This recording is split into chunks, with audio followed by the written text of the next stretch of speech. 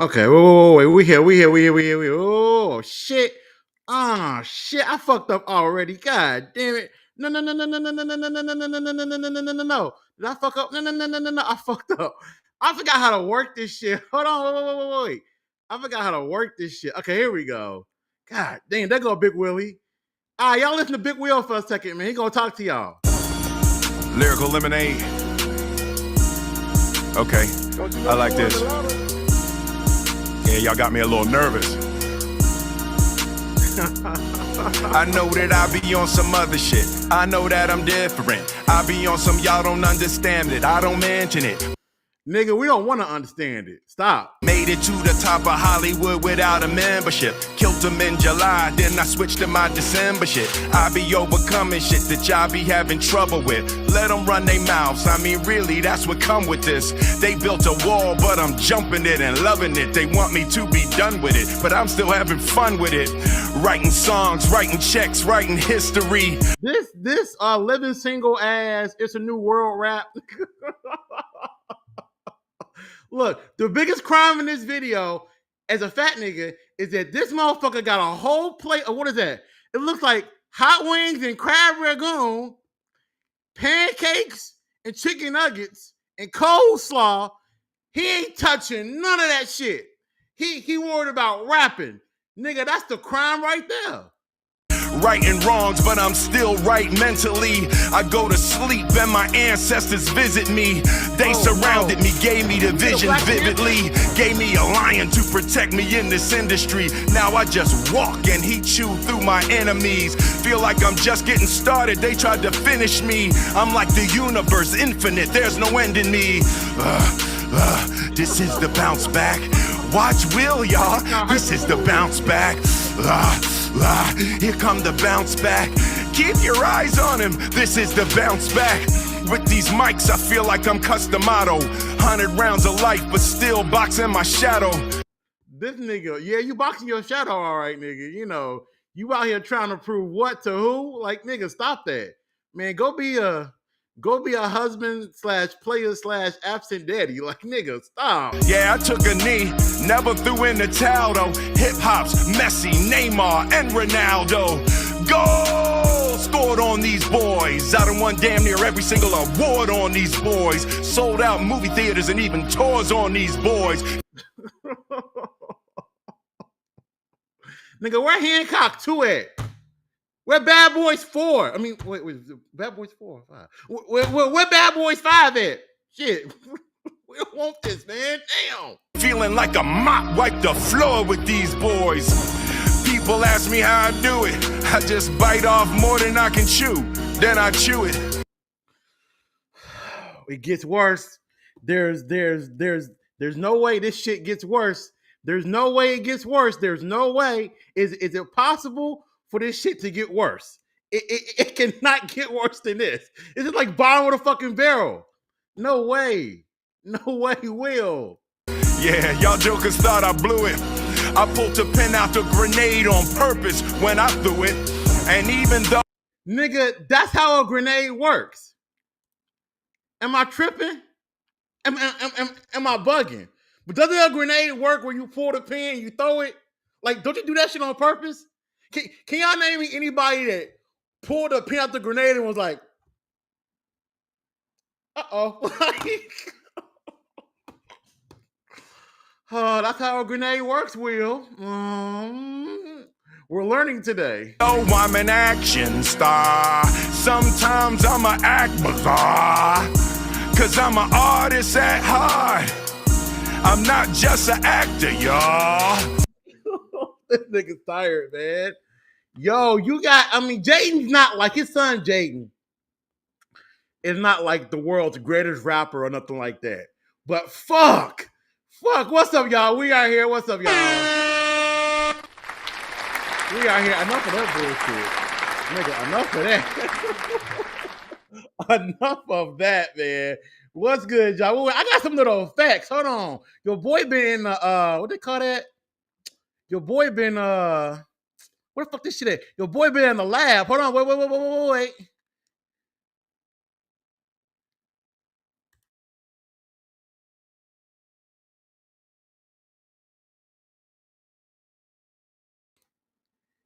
Your boy been in the lab. Hold on.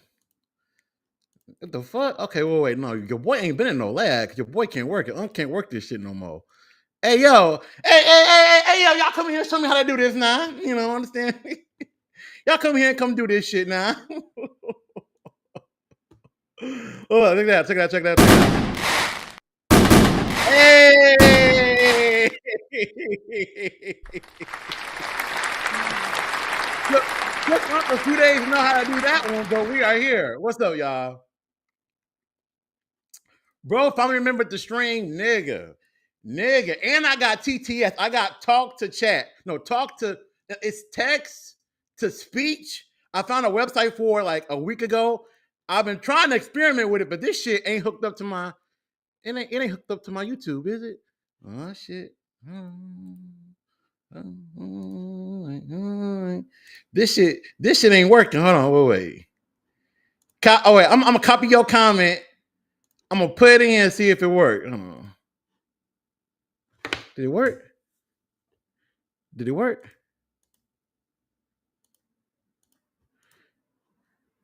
That shit is not working. Whoa. Do I gotta report a bug? Nigga. See, I didn't want to have to do all this damn reading. Hold on. God damn it. Fuck. Sons of bitch. God damn.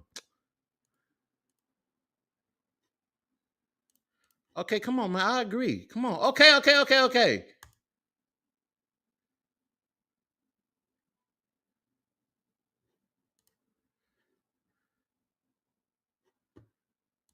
Okay. Is this shit working? I don't even hear this shit. I don't even hear it. It ain't even talking. Is it talking to me?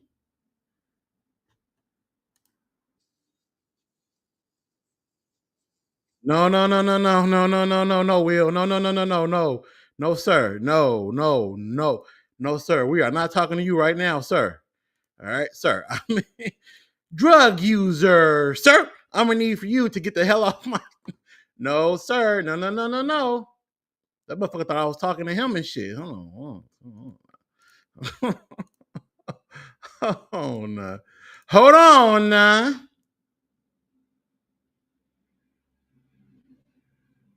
Question.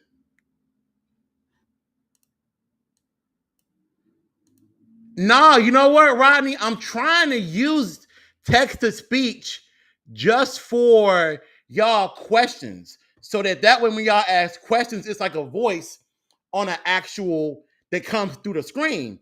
That way, I don't have to stop and read, right? But you know, Uncle, man, this new technology is Question. Nigga. Okay, this shit gonna keep on saying questions, but they ain't gonna say it. What the fuck going on, man? Voice, pause speech, enable speech, personality voice, Question. Pronunciation of your name. Question. No. You gonna stop doing that. You gonna stop doing that. You gonna stop doing that, all right? You gonna stop doing that. You gonna stop doing that. You gonna stop doing that. Wait, I should mute the word nigger, shouldn't I? I should mute. I should mute the word nigger so we don't get no damn racist trolls up in here. In fact, I should mute that too. Shit. Oh wait. Okay, wait. Preferred voice. Microsoft. I want a woman. Speech chat. Fuck. Okay, man, we're gonna work this shit next time. This shit killing me. This is gonna keep on saying question. All right, y'all. We here. We already 9 minutes in. Goddamn. Corbin said we back. Yes, sir. Be back, my boy. Be back. It's been a long journey. Your boy got out a few videos, not as many as I wanted to while I was gone, but you know, while I was gone, man, majority of my time away was really meant like on some real shit. Like to be straight up. What the fuck is this shit? I forgot to work all this shit. But me being gone, man, was really about me becoming better as a content creator, me becoming better at more consistency and doing what I got to do. And I watched all my old streams, every single one, and clipped them all up. And I was in here like, my God, it's taking me like 5 or 6 multiverse trips to get to the point. Dog, there's no pictures, no videos. But I saw, besides beating myself up, I saw though, as we got closer and closer to this year, the streams were gradually getting better. Like I wasn't falling asleep. You dig? I was being energetic from beginning to end. I was knowing when to read the chat and when not to read the chat. I was coming to the stream prepared. I was having dynamic openings, doing the things that I was supposed to do to grow.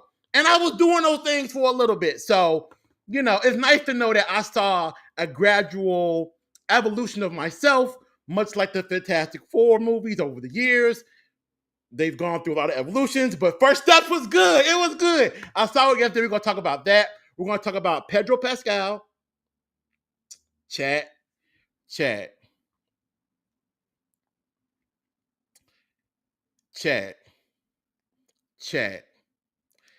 Pedro's weird. So we're going to talk about that. We have to get into the Power Rangers reboot stuff with Jonathan Elsewise first and what he wanted to do. No lube. This man was jumping right into the multiverse. So we're going to get into that. We got some people in the Power Rangers community line again. So the first thing we're going to do in the stream is we're going to do our hour of power. It's going to be straight Power Rangers for the first hour of the stream while I got y'all here. I got a lot of shit lined up for y'all. We're going to watch Rail Riders episode 1. The name sounds a little sus. I can promise you it's not gay prom. I can promise you it ain't that. I'd rather die. Okay? We're going to also get into a video from a capper.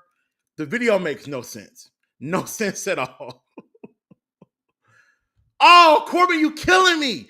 Yo, mods, ban this nigga. Please no spoilers for Fantastic Four. Oh my God. Are you serious? Wow. Corbin, come on, brother. It's Monday. You know how this game goes. We give the world one weekend. If you do not go see it, get your ass offline. But we're going to respect Corbin. Corbin's going through some things.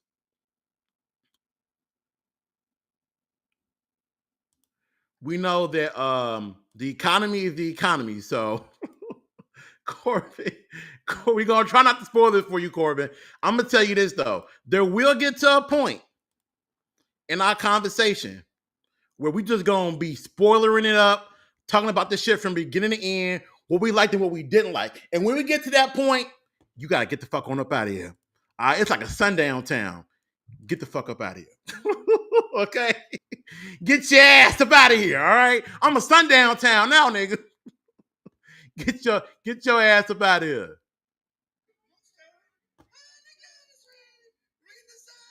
Can y'all hear that? Can y'all hear that? Please tell me y'all can hear that. Could y'all hear that? He said he's seeing it tomorrow. No, Rail Riders Cow is an American adaptation of the, what was that called? Toyoku Q? Toyoko Q, the train Sentai. It's like Rail Riders basically did what Mighty Morphin did back in the 90s, where they took Zoo Ranger and all of the suit footage was essentially Zoo Ranger footage. Then all of the Juice Bar, Command Center, Angel Grove Park, them out of costume fighting putties was American footage. That's what Rail Riders is. I watched it like a year ago, but I kind of forgot about it, so I'm going to watch it with y'all. Also, I want to tell y'all, Toy Cougar. Hey, there you go. Hey, Rodney, bro, don't feel bad. I'm going to show y'all what I've been doing. Nigga. Look at me, chat. I'm doing big things, chat. Marcus, Unc, what is that? What kind of blood pressure device do you got? What kind of What kind of heart thermometer is that? These are 5 terabyte hard drives. I got one more. When I tell y'all I have been murdering Amazon's Wi-Fi at work, nigga, I've been downloading like 7 to 8 movies a day, 2 or 3 TV shows, bro.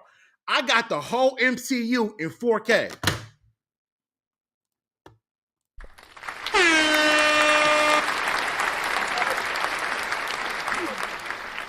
I got everything but Fantastic Four in 4K. Nigga, I got all types of Sentais, anime, nigga. I downloaded the fucking Death Note. I ain't never watched Death Note. I probably ain't gonna never watch it, but when it's free, you know, you gotta get it. But anyway, man, let's go. Let's get into it, bro. We dragging. So basically, to get into this, bro, we gonna play some Will Smith.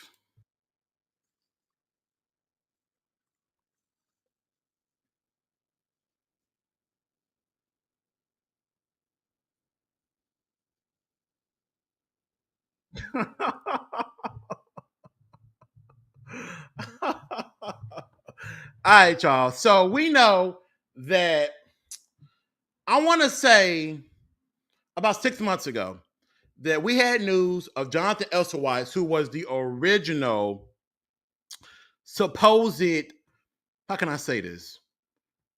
Okay, so wait, hold on, wait. I'm not prepared, nigga. I'm not prepared. Let me go to my folder. See, I got the preparation, but it's in the folder, and it's behind my CVS prescription medicine. So once I get the medicine, we gonna be all right. All right, we gonna be all right, chat. We gonna get through this. I know this is some hard times for all of us. God damn, where this shit at, nigga? Where the fuck is this shit at? What the fuck is going on here? Nigga, wait. I had a whole oh hell no. What the fuck? I had a whole folder for this shit, bro. Like, what the fuck? Okay, wow, here we go. Alright, we're gonna pull it up. Let me see. Okay. Nigga, what the fuck? Boy, I'm mad as hell. I'm mad as fuck, G. Like, I had this shit. Unc had this shit dialed up, boy. You hear me? I was in a studio. I was in the kitchen. And this shit, see, and then my guts bubbling and shit. So it's gonna be one of them streams where I gotta get up and go take a boo-boo in a couple of minutes. It's one of them type of streams.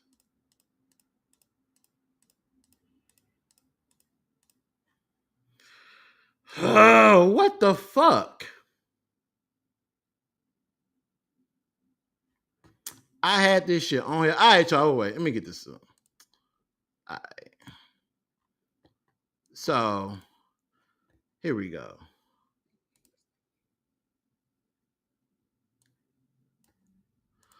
Okay.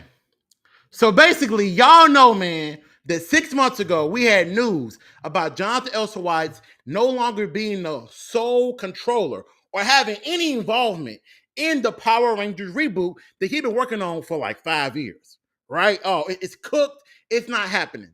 And around that time period, not many people in the Power Rangers community had an answer as to why was that the case, right? What the fuck was going on?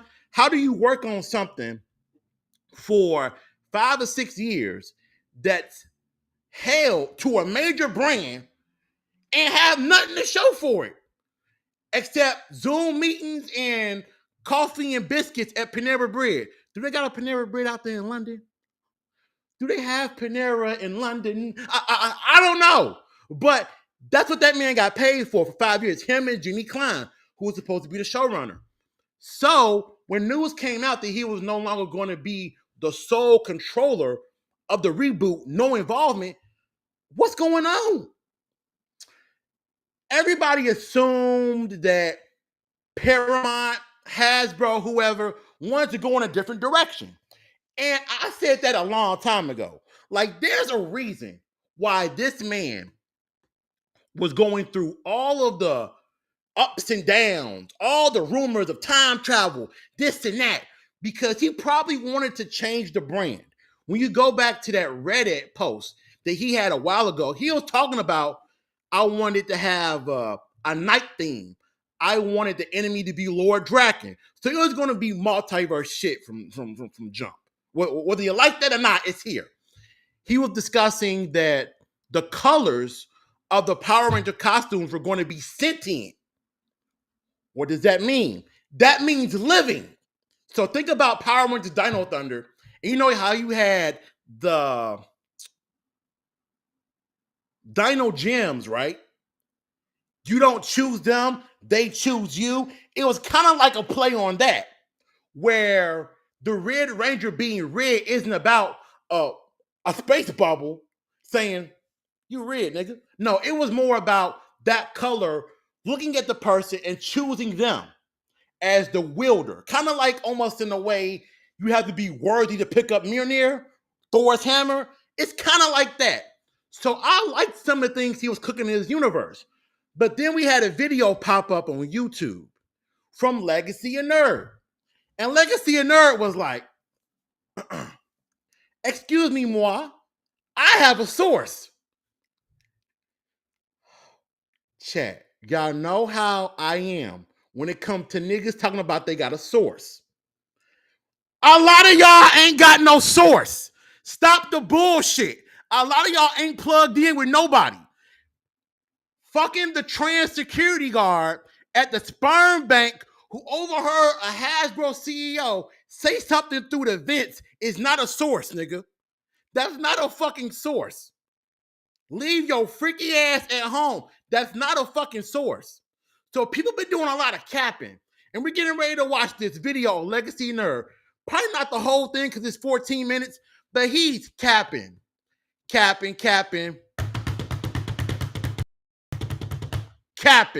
Okay? So we're getting ready to watch this shit.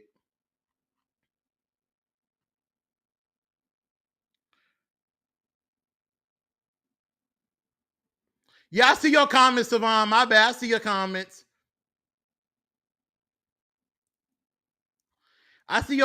Hold on, wait. Don't want to be on the bottom? I want to be on the bottom.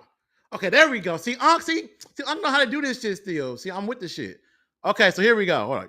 Pull this video up for y'all because this man was lying his ass off in this video. Talking about, well, you know what? I ain't even going to explain it. I'm going to let y'all watch it. Here we go. Hasbro checked in with Jonathan Entwistle before the Paramount stuff and basically found out that he had done nothing.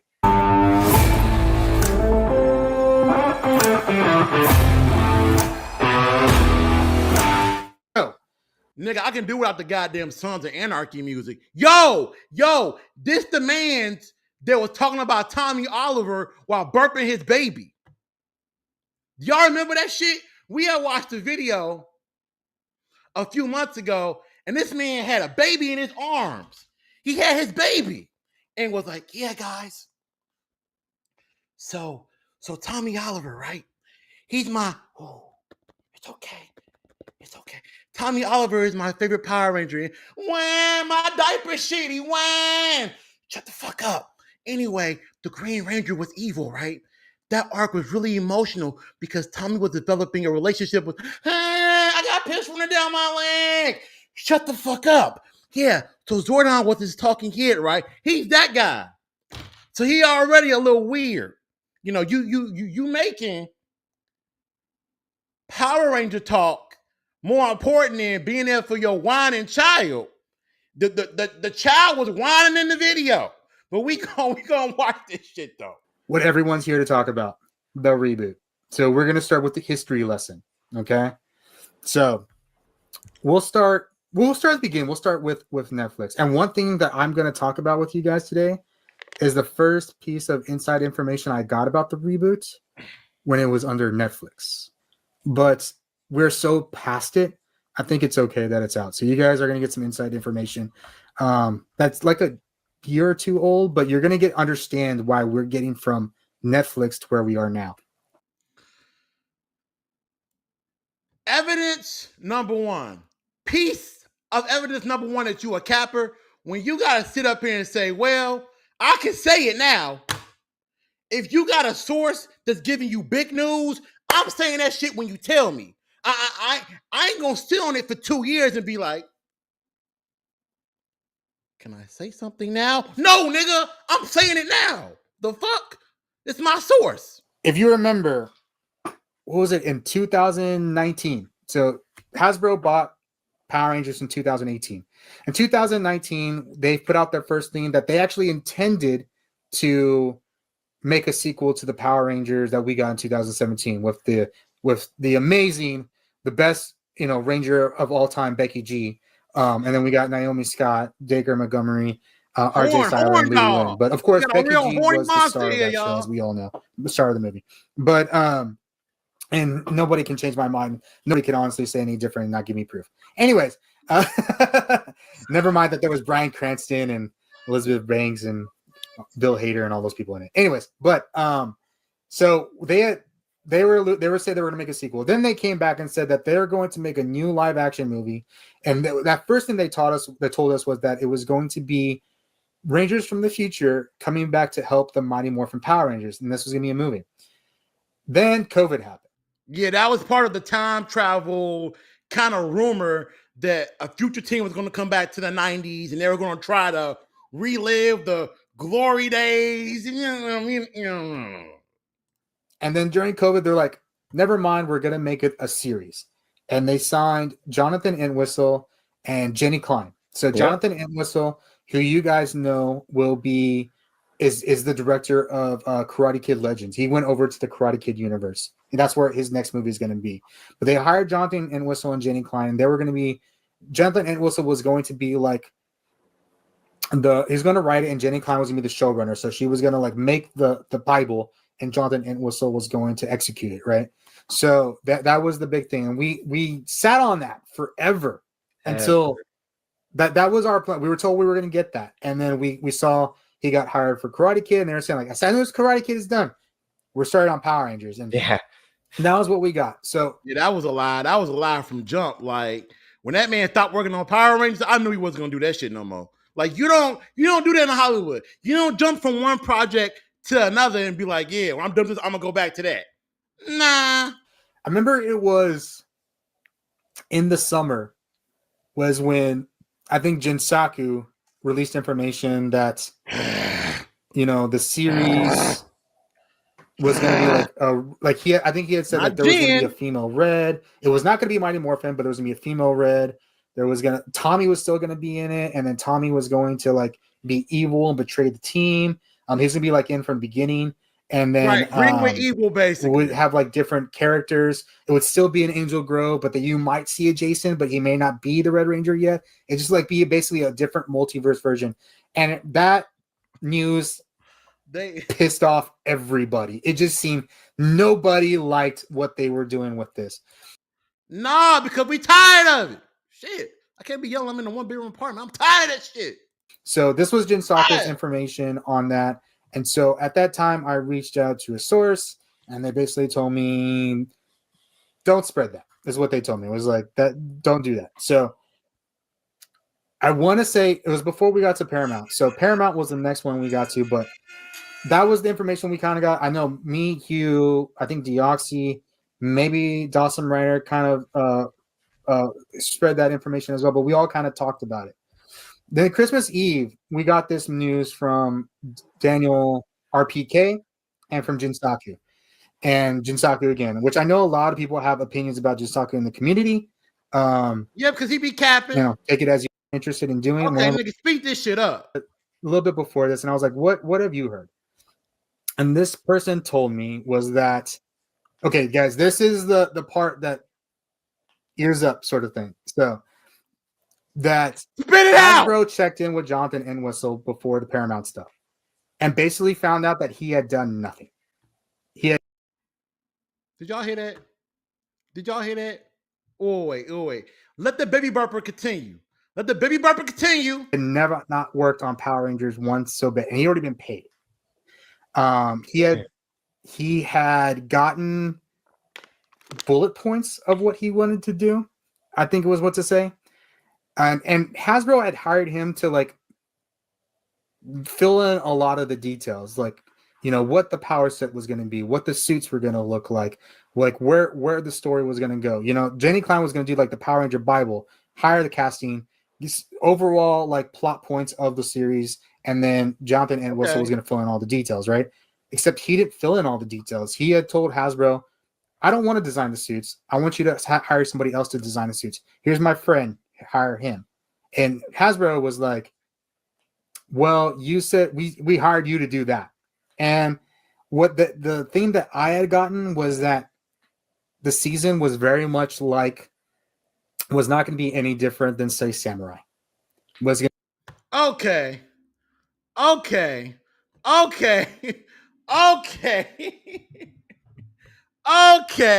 We not gonna do that. We not gonna do that. We not gonna sit up here and take that reboot and go,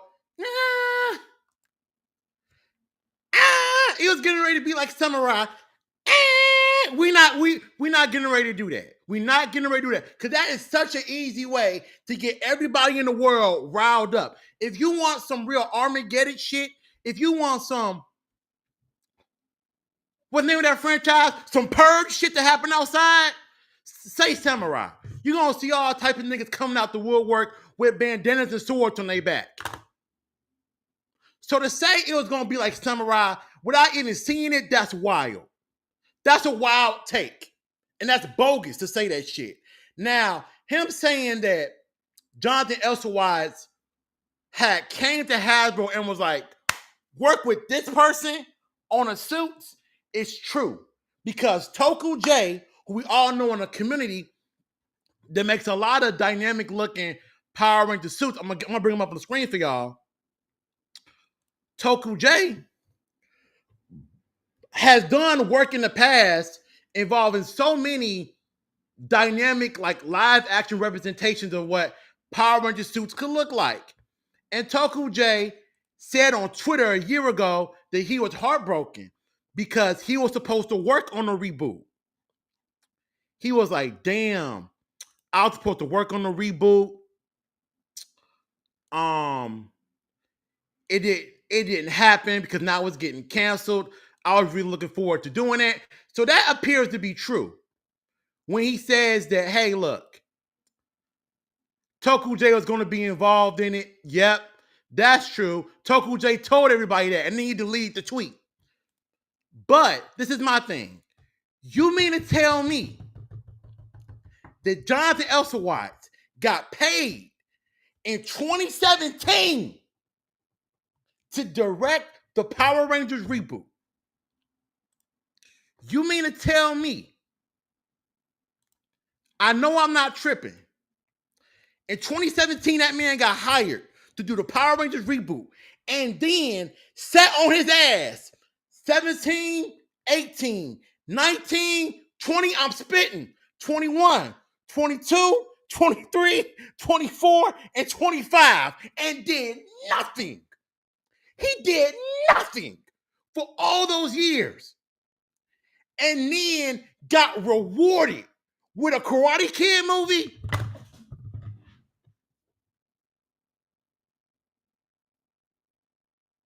You mean to tell me he ain't do shit for years?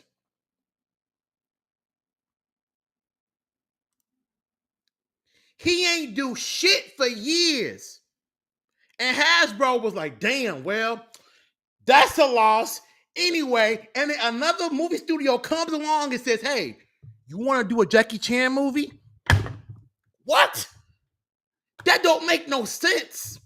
That don't make, if it's white, it's right, but damn. What? So you mean to tell me essentially that Jonathan Elsewise was smoking in Friday? Y'all remember that scene where Debo came to Smokey and was like, what you got on my 40, nigga? Nothing. What you got on my 40, nigga? Nah. Hasbro with Debo coming to him. What you got? Nah. What you got? Nah. Like what? This ain't no Wendy's drive-through hustle where you're supposed to be, putting the orders together, but you kind of bullshitting. You playing Roblox on your phone. No. Hold on, let me fix my fucking shit. Hold on. Cause now I'm agitated. This is my thing, y'all, right? You mean to tell me that somebody like Josh Trank, the director of Fan Forced It, Josh Trank got exiled from Hollywood. That motherfucker ain't directed nothing since like Fan Forced It. He had some Sundance film come out in like 2019. Last time I heard, this man is working at Hobby Lobby. This man got a regular job. A regular job. This man has been exiled like Scar in the Lion King because he crashed out numerous times for the premiere of Fan Forced It and on set. And Fox Studios at the time was like, oh no, you bugging. Everybody, fuck that nigga. And he ain't worked since then. Jonathan Elstowise bullshits Hasbro, a major multi-million-dollar company, for years. Bullshits them. What you got on my 40, nigga? Nothing. What you got on my 40, homie? Not. He did that. He did that for like almost a decade. And he got rewarded with the keys to the Karate Kid franchise.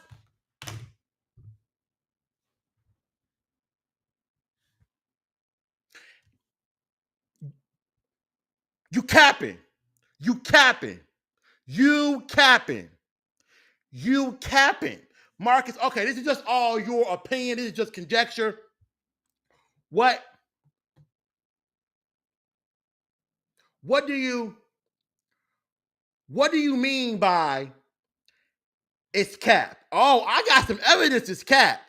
Oh, nigga. Nigga, I've been watching a little bit of Snowfall. So I know how to put together a little bit of work on that ass. Pause. That sounded way better in my head than when it came out, like a Will Smith rap. That sounded way better up here than when it came out. But let's get into this. What I wanted to show y'all was on my Twitter. I posted this a few weeks ago because I was watching a whole bunch of Karate Kid interviews involving Jonathan because I was hoping that in one of the interviews, he possibly maybe would mention Power Rangers. I sat through some hard interviews, some really tough interviews, but eventually I found one where he was sitting down with this young woman on her podcast. Please don't be no porn pop up. Please don't be no fucking porn that pop up. Okay, thank God. And he was talking about Power Rangers for a good, 1 minute. And what he said was what I speculated was the holdup all this time. I speculated that Jonathan was having pushback from the folks over at Hasbro because he wanted to do some shit that was vastly different. And we know how Power Ranger holders get when you want to do something different. So here we go. Tried for many years to make the Power Rangers. Make sure it's playing good for y'all. Hold on. Y'all can see that. Okay, y'all can see. Ooh, that's good ass quality. Shit. Here we go. I tried for many years to make the Power Rangers movies and the Power Rangers TV shows. Yeah. And it never really worked out because of the various legal things with the toy company and studios, some just much Hollywood nonsense in that sense. But I always loved the idea that they would let me do my thing, my aesthetic, but in something like that. Because of the mainstream success of End, I was really like, wow, like what if people would let me actually do some cool finishing, some cool aesthetic to a mainstream piece of thing. So for me, when Karate Kid came an opportunity, I was just like, okay, let's just try it. Like if they're going to let me do my stunts the way I want to do them. So there's a little bit of that, Like I said, that man realized the same thing that Edgar Wright realized. Remember Edgar Wright, the original Ant-Man director? Edgar Wright realized real fast, oh, damn. when you in the Hollywood system, you're not really making the movie you want to make for a universe. You're making what they want to make and your name going on it. Your name is going on their project. Basically, hey, nigga, you want some credit? I'm put your name down. And that's it. They're essentially, the studios are the censors. They go on door to door, look at the signatures. And Jonathan realized that. He realized that real fast. Was like, oh, damn. You mean to tell me that I ain't got freedom in this world? No. It don't matter if it's Marvel. It don't matter if it's DC. It don't matter if it's Power Rangers. It could be the live action Naruto movie that's getting ready to come out in a few years. These studios are going to say, here go our list of demands. All right? We want you to read all these pages. Now, on the back end right here, you got this much room right here to do what you want to do. But everything else is us. That's every universe, every single cemented piece of media, every piece of pop culture that's popular. You're going to have people that are like, no. And he realized that. So for Legacy of Nerd, who I like, but that's some bullshit to say he ain't do nothing, come on. It seems like to me, he kept having ideas. And Hasbro was like, nah, we don't like that one. Nah, we don't like that one. Nah, we don't like that one. Him and Jenny Klein having Zoom meetings. Nah, we don't like that. Nah. And eventually he was like, you know what?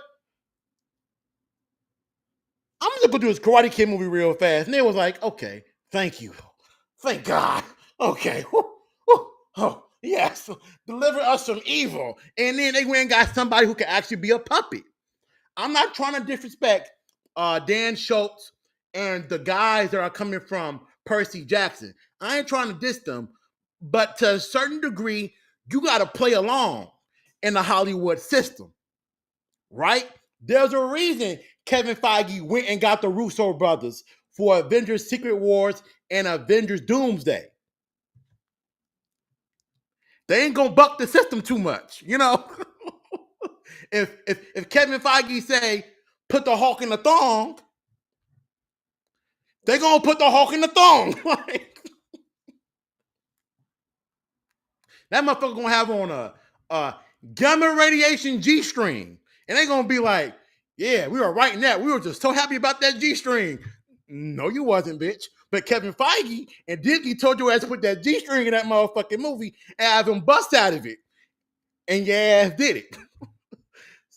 So you got Rodney right here who says he was too ambitious for Hasbro. Yes, it seems like he was. It very much seems like he was. And the folks over there were like, man, you know, we respect it. But you're kind of scaring us, Jonathan. That's the thing about Power Rangers, is that they scare real easy. See, Power Rangers is like, who remembers the Pokemon games on the Game Boy Advance, on the DS, Ankh Moment, on the Game Boy Color? Who remembers them old Pokemon games? Type a 3 if you do. On those old Pokemon games, you had something called the Safari Zone, where you couldn't actually use Pokemon to battle, but you would have to kind of gently creep up on a Pokemon, step by step, and then throw a ball and hope you catch it. That's Power Rangers. You got to be real careful. You got to be real soft and real gentle. You got to caress them. You got to walk up to them and be like, is this okay? Do I have your consent? You got to be real careful. And Jonathan realized, to wrap it up, that when you are involved with a brand that big, it's not all you. One more example. I forgot her name, but it's the woman who directed the Marvels movie. She said about 5 months ago that as she sat in the movie theater and she watched the Marvels, she realized like, oh damn, this ain't the movie that I directed. This ain't the movie that I made. Yeah, she kind of realized at that point that okay, this is their movie, and I'm just kind of here as the vessel of representation for a sad movie. Everybody was talking about how the Jonathan Elsewise reboot was going to be like Knights of fucking Turag or whatever that 90s show was, and that was so much cap. It wasn't going to be like that. But here goes that show. I never actually watched it as a kid, but I remember the toys a little bit.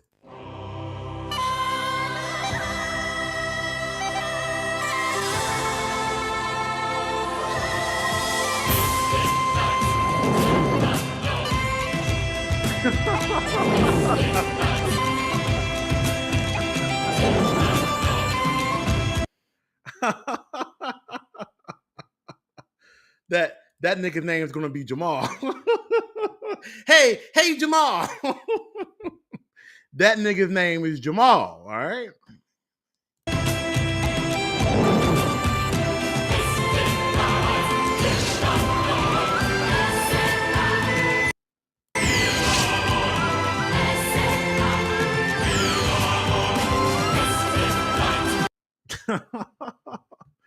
Okay, this motherfucker in the back right here is touching somebody tonight. All right, my man's right there with the fucked up hairline.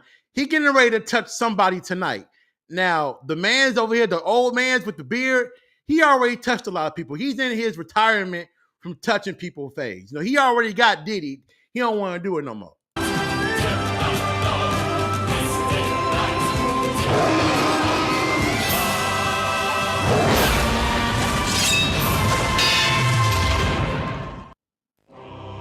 Somewhere, chat, somewhere out there in the multiverse, there's a poor 2000s kid that had Knights of Terrain on VHS. The TV did not have an antenna. That nigga was watching Knights of Terrain on VHS, so he couldn't watch Power Rangers because there wasn't no antenna on the TV.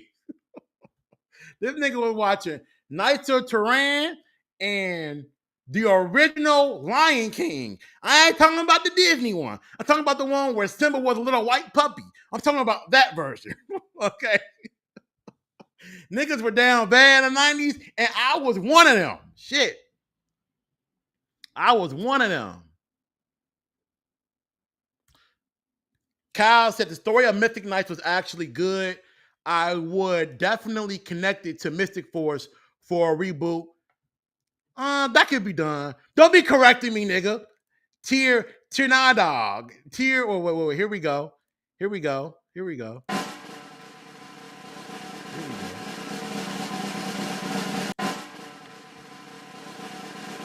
Wait, what the fuck?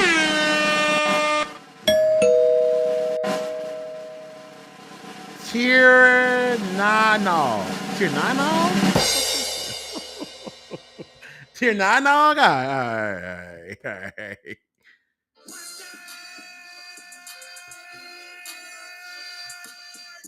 But all right, y'all, before we keep on talking about Power Ranger stuff, I got a few more things I want to point out to y'all. But before we get to that point, let's watch Rail Riders. So I'm going to give y'all 30 seconds to go get a drink, a little something, a little something to eat. We're going to watch episode 1. Episode 1 is about 19 minutes. But from what I remember a year ago, it was pretty decent. I'm not going to lie to y'all and say, oh, this is giving Unworthy a run for their money. Hell no. Nigga, this make Shattered Past look like a James Cameron movie. Okay? Now, I never bring y'all bullshit. Rail Riders is not Project Zodiac.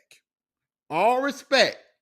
But y'all remember when we tried to watch Project Zodiac a year ago? That was tough. I want my 40 minutes back. Okay? When I am on my deathbed, I'm gonna be on that ground. I'll probably die at a buffet or something like that. I'll be on the buffet floor with an egg roll in my hand like shit. Tell the creators of Project Zodiac I want my 40 minutes back. All right? I'm gonna be begging for that shit. Okay? Oh, Rodney got a poverty story for us, man. He got a poverty story, man. When I was poor, I had CDs from Italy showing randomly paired kid shows. One had Yu-Gi-Oh! And a live-action kangaroo show from the 1970s. Boy, that man, Rodney, living in the hut, y'all. Shit, we need to get some donations going. We need to get donations going, man.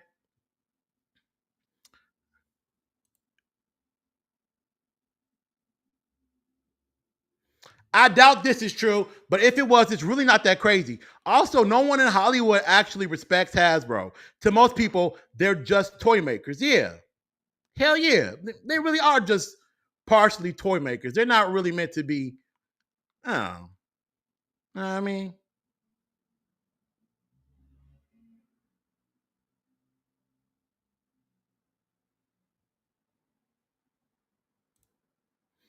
Oh my God, these people are so dumb. It's everywhere in entertainment journalism, especially big brands. Even if the spawnless biatches, what the fuck is that nigga? This nigga said bitches is the most extravagant way. Said something that turned out right.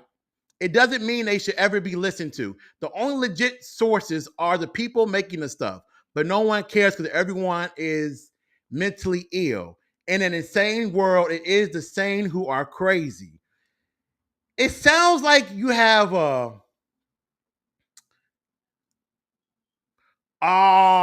Sean. Project Zodiac wasn't that bad. Stop the cap. Oh no. Do we gotta go back and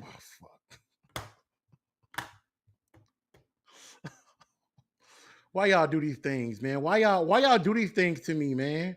Why you do these things to me? Why you do these things to me, daddy? Why you do these things? Daddy. Why you do these things to me, daddy? Why you do these things to me, daddy? I ain't gonna let you get me derailed, Sean, but all bullshit aside, we all know Project Zodiac was some bullshit. We ain't gonna sit up there and lie. we ain't gonna do all that lying. I mean, we're all entitled to our opinion, but for a nigga to say water ain't wet, you know. Here we go, though. Let's watch Rail Riders, man. Oh, wait, no. Let's watch Rail Riders, man. I ain't gonna lie. I kind of like the theme song.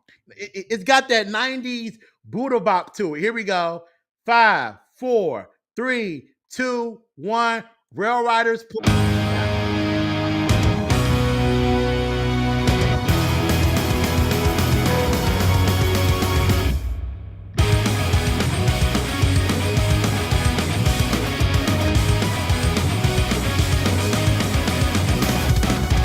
All aboard, full steam ahead, fighting evil till the end, using just the power of the rail car. Power Rangers to the rescue. Okay, they definitely got that 90s flavor down. Can nobody dispute that? Can nobody dispute that? They got the, all right now, the camera getting ready to pan your way in 5, 4, 3, 2. Hey kids, what's up? I'm friendly. Okay, nigga. Save the day in the call from your conductor and keep the shadows at bay.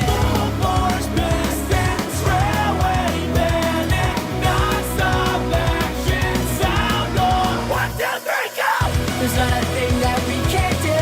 You'll be me and I'll be you. Let's go Power Rangers. Rail Riders go, Rail Riders go. The problem is that the world from devastation, light the way with imagination. Let's go Power Rangers. That's all good now. Rail Riders go. That's the problem. Is that Rail Riders go, Rail Riders go. I don't want her, nigga. Rail Riders go, Rail Riders go. Rail Riders Problem is go, Rail Riders go. we 1 minute into this shit, and I'm telling y'all right now, part of the problem with this is going to be when you jump from the Sentai to the original footage. It's going to be a culture shock. I swear to God, it's going to be.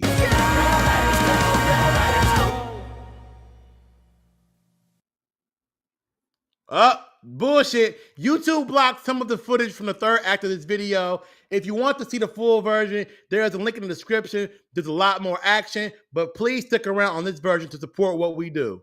Fuck. A lot of niggas talking. Who called this Mech Chicken Power Rangers? You funny as hell, Rodney. Mech Chicken Rangers, you funny as hell.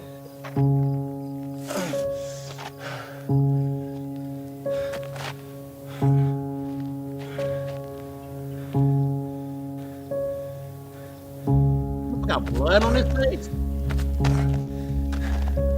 I got to put my glasses on. God damn. Charlie? Okay, so at least they're opening up a little gritty. Charlie? We got, folks damaged and bloody. Wake up! Come on. Not here. Charlotte! What whack ass CPR you doing?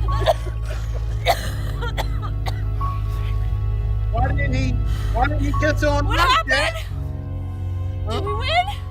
Are we allowed to do that in 2025 for CPR still? Or do we gotta ask for consent? I can tell you right now. I know you're knocked the fuck out. We didn't. But can I put my lips on your lips to give you CPR? Like, you gotta ask. Say, you okay? I'm okay. Has anyone seen Gus?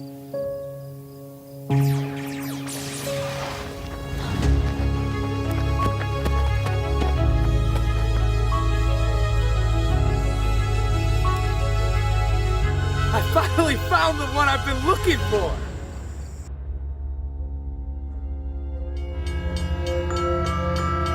Imagination. Okay, so we're doing it before that. Okay, so they must have been Power Rangers around that The time. power And now they're that not. makes dreams into reality. Everyone is born with this great power, and some can use it to make wonder. So powerful, there are some that want nothing more than to silence it. Nah, that ain't it. That ain't it. That ain't it. That ain't it. Too many Japanese folks for me. I ain't trying to sound like a fucked up person, but like, damn. Shit. You can't get no fucking copyright footage and shit of generic drone footage of motherfuckers walking around New York or something. Like, shit.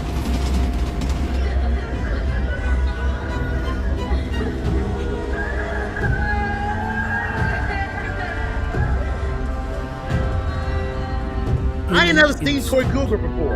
I'm seeing all this shit for the first time. But I know what Sentai one ain't Sentai. The shadow line took over. But there are still some left whose imagination burns. Only they can save the world. Bottom of the barrel, but the text is good. Hello? Hello? Free ice cream. And the camera quality ain't bad.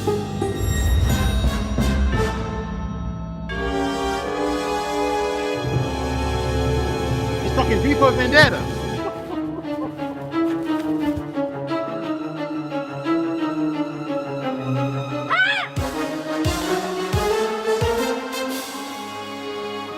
Oh, they worse than the buddies.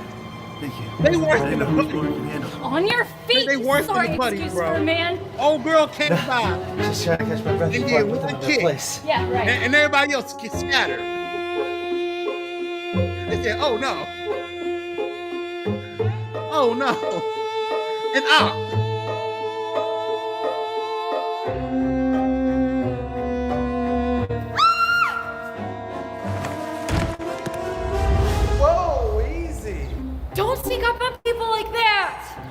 What is she doing I didn't know you with were a gonna trash jump bag that walking bad. down an alley?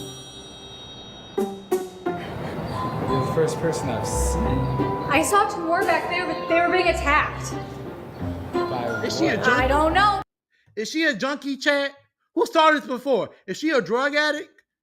Oh, don't tell me the Pink Ranger on crack. Don't tell me she on that rock from Snowfall. Don't tell me she on a rock. What is she doing in the alley? This is such a weird But they scenario. didn't look friendly. Well, let's get out of here then. Okay, just let me grab my bag. Let's go!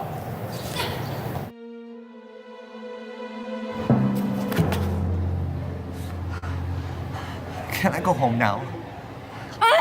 No, and get it together. Who said you're allowed to quit? Me. I'm quitting. I hate guys like you. What guys? Soft-handed corporate bootlickers who probably don't even spell mud. I'm They just needed dyslexic. her to wear something pink. That's all that was. They put So you on got a something name? pink. It's San. Just call me San. Good. It would suck to die with a complete stranger. What do you mean? We went to school together. Oh, I don't remember you at all. I remember you. You're Charlotte. You. We got that No, old only my 90s family flavor calls of me the that. nerd. Remember when a chick What do I chick call don't you? remember him, y'all. Full circle transformers. We here. When we make it out of here, you can call me Charlie. Bet. Okay, I like the name Charlie Bring for it a on, Yellow you Ranger. dapper Ain't bad. dicks.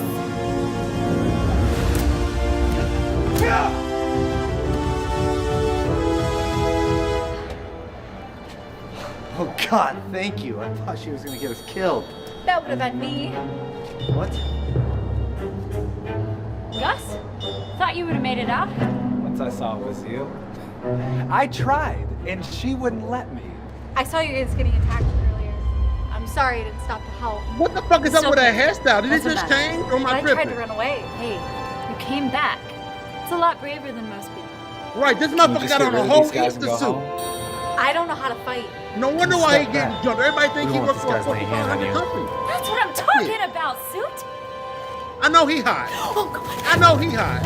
I got kitty twirl like a motherfucker right now. I'm hot as hell. I know he hot.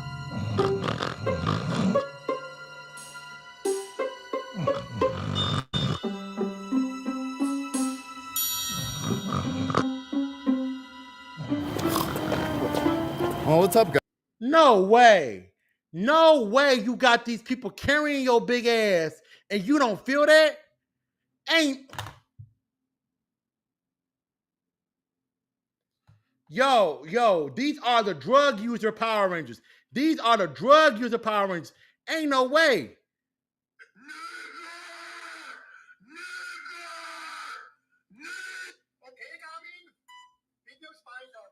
No way. No way. He don't feel that? He's a heavy ass sleeper. Yeah, okay. Right. We're gonna go with that. Guys, we doing the swing toss thing?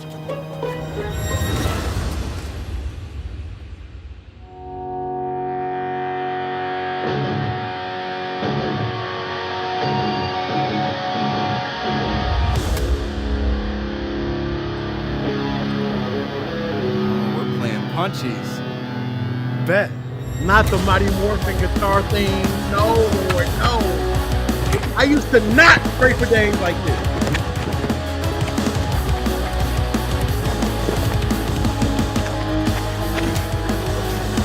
My bad.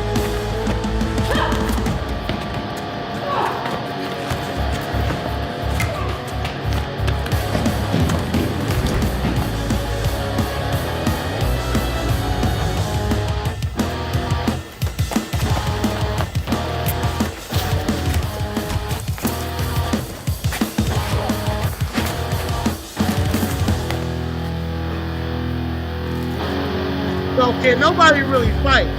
And this dude right here, I don't know what he.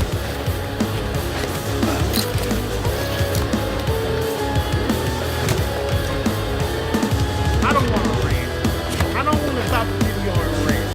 I don't want to do this. I gotta pause it for a second. Y'all, Anybody out there doing Power Rangers fan films, I don't give a fuck what you doing. You could be doing a porn parody. Can we please get to a point where we can connect these punches? I know a lot of motherfuckers ain't got no goddamn health insurance. So ain't nobody really trying to get hurt. I get that. But for you to hit somebody and be like, who, and I can clearly see your hand hovering. Come on now. Come on now. Come on. You right, Rodney. I don't want to do too much. You right.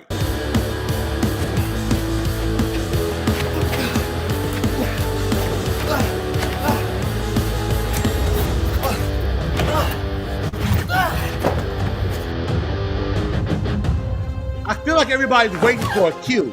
Like the movements don't really sync. There's a lot of like hitting and pausing, but not constant movement. But what I can say is that they're doing a good job of keeping all the henchmen looking somewhat similar. I'm the strongest girl! They don't look too vastly different from each other. That's pretty good.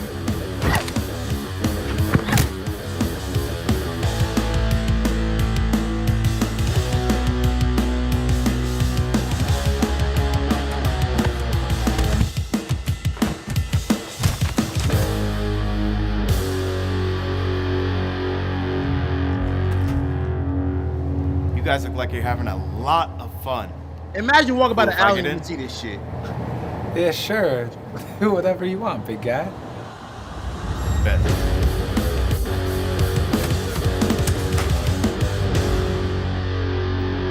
Yeah, we're trying to be lenient. We're trying. So, I'm Ricky. And you may call me the conductor.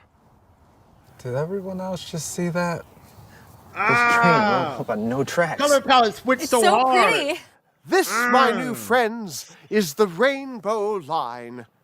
I am the owner and operator of this luxurious linear locomotive. Your crew has been carefully chosen to cross the collective threshold and combat the creatures that have catapulted your lives into chaos. I don't like So like what just happened down there. I've seen worse. And unfortunately, you will continue to see worse unless we stop the shadow line in their place. Then what are we waiting for? Let's stomp them out. Excuse me, I don't mean to interrupt, but do I need to remind you they just blew up a city? Not this time I didn't. What? What? Let's let Mr. Conductor Man finish what he was saying. Continue. Thank you, young man. It now is- listen carefully. it is more loud, as I but you're only right, wish Sean, to it say is. this once and would prefer not to be derailed. You five possess a particular power that will prevent you from perishing and instead prevail. What is it?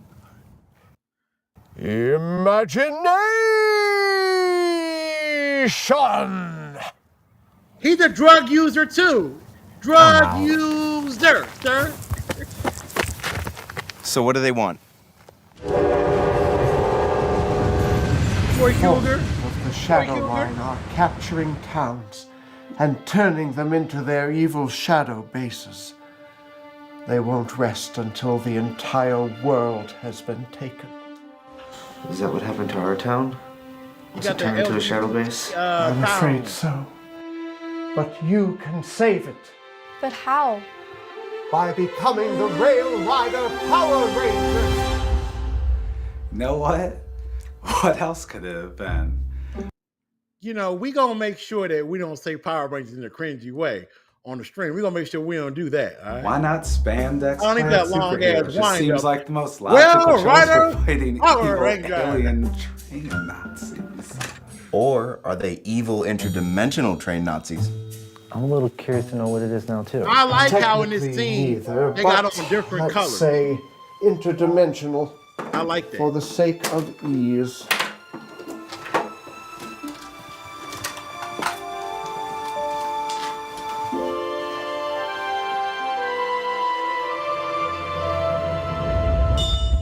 No thanks. But why? I don't like blue. You're wearing blue, though. Laundry day, it's all I had left. I like What that. I color like do that you? reference. I like that. I like red.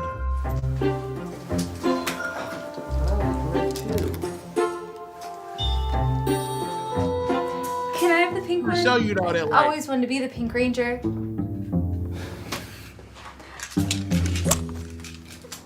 Yeah, I'm not big on green. You cool if we... It kind of show you though that like Zordon and a lot of them mentors from the show were bullshitting back in the day. Hey, Zach, you a nigga? Is this a nigga in my boy? You the Black Ranger, nigga. Like, okay, it shows a lot of that there was just bullshit going on. Joel got on a green hat here. You light speed green, nigga. All right. Dana always wearing that pink shirt. See the pink? Like, it was just bullshit. You could tell. That proves it. The time for transfers is over. From here on in, you are the Rail Rider Rangers. Ricky the Red Rail Rider Ranger. It's got a nice ring to it. No, I got a sus ring to it. Ricky the Red Rail. What up, Austin? What's good, bro? Ricky the Red Rail Rider Ranger. Not that hard. Easy. Ricky the Red Rail Rider Ranger. Ricky the Red Rail Rider Ranger. Do you have a middle name or something? Marcus? He goes by Marcus, everyone. No, he does not. No.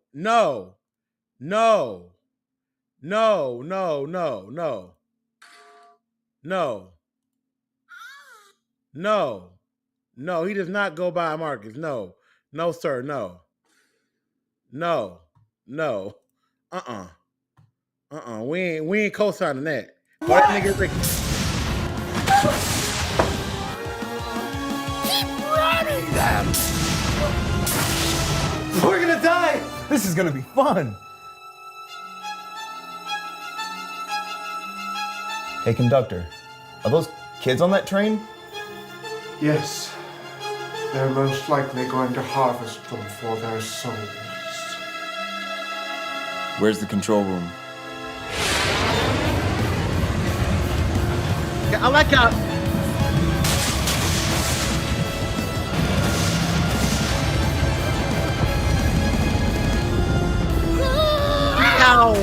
see how jarring it is, cat? It's very jarring.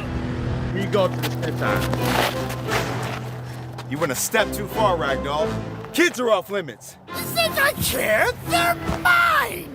Let me show you what level 2 pros look like. These guys again? They look different. Everyone listen. The only way we beat this guy is if we work together as a team. And imagine with everything we've got that we'll win. They got camaraderie real fast. like they got this sense of, all right, look. We gotta do this together as a family. Oh, they got that down real quick. Man, Vin Diesel would be proud. They got that down fast, didn't they? Let's do this. For our home. For our families. For the kids. For peace. Let's do it. It's morphin' time.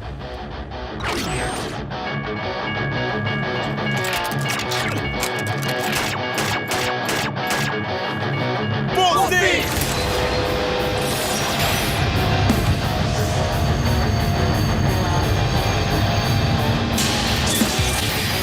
Right, that's the okay. I like the effort. I like the effort of green screen that we did at. I like Rail Rider 1. Okay. Red. Rail Rider 2. Blue. Rail Rider 3. Yellow. Rail Rider 4. Green. Rail Rider 5. Pink. We can see like victory. connecting Power Rangers. Okay. Kind of cool. Rail Rider. Let's ride.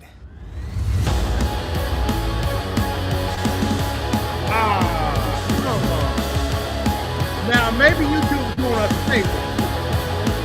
There's no telling how bad that might have been. Maybe they doing us a Seems favor. we've lost one of our stations, but that's okay, because this line is expanding. Our hold on the entire world is already complete. Yeah, so it long was as an we orange continue thing. to You're collect right. human It despair at was. this rate, the Emperor will soon emerge. We shouldn't be arrogant, Berenstein. We should focus on eliminating these rail riders. Once we do, it shall be I that eliminates the source of their power, so that the Emperor may flourish without issue. And I shall craft you a dress most alluring, and you will come Boy, into your new power style. Sentai always gave you like the most What does he creepiest know? bad With the guy Rangers on the layers. move, I now know exactly what design. he is. The Like, game is imagine a being force. in a room with these motherfuckers. That's some demonic shit, bro. Well, this room too. I can't wait to leave. There's a lot you of guys. drugs going on in this room. Congratulations on your first I ain't talking about victory. marijuana. Now there's only 1,437 more stations My to man go. got a Diddy drink in his hand. Look at that. You know, when you scoop it from the bottom, it's a Diddy drink. You put a pill in there, he's trying to cover it up.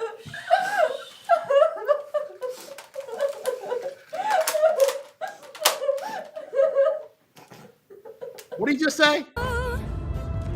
Arrogant? What does he know?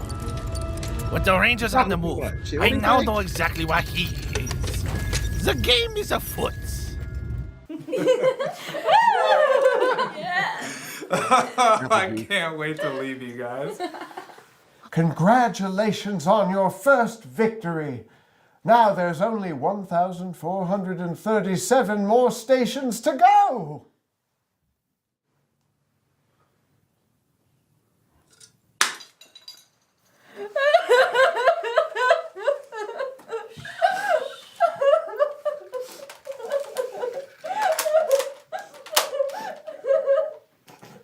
Yeah. My man in the corner eating the grilled cheese We because get to he's say broke. Power Rangers.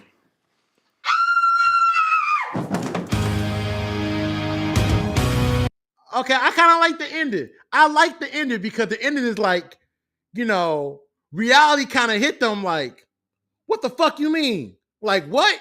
No. Too many times we watch things that are based in a superhero ecosystem, and a lot of times characters are like, this is my life mission now. This is all I'm going to do, and I'm proud to do it. It's like going to the military. Nigga, do you really want to serve like that?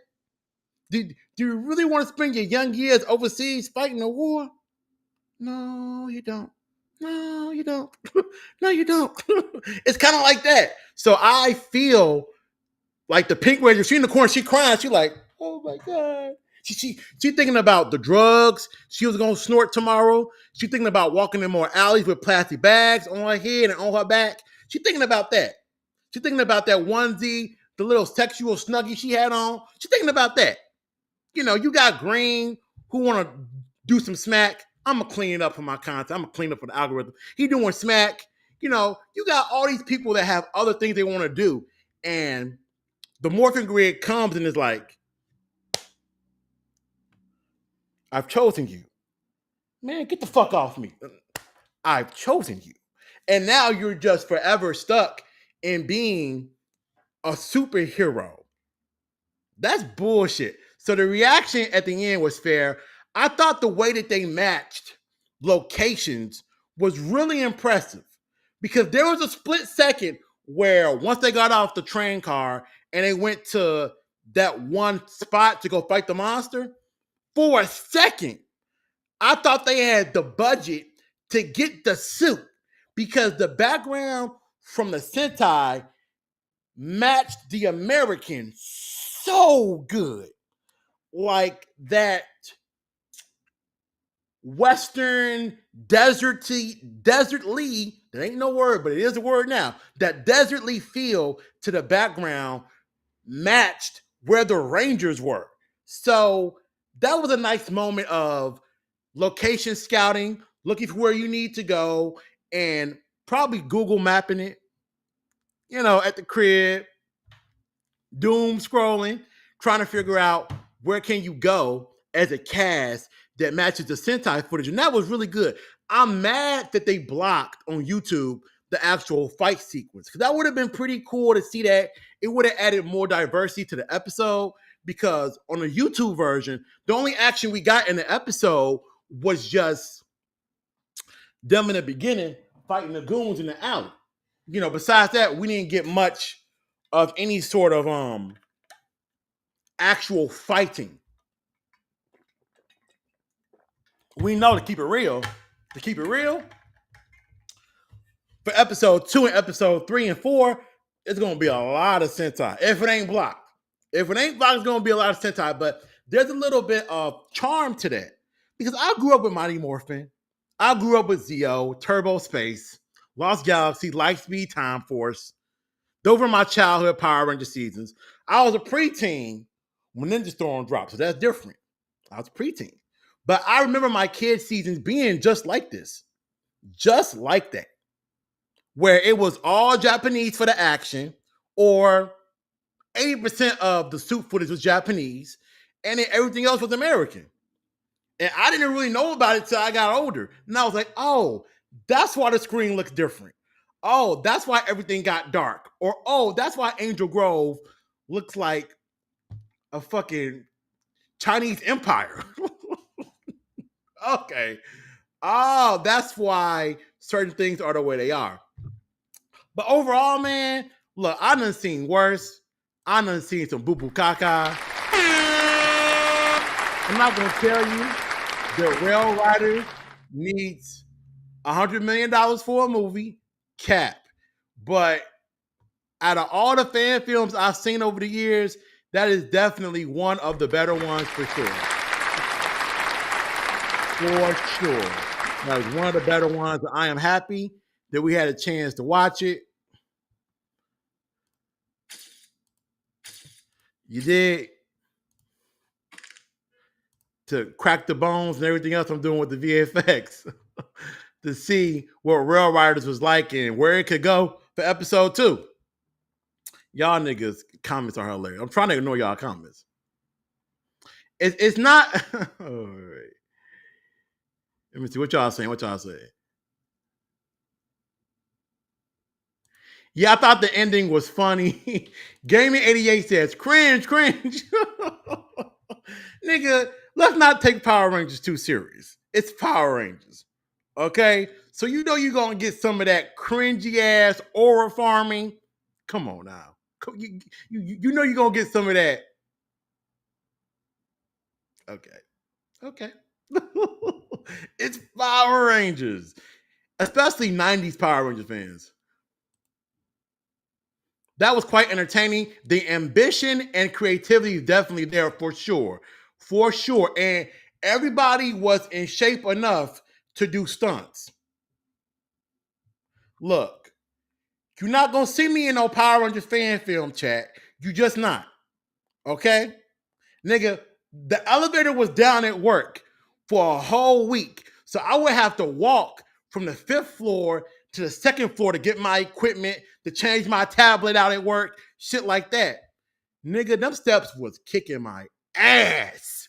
I was mad all day about the elevator not working. So I will not be in a Power Rangers fan film, okay? I'm not trying to clown nobody, but everybody here was in shape. They could actually move around, and you wouldn't have to have all these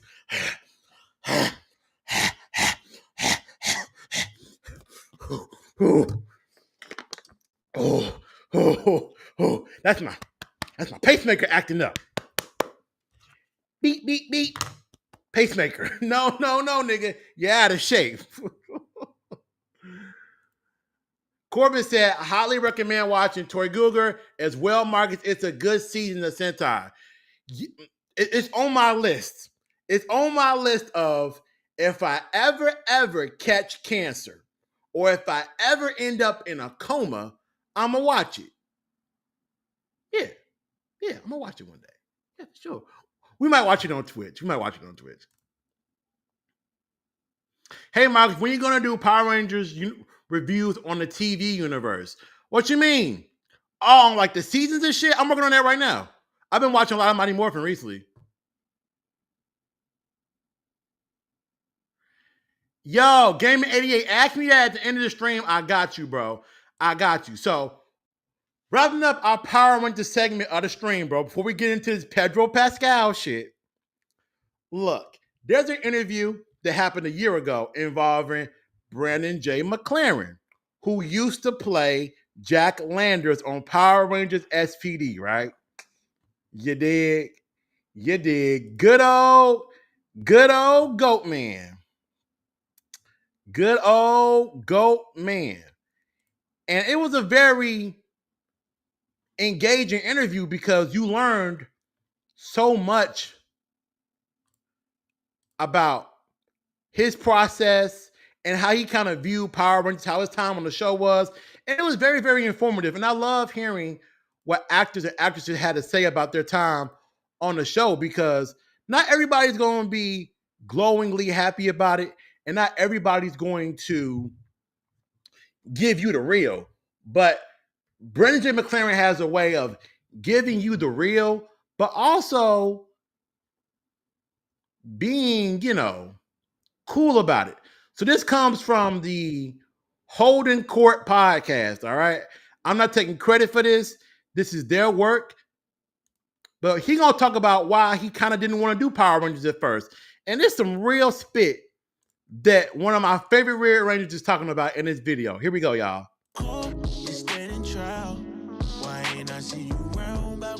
So that job was important for me because that was the first job I got where like I could stop being a waiter. Mm-hmm. Like I could. It was long. That was a long. So that's when you really started making money.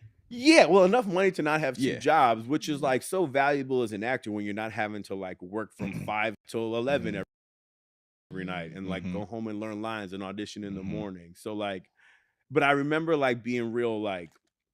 I turned down that job a couple times because at the time there was like a stigma around doing Power Rangers. This is like in 05. Like nobody worked after they did Power Rangers. Like that's true. So I don't know a lot. Yeah, right. I'm trying to think. I'm just thinking in the moment. Like what is that attributed to? Wow. Well, I think back in the day there were such like hard lines, like you do this or you do that. Right. Like even with actors, there was like either you're a film the actor Power or Ranger you're a person in a TV. way. Yeah. Now In a way, everything is yeah. blurry. People do podcasts. Yeah. They do TikToks, right? Right. Yeah, it's like there's a lot more more movement in between the mediums. Yeah. But then it was like, oh, you did Power Rangers. Oh, you're not gonna work again. So Yeah, that was a thing. Everybody got a podcast now. Everybody a star. So to a certain degree, it's a little tiring, but you got to be appreciative of how we're all able to do different things. Like we could all bounce around and have opportunities to earn money in different ways. I know a lot of people hate AI. Oh, AI, it's the Terminators. I know y'all hate that shit. But AI is helping people create better content. It's helping people get better information. It's really beneficial to a lot of people. Now, I ain't saying go sell some AI art. Fuck you for that. That ain't cool. That's weird. But AI and just technology in general, TikTok, Instagram, Facebook, if you're an uncle or auntie, it's all created opportunities. agent at the time was like, Brandon, I don't think you should do this. And I was like, well, I like money. Yeah, I gotta live, bro. Yeah, you know what I'm saying? And like, I was 25. I got to live in New Zealand for 9 months. You was 25 on SPD? Damn. But I was I'm a little older than that worried. now. And then Damn. I think when I wrapped Power Rangers, I got She's the Man like 9 days after I got home. And I was like, okay. Yeah, the curse is on. Yeah, no, that was my first thought because like I was like a little like after like you go on like a stint like that and you come back home, you're like, oh man, like you're on like a high for 9 months and then you're back. I was still living with my parents at the time. I was like, oh. I'm just curious because I've always kind of liked New Zealand. That's tough, boy. Being 25 with your parents, that's tough. That's tough. Because think about it, this man was on the set of Power Rangers SPD in New Zealand. Typically, when you're a serious regular on Power Rangers, a lot of folks don't know this, but I'm gonna give y'all some game. They will set you up with an apartment. You not on set, sleeping in a bunk bed. They will set you up with an apartment. They will give you a whole apartment in the area because you're going to be there for like 7 to 8 months, 9 months, 10 months maybe, filming a season. So they want you to be comfortable. They want you to have all the amenities. Ain't no, I got bed bugs in my trailer. No, they gonna give you an apartment. So that's an experience Brandon had. And then to go from having an apartment to in New Zealand by yourself to going back home with mama and daddy, nigga, I know he walked in that house was like. So who going to the nursing home first? Mom or dad? Which one of y'all want to go first? Because y'all both going there this week. Who's just going first? That's tough. That's tough. I've never been, but in terms of the pictures, in Auckland specifically, what was that like down there? It's incredible, man. Especially like a 25-year-old kid making a little bread. I had an apartment like literally on the ocean. Like I took advantage of it. What's the ocean down there? It's beautiful. Which ocean? He had one on the ocean. Yeah. No, like they filmed Lord of the Rings down there. You know he had chicks up in there. Like you know he had it chicks looks up in there. special. Like it's unlike any other place I'd ever been. It's one of my favorite places on the planet. Do they still all the Power Rangers stuff down there? They go down there for most of it, right? They have been since. So the original shot everything in LA. Yeah. Look at Brandon knowing his Power Ranger history. Look at Brandon. They moved it down to New Zealand. Look at Brandon knowing his Power Ranger history. They stayed out there. So I think they're still shooting it down there. I think like they just had the 30th season or something. Yeah. Like it's still going on. Do you still do do you get asked to do the conventions and all the Yeah, stuff? yeah. I'll go if I have time, if I'm available. Yeah. And like those fans are like, there are no more loyal fans in the world. Like they will stick by you through thick and thin. So yeah, like hell yeah. Look. People still go see Austin John. People take pictures and lift up Karen Ashley's titties when they fall on the floor, despite her taking money for the order. Despite her taking your money and not giving you shit, they still be over there like, I love you, Karen. They still love that woman. So Brandon's right. Power Rangers fans will stick by you, even if they look stupid. Even if they look dumb, they will rock out by your side. They don't give a fuck. I'll go and do my kids knew Red be here right now. Yeah. Cartwheeling. And my kids are still 8 and 10. Yeah. So. But what's really dope about that is like, that was what, 20 years ago? Yeah. But like I get like, 25-year-old kids who are like, yo, man, like I never seen nobody look like me be the leader of nothing until I saw you. And they were like 8 when they saw Yeah, because the Red Ranger is the lead. Is the leader. The lead. Yeah. Oh wow. And you know what's beautiful about it? What up, Terrell? Yeah. You're right, bro. Streaming platforms. Yep. The rare few moments we'll give streaming platforms a shout out. They discovered it recently. Okay. They did just Power Rangers in general. Okay. So, you could stream all the different seasons. So like they watched it maybe 4 or 5 years ago. Is what like when they were watching it. Yeah. Because like it's 20 years old, but they just watched it for the first time Yeah. and loved it. It's almost timeless. It is. I mean, that's why it's Yeah. like one of those Yeah. franchises. It is iconic, and like it's still It like is. when I got It's a when big I got big piece casted, of pop I didn't even culture, know man. it was People underestimate that. Yeah. but It's a like big it piece has of such it. like a niche fan base that are like that will never leave it. But If they called you back to play a role in it, would you do it? we'd have to talk. Okay, yeah. You said Didn't the they at price one point yesterday do, like, isn't for all today's the They price. do. They do. They didn't ask me back. I don't know. I was gonna say they've had again. My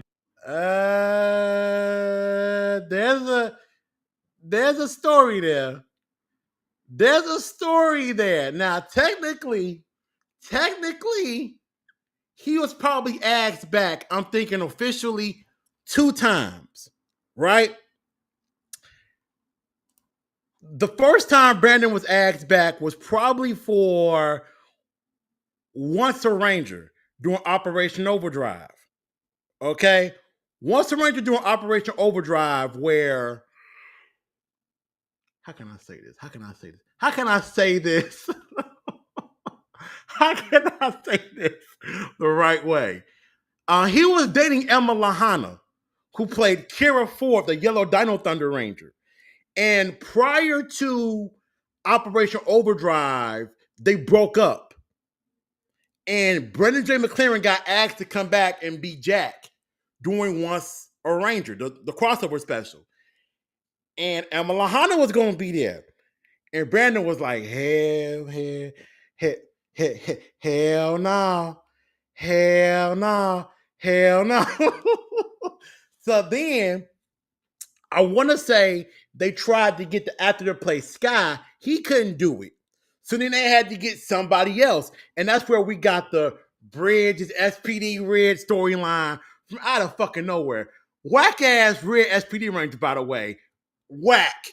We're going to talk about that another day. But there's a story there. Then also Brandon was asked back for the Legendary War.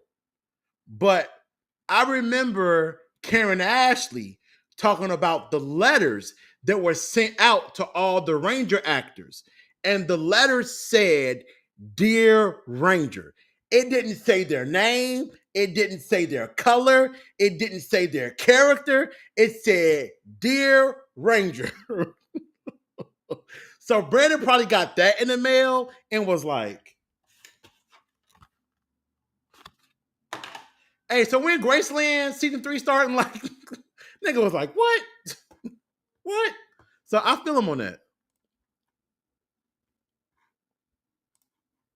Kids watching. Yeah, it. they do. They had a recent I episode do. where like every Ranger came. But back. also too, like the franchise has changed hands so much. So like I think like when I did it, it was like 5 years when like Disney owned it, and then Disney sold it to Hasbro, and then Saban bought it, and then so like the franchise changes hands, and sometimes they'll give like they're like more deferential to like certain Rangers from a certain a certain time. Yeah, you know. So it also depends on who owns the franchise.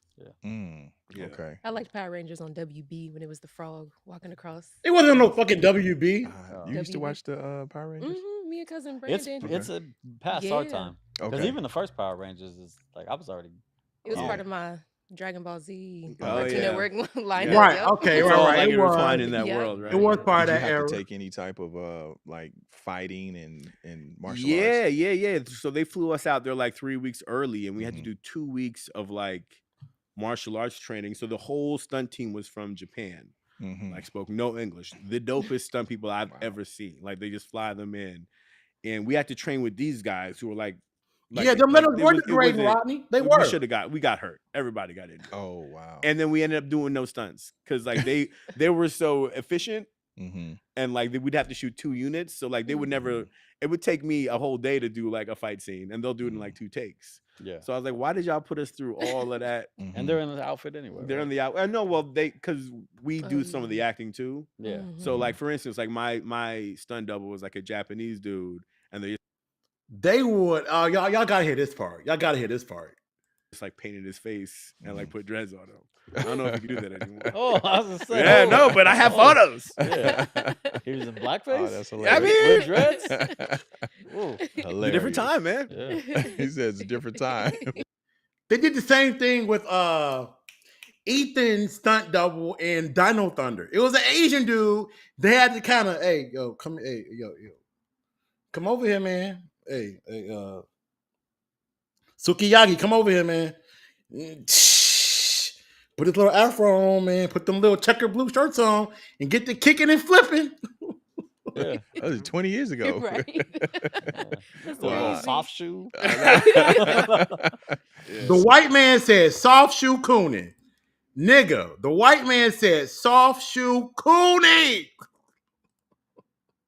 So you've done Graceland, you've done a lot of TV. A lot of TV. Which would be, because you say you knew that you could make it a viable career once you did that, right? Yeah. Which TV show that you did where you was like, okay, I'm here. I have And arrived, Ika. even though I know You're nothing's right, Rodney, you're guaranteed, right. but I can kind of exhale a little bit. You know what? I think it's funny. I think because like my career has been Scott very from RPM, gradual. yeah. Like I didn't come in and start booking series regulars. Like I said, I started like one-liners, and then one-liners turned into like one episode in a season, and then we do a little 4-episode arc.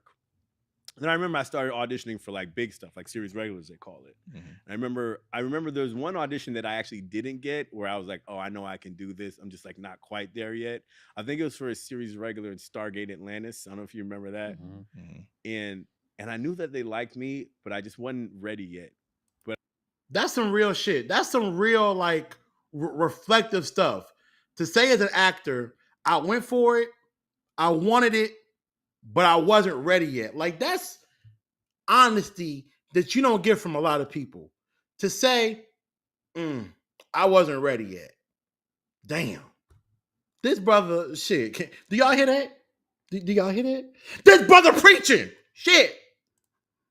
I remember leaving the audition being like, okay, like, I'm close. Like, I just gotta like refine a few things, but I'm real close. And then after that, it's been like, I've been lucky. Like, it's been pretty consistent ever since. So it's like sometimes it's like the things that you perceive as a failure. Yeah. It's like, no. Like you could tell like they wanted me to get the part, but it was like I wasn't good enough yet. What were those things that you felt like you had to refine? I mean, I just think, I always tell actors, like, walk into a room with like 20 pages of dialogue is very different than walking in with 4. And so I just didn't have the reps of like being in the room with that much material in an audition space. And that's just something that I needed to get used to. Don't tell Shameik Moore about that, because this nigga Shameik Moore, he thinks that he's like Denzel Washington. Audition? I ain't got to audition for shit. Like, Miles Morales think he that nigga. He's that guy in his mind. And so at the time, and then I just started to like, I was like, I just want to audition as much as possible. I'll do anything. I'll do anything for free. Student films, I just want to get reps. Right. Just so like it's like sports, right? Right. The more reps you get, I want it to become second nature. That's a good analogy. But I remember that one audition, I was like, oh, I didn't get it, but like I'm like right there. And then, once you kind of figure that part out, then it's just like a matter of taste if you're the right person for the job. Right. That's real shit though. That's real, man. To say I wasn't ready.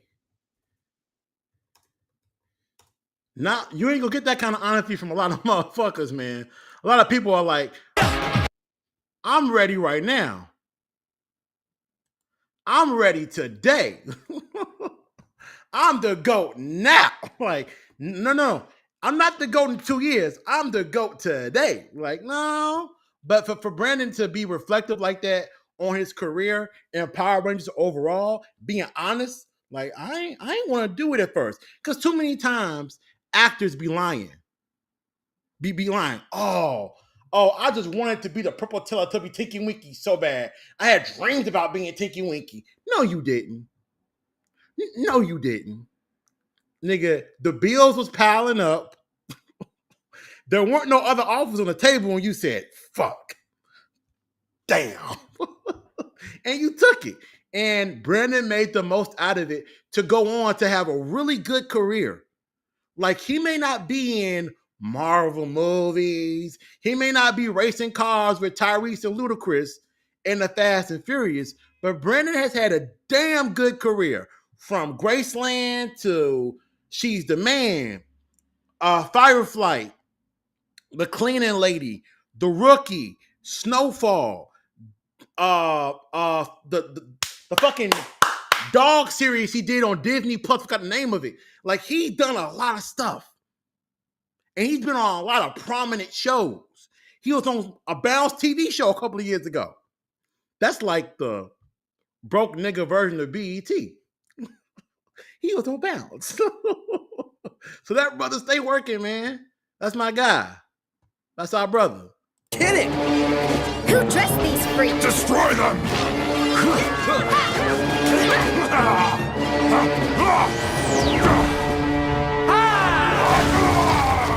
That was Japanese front dude. That was Japanese front dude. Huh? We've got company. We getting ready to oil farm. Friend or foe? We already oil farming. Look.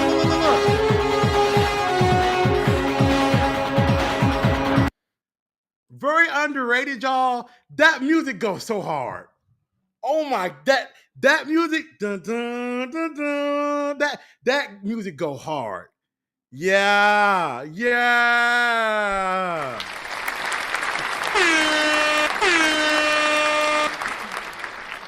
He's just standing there in the middle of the alley like, I'm Black Jesus. Black Jesus is here to save you, white people. Ain't that funny how times changed? It's Jack! You guys need any help? Just with him. Let's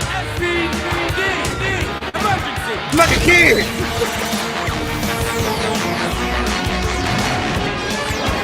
SPD Red Ranger. Now, a little bit of backstory, bro. When I tell y'all, I was like, how old was I when this shit came out? How old was Unc? How old was Unc in 05? How old was I? I was like 11 years old. So I wasn't watching the Japanese versions yet. So I had no idea he was going to be red. Blew my mind to see him as red. I was like, oh shit, he red. Oh shit. Badass as hell, bro. Badass. Let's get this party started. SPD Red.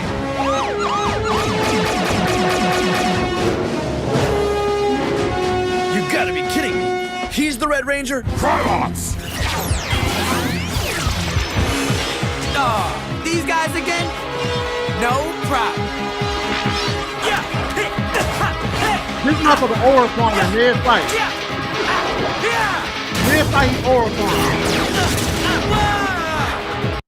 I'ma kick back when you fake like that. The new Infinity QX60. Would you let me go? True luxury. I brought something to liven this party up. Delta Blaster. I don't know if a black character can say that nowadays. Hey, I bought something to light this party up. It's gonna get busting up in here. I got guns. Like, I don't know if a Negro can say that nowadays on a kid's show.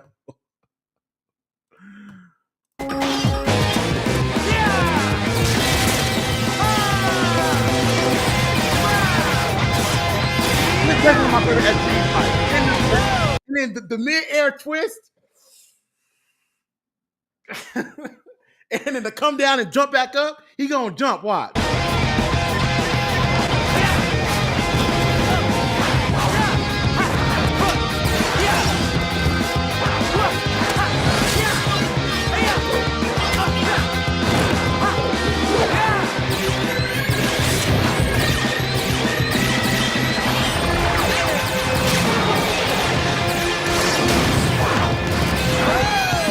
This was this nigga's first day, by the way. He just punched the clock.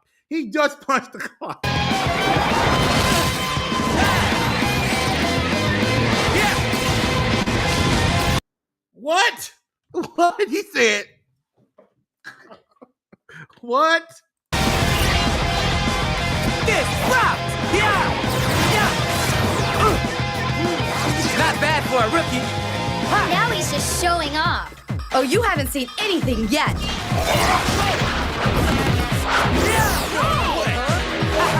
What was this? Oh, damn.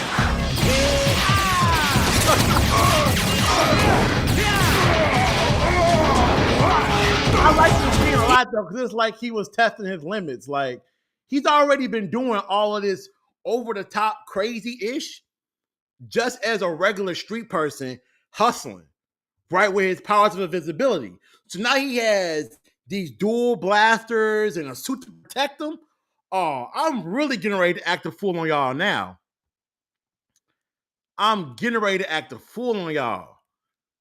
Yeah, Dr. Kruger knew what he was doing for sure. He knew what he was doing.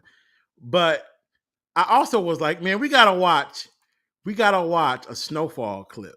Now, me and my girl had got done watching Snowfall a few days ago, the whole series.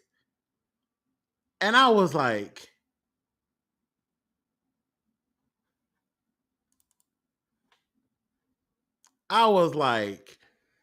is that Brandon J. McLaren? Hold on, wait. Is that Goatman?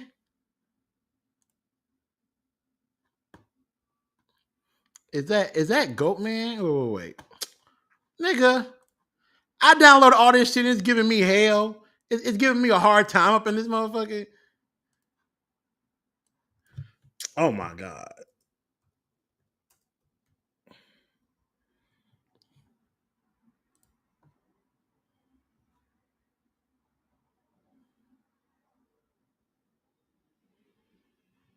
It's giving me a hard time in this bitch.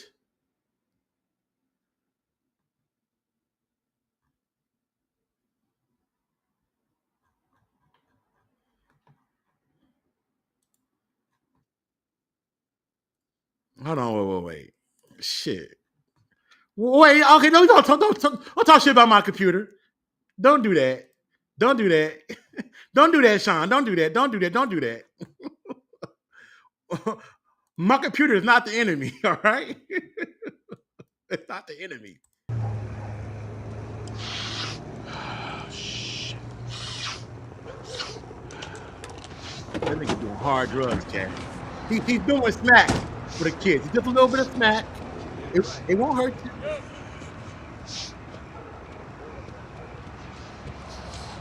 Hey, let me get 20. That ain't me. The fuck it ain't. Let me get 20. Nigga, fuck you. Think I can't smell that bacon?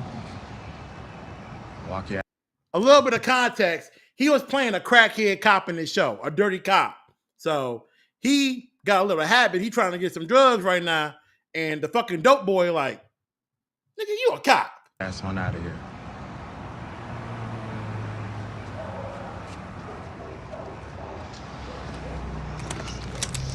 What you doing, man? I was gonna pay for it. Now I'm gonna just take it.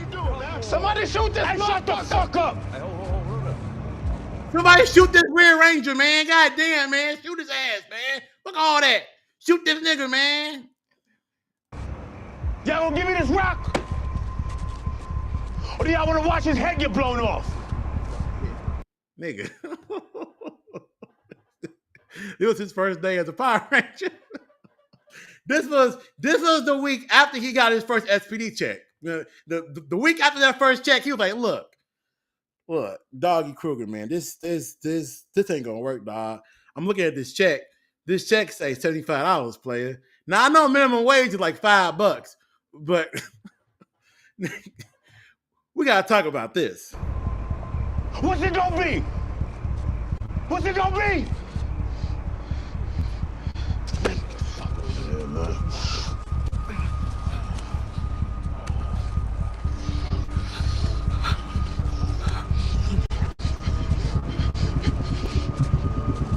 Was that so hard?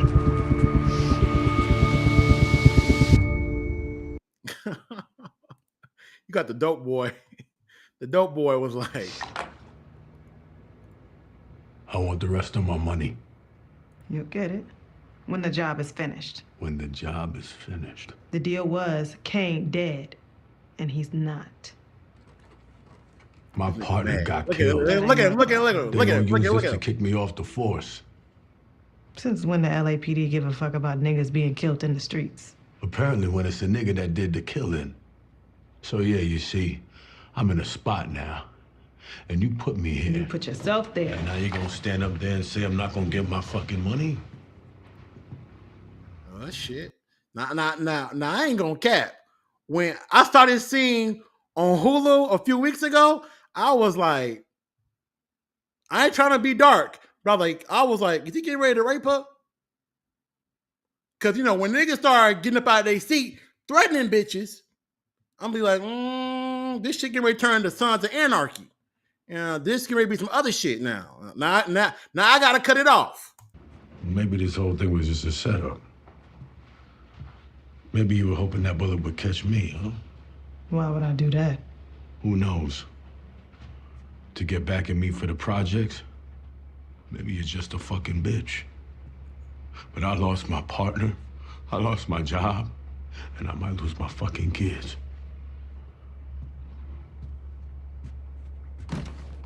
Can't lose my kids.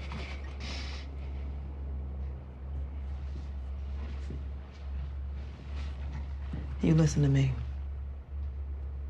Now, take your head off that crack tray. You listen to me now. Clean your nose and listen to me now. Everything's gonna be okay. How? 'Cause you ain't lose nothing. You just gained the life you were really meant to have. You got friends on the force? Connections. That makes you extremely valuable to me. Right? I'm gonna put you on payroll full time. Double what you were making before. You got a home.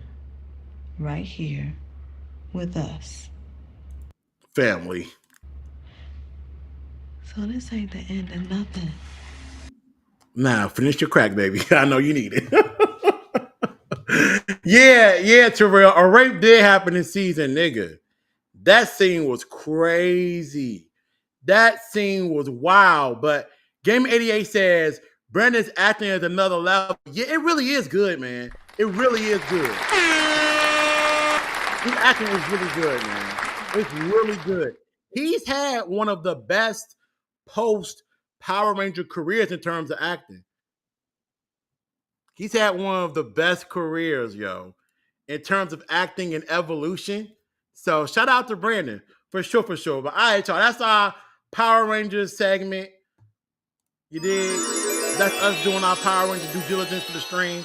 So now we got to get into something else, particularly Marvel stuff. Now, we had Corbin earlier on in the stream that was like, Marcus, I ain't seen Fantastic Four. So don't spoil it for me. I'm going tomorrow. Okay. We could talk about the movie without being too spoilery. I believe I can do that. Now, obviously, I'm going to have to allude to some shit. So the allude might be a bit of a spoiler, which is why I don't do spoiler-free reviews. Because when you say something like, man, Sue Storm did have a big moment in this movie, not somebody goes back, views the trailers and go, what they talking about? You start matching up backgrounds and characters, you start being like, oh, so this must be the shot right here. And I'm guessing that then you start putting it together. So spoilers are still kind of spoilers in a way, but oh shit, we're gonna try. I just popped my thigh. I'm doing unk shit. But before we get into Fantastic Four,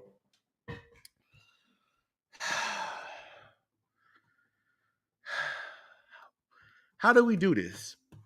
You know, how do we talk about your boy, Pedro Pascal? All right?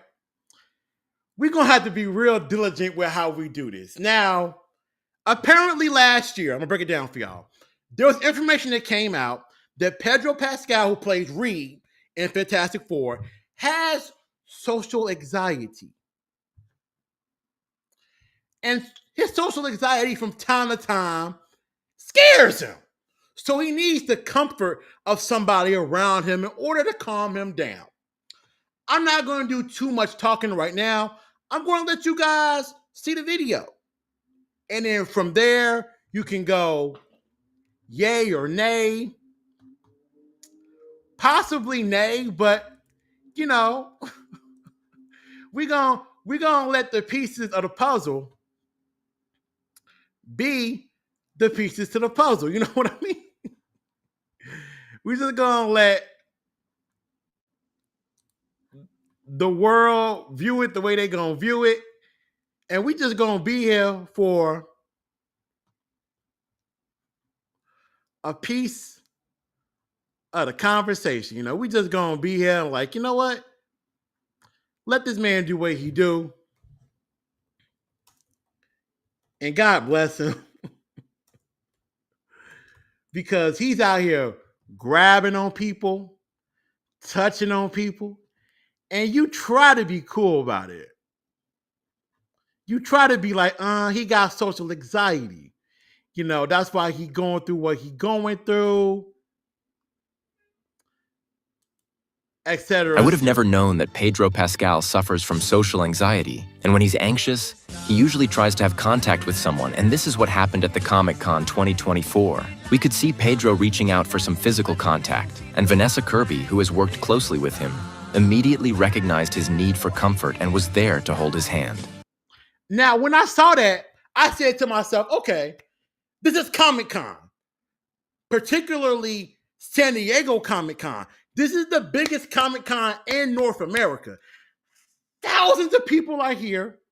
He's at Hall H, which is like the big mecca for big, ginormous announcements. He's playing Reed Richards in the Marvel Cinematic Universe. So there's a lot of pressure. There's a lot that can weigh on you. So when I saw him on stage holding her hand, I thought, okay, I can see social anxiety kicking in there. You're under a lot of pressure. If you bomb, you might be doing Tubi movies. And I'm talking like Mexican original Tubi movies in a bodega somewhere. Okay? So it's going to be looking fucked up if it bombs. So I can understand the anxiety he felt. It's heartwarming to see that Pedro found that peace by holding Vanessa Kirby's hand. I would have never known that Pedro Pascal... Okay. So you see that and you go, all right, he has a bit of anxiety. This happens, right? Then you fast forward to a year ago. Pedro Willem Dafoe recibió el pasado 8 de enero una estrella en el paseo. Pedro was at William Dafoe's Hollywood Walk of Fame ceremony, where William Dafoe was getting his star on a Hollywood Walk of Fame. And Pedro did something to make me go, huh? Nigga, what? What type of anxiety is that? Just watch it. This ain't Telemundo Deportes. Just watch this. And I got William Dafoe, touching the star, doing everything he got to do. It's a big deal to get your star. Shout out to the Green Goblin. We love you. We appreciate you. He's giving his speech, right? Talking about how much of an honor it is and, probably his journey in Hollywood, et cetera, et cetera. Now, here it comes.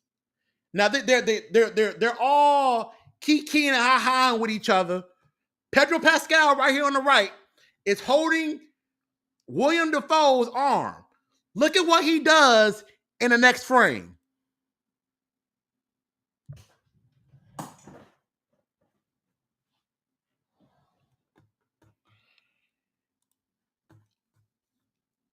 Nigga.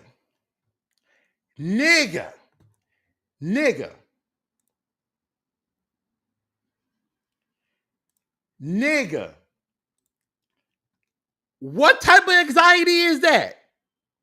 Nigga, you were up there on that podium laughing and ha-haing with all the cameras and all the people around you. You were ha-ha-ha-ha-ha-ha. Where your anxiety go, then all of a sudden, you see an attractive woman and you like, shit, girl, give me that pussy. Give me that pussy.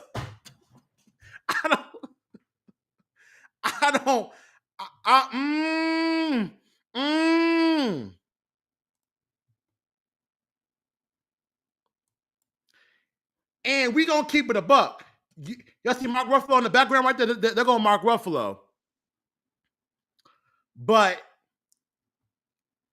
she a little wrong too. Look at her. She all up on Pedro. That's William Dafoe's wife. Now she in the wrong too. The fuck you acting like you Cinderella at the ball for? That's weird. That's some weird energy.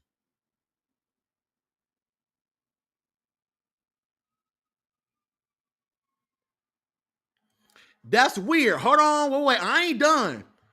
I ain't done.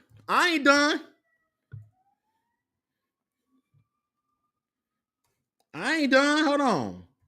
We ain't done shit.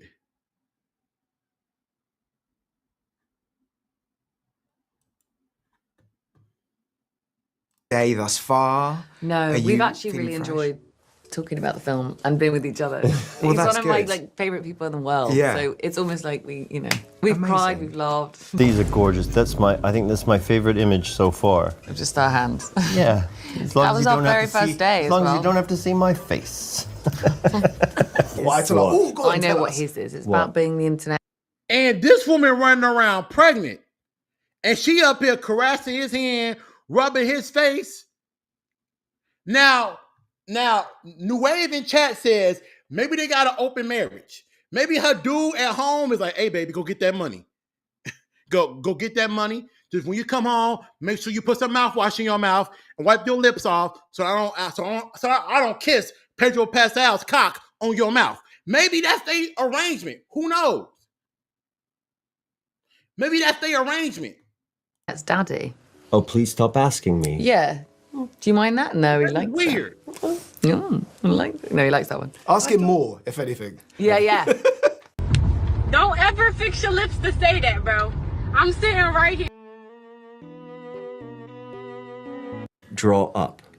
And it would get a distant look, and it could be in the middle of a conversation. I was like, she must be thinking of something like really. She's really, really, really processing what we're talking about, like in this deep way that I can't wait to find out how deep she's processed what we're discussing. And she's just like, okay, they doing too much right there. They doing too much with that. Hold on, they doing too much. Hold on, wait, they doing too much. They're doing too much. Hold on, wait. Let me try to find a different one. Hold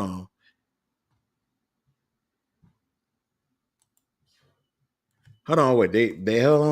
They doing too much. Hold on.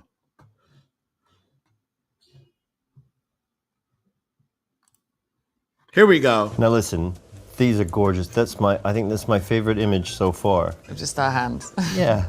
Who needs a neck rub? Me and apparently Pedro Pascal. My man's is gay as hell right here.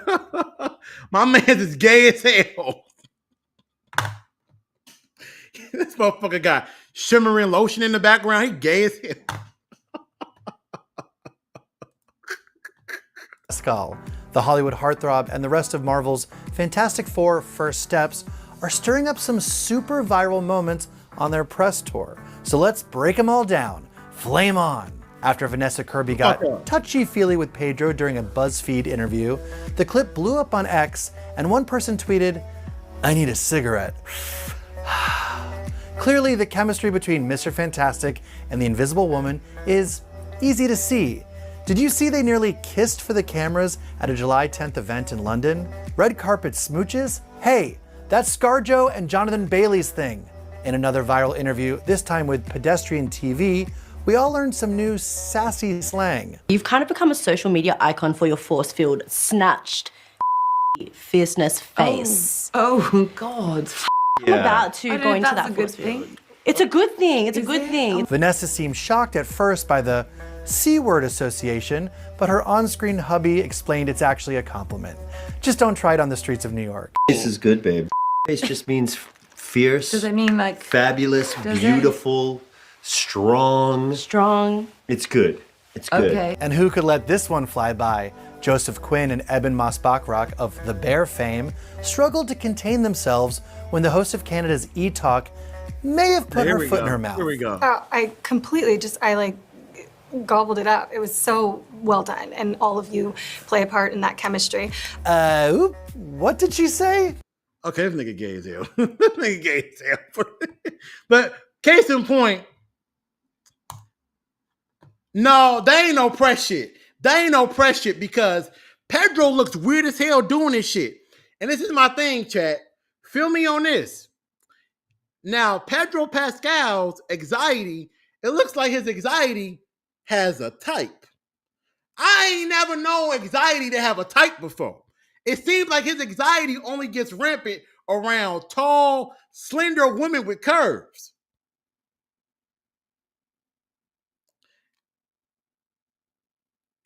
It seems like when my man's is around different kind of people, you know, all of a sudden, the anxiety is nowhere to be seen. You know, I get a lot of anxiety around BBLs at the Amazon warehouse. Oh, my anxiety be rampant. Oh, Lord Jesus. My anxiety is everywhere around a half-naked chick at the Amazon warehouse with a thong riding up her ass. Oh, I got all kind of anxiety. You know, if we're going to talk about anxiety, you know, that's some bullshit.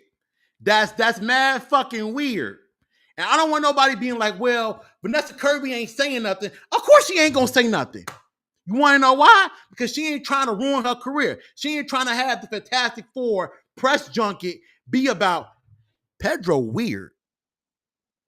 So she ain't going to say nothing. But we going to hear something in a few months about, yeah, he was doing too much. Yeah, he's weird. Yeah, we're going to be hearing that in a little bit. Now, this is my thing, right? With Pedro having all this anxiety, nigga. The other day I cried. If I put you in the mood, if you got to do a press junket run, fuck that day. With Gabby Sinebe from Precious, makes new days. Will that nigga have anxiety? Is he gonna have anxiety around her? Nigga want me to leave my kids. Or is the anxiety gonna be gone all of a sudden? What you want, baby? Give me a basket, please. Sides. I don't know yet. Still thinking about it. She wants a basket of chicken. She wants a basket of chicken. Now, is Pedro Pascal gonna be around her with a basket of chicken harassing her face? Nope. Nope. Hell no. Hell no. Hell no. Hell no. Pedro gonna be like, my anxiety's okay today. I'm in good standing. He ain't gonna have no anxiety around that. It's mad weird. I've never seen selective social anxiety. It only happens around women that I find attractive. Well, nigga, next time Miss Danny is in Chicago, I'm gonna have anxiety. If I ever go to Exotica and I see Luna Star or I see Kiara Noor, I'm gonna have anxiety. I'm be going through a lot of changes. The inner demons in my gut are gonna be acting up. I'm gonna need to grab me some pussy. I'm gonna need to grab a little something to feel better. You know, that's some bullshit. That's some bullshit. I watch my figure. Butchie, you got a 10-piece ready? She got a 10-piece. She ordered a 10-piece, Pedro.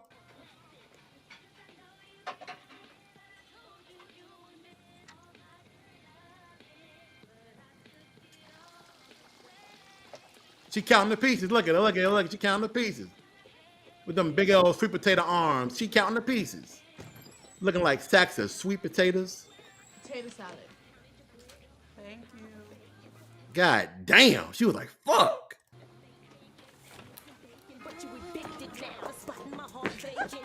Oh, hell no, she didn't. Get her ass. Get that big bitch. From your brother, you lie all the time. You find I want no parts of you. The bitches fell in line like a jigsaw puzzle. And I'm tired of trying to be blind because I loved you. Make sure you add the ED, nigga. Fuck you. Past tense. Nigga, is Pedro gonna be putting his head on her sack of sweet potatoes talking about some, yeah, my anxiety? Or is he gonna be like,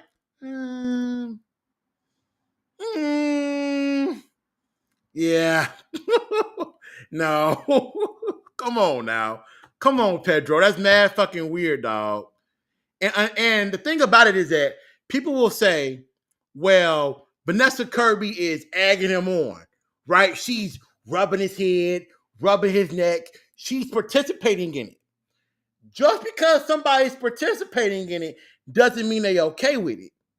Y'all remember the Diddy trial? Y'all remember the fucking Diddy shit? Y'all remember that? Okay. Cassie was organizing the freak-offs. Cassie was on the phone with the male porn stars. Yeah, I want you to put a banana split in my pussy. She was organizing the shit. It didn't mean she liked it. She in court months later crying. Years later crying. Oh, I got such bad memories about the freak-offs. Just because you're participating in it don't mean you're okay with it. Right? That almighty dollar was talking. the almighty dollar was cool in the moment. That reminds me of other instances of shit being weird in Hollywood. Like, full circle, moments like Halle Berry, who we all grew up with in a way, out here slobbing people down on the red carpet, being weird. You dig? Shit like this. Hold on, wait. What the fuck is this shit at? Shit like that. You know, being mad fucking weird. Things of that nature. Ain't supposed to be busting off, but they busting off. Marvel movie? I mean, is this like a pleasant, bizarre surprise or what? I would tell you were out of your gourd that I would get to be a part of an ensemble like this with actors that literally set the bar for me. And I'm sorry, I know you're English and that it's excruciating for me to do it, deliberate, publicly make compliments like that, but I am with the best of the best and I pinch myself over it. Receive it, just take it in. Man's is mad fucking weird, man.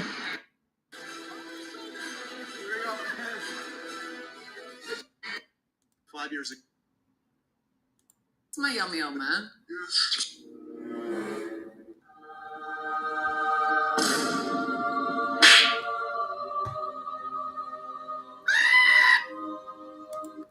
You know, it's it's weird, man. It's weird, man. Hell no. Hell no. Nope. Hell no. We're not doing that. We're not doing that. This man gets anxiety around certain types of women. Nah, that's weird. Nah, sorry, not buying that one. That's a little weird. That's a little weird, Pedro. And then it brought me to this old Will Smith interview that I saw years ago with Will Smith and Margot Robbie, where they are talking about the Suicide Squad and shit like that.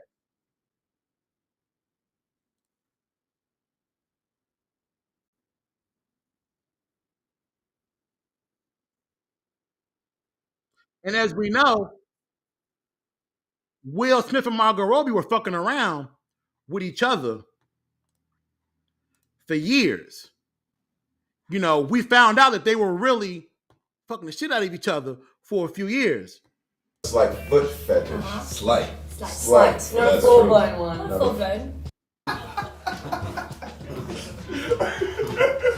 The first time I got really drunk, I threw up into a KFC bucket. That's racist.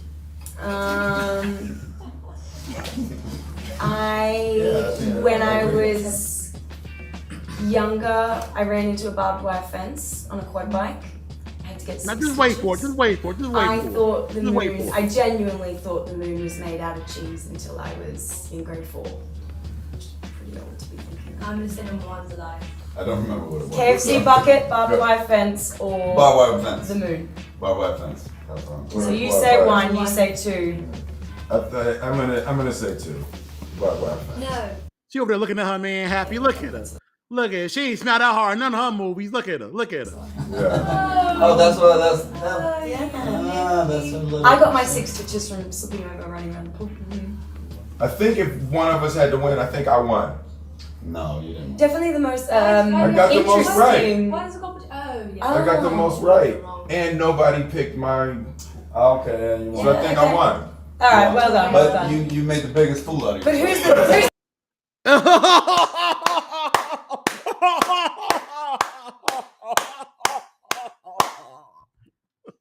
who's This nigga's fake laugh is terrible.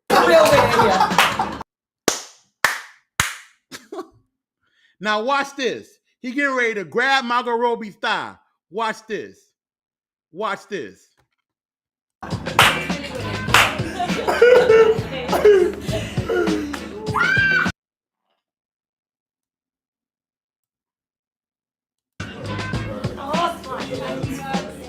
One. All right. Well.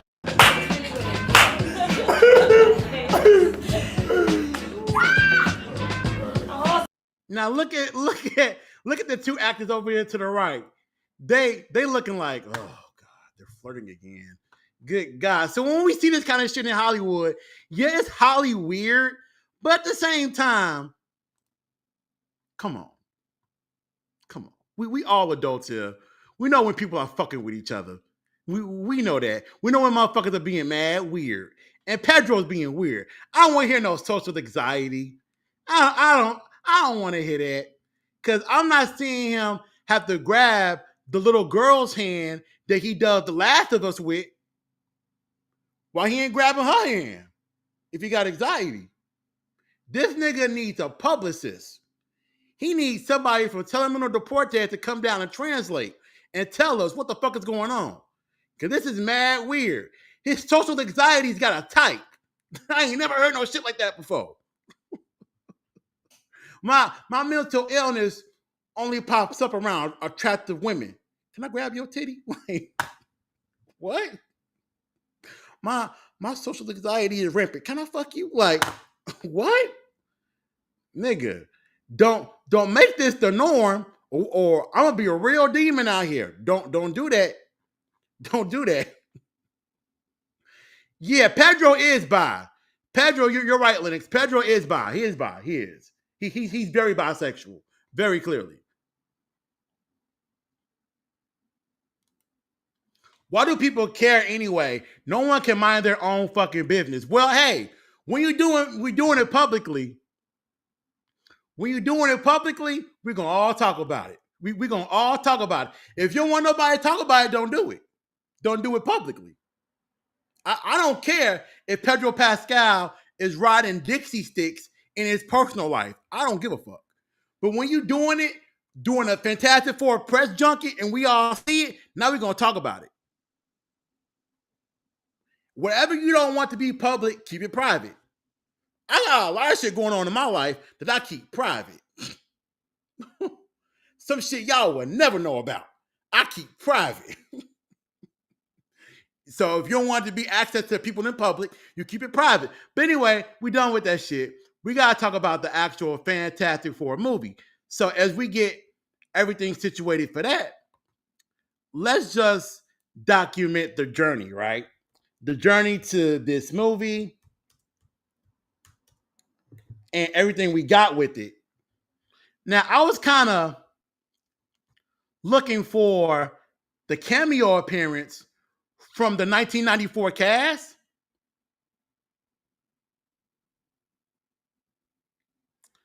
But I didn't actually see them in the movie. I was looking for them, but I didn't see them. So I was kind of like bummed out by that.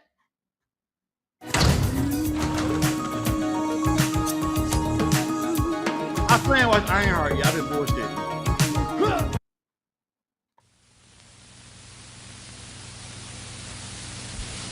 Oh, firefighter? Okay.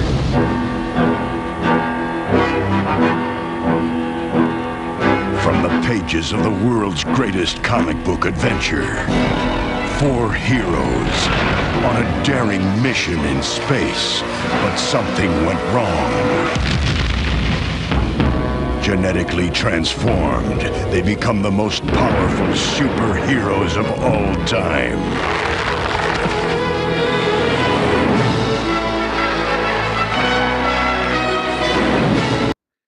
People complain about Marvel movies.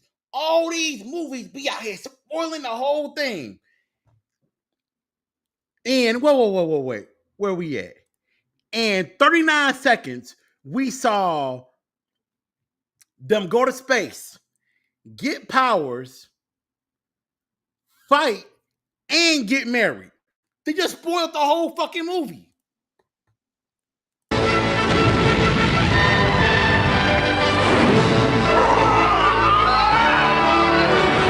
But the forces of evil are out to destroy their cosmic power. Find them! And to survive, they must utilize all their strength.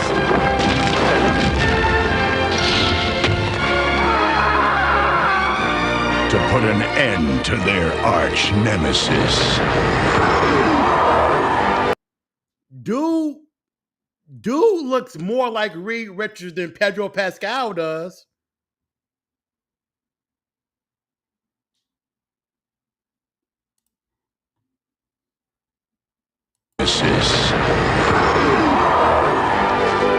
Doom,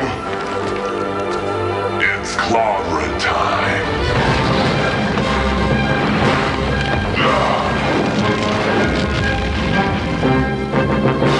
The Fantastic Four.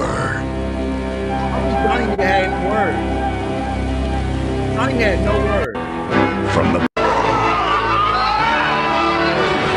But the forces of evil are out to destroy their cosmic power. Yeah, the only person who talked was Ben. The whole trailer. That's weird. That's weird. He's the only person that spoke? Man, that's weird. That is weird. That's so weird. I guess that's 1994 trailers for you, where they weren't doing much talking. I guess that was a way to... I don't know. That's definitely weird.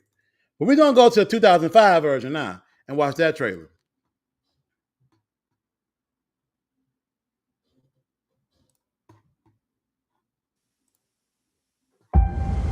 Exposure to a high-energy cosmic storm could advance our knowledge about planetary life. To our future. I don't trust him. We got what we wanted. Just worried about what he wants.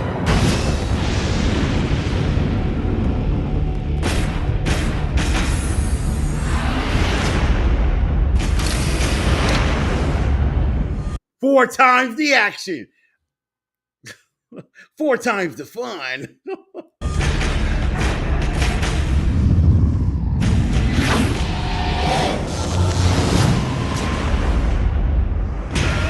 Four times the adventure.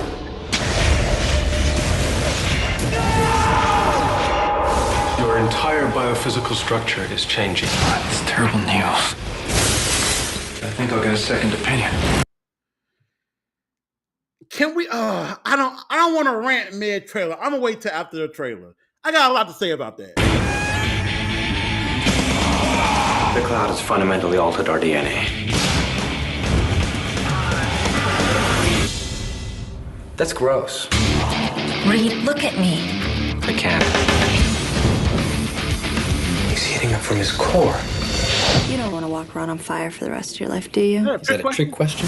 Come on, am I the Hairline was gone. Chris Evans' hairline was gone back in the day. My man's back in the game now. only guy who thinks this is cool? What if we got these powers for a reason? I've always wanted power.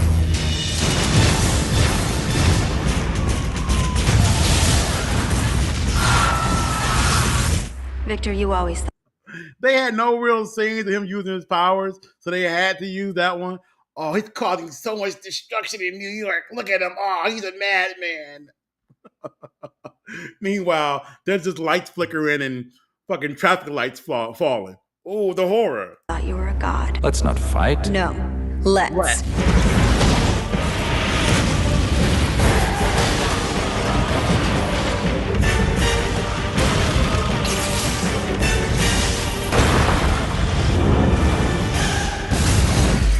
Don't even think about it. Never do. Now, this is spoiling the fuck out the movie, too. Because I gave you, like, every moment of significance. Flamer!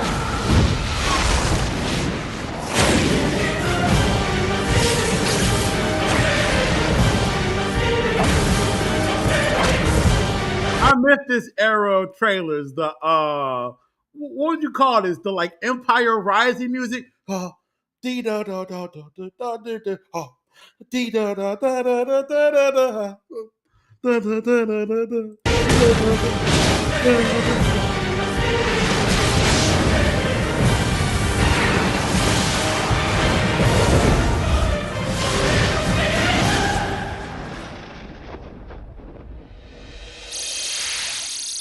Oh, you're hot. Why, thank you. So are you.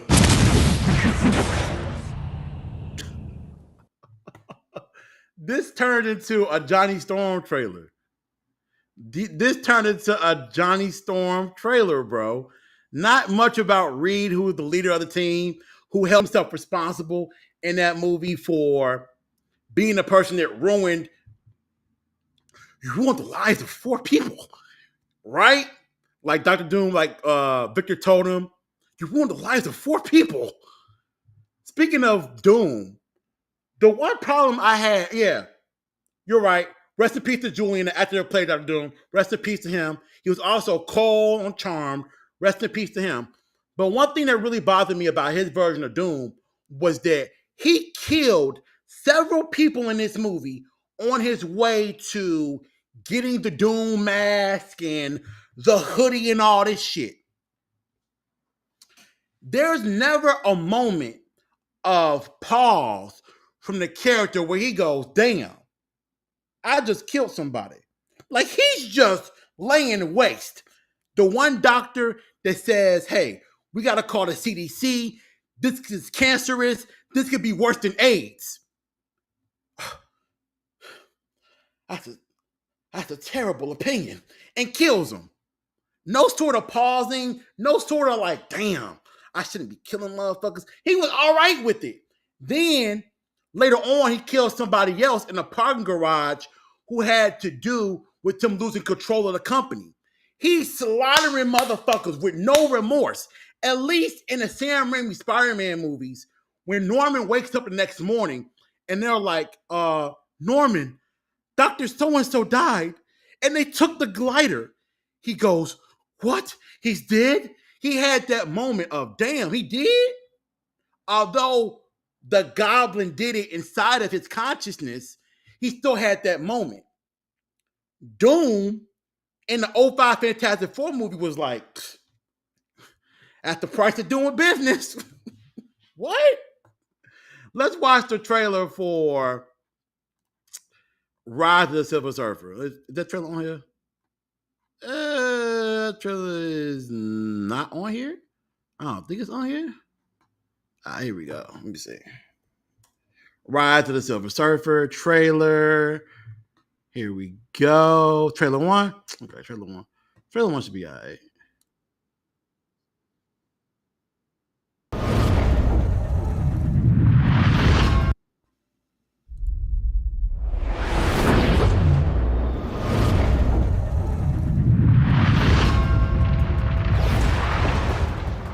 As you may know, there have been unusual occurrences all over the world. These were taken by one of our spy satellites 3 days ago.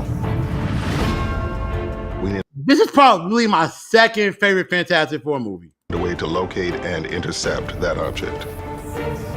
What is it? We were hoping you could tell us.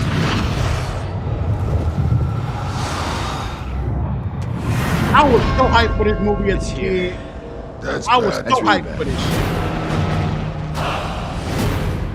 We have to destroy this thing.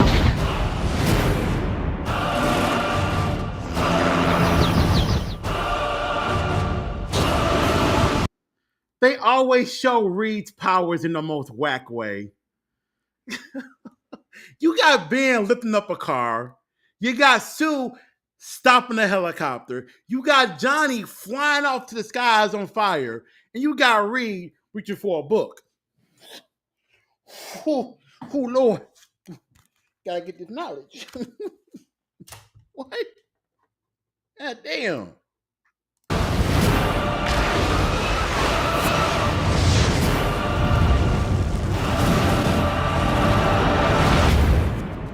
Your encounter with a surfer has affected your molecules. It could cause you to temporarily switch powers. You like to volunteer? No, hey! Oh my God! Come on! You can't handle this alone. Just give us look at the trailer. Put that for the movie. Everywhere this thing goes, 8 days later, the planet dies. You can't even hear the dialogue. The music's so goddamn loud. Is at an end. But I forgot that. It was 8 days later? Okay.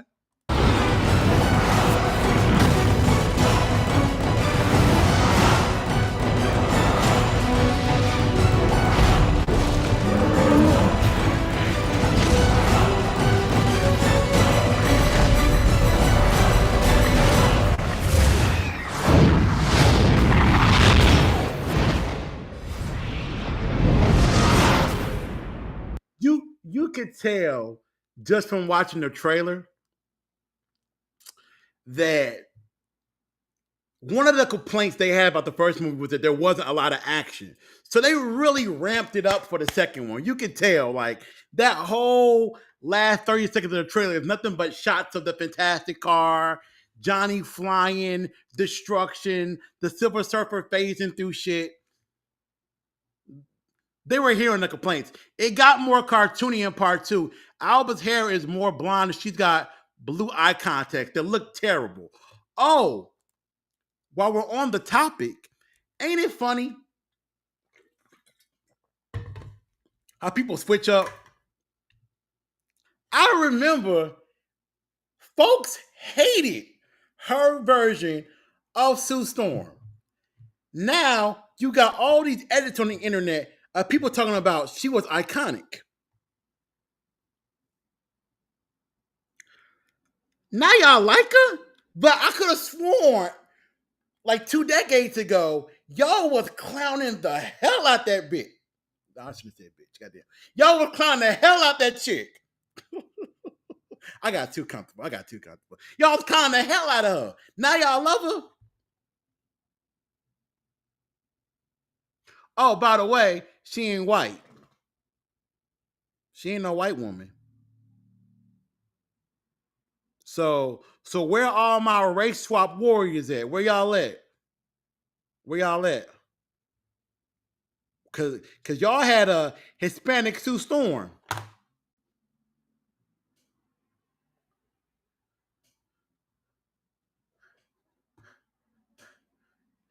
Right. Okay. I want to make sure I wasn't tripping. Okay. I want to make sure I wasn't bugging out again. You know, Unc be having them senior moments on here with my dementia acting up. I want to make sure that wasn't happening again. Because y'all got on Michael B. Jordan's case so hard for fan 4-stick, but Lord have mercy. Lord have mercy. Jessica Alba was not white. She ain't no white woman. And y'all was fine with that. She's very Latina. Dr. Storm, we gave you 6 years and millions of dollars, and you gave us nothing. What's different now? Reed Richards. He knows answers to questions we don't even know to ask yet.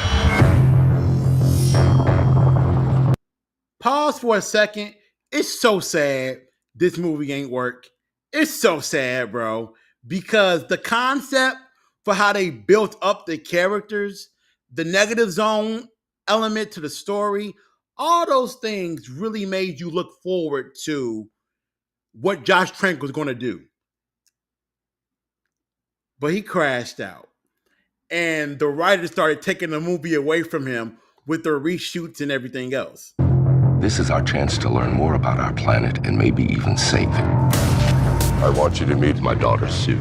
You want to be famous? I just want my work to make a difference. Johnny, Reed. This guy doesn't take orders well. Yeah, especially from people who say I don't take orders well.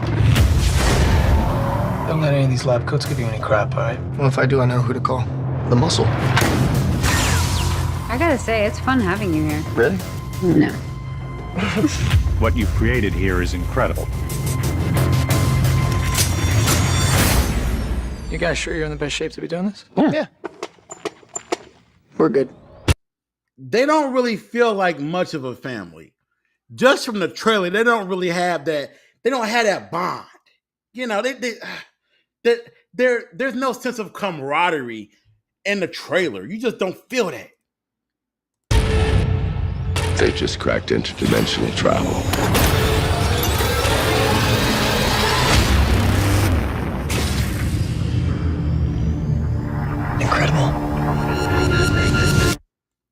Hey, chat, I got a question for y'all. How much money would the government have to pay you for your ass to hop in that machine and go to a new dimension?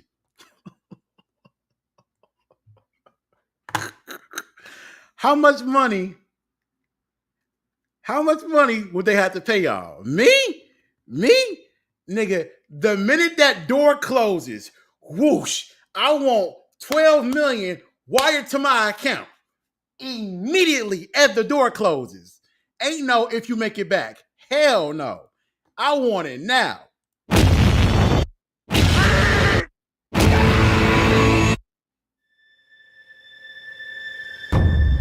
All I want to know is where are my children? 4 have survived. All exhibit unique physical conditions. Underrated aspect of this movie was the body horror stuff was really good. You can't fix this. It made you really think about the concepts of being a superhero and how that can not just manipulate your body chemistry, but really change your position in the world. Because they were kind of being used as military weapons for a little bit in this movie while Reed was on the run. These powers to help people. You opened a door you don't know how to close. You don't know anything about what's coming. What is coming? Doom.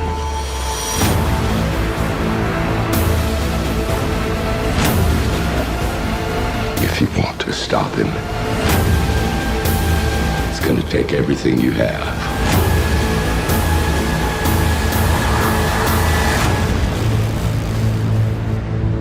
Hey, Genjutsu release as Dr. Doom. How long until he's in? This scene was a deleted scene, by the way, too, involving the thing with an airdrop. 2 minutes.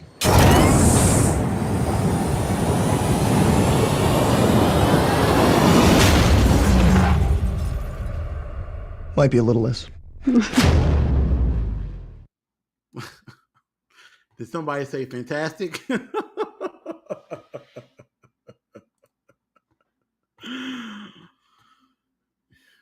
Michael B. Jordan, you're still going to see it. They also wasted Reg A. Caddy and his incredible voice. Yeah, they did. The hallway scene with Doom was pretty much the only interesting thing with the film. That was wacky.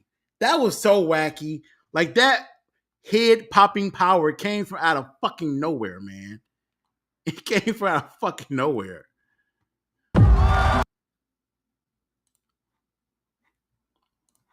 Now we got the most recent one. Wow, folks, we all know the story. 4 brave astronauts head up into space and come back forever changed. Now, just in the first 12 seconds, you got to be like, damn, they already kind of doing a better job than the other ones. Even if you haven't seen the movie yet, you already kind of get a sense of it might be better than them other ones. This car? Our city, our planet, owe a debt to these intrepid souls. And while we can never repay them, we can certainly celebrate them. Thank you, Fantastic Four. Thank you. Thank you, Fantastic Four. Please welcome the Fantastic Four.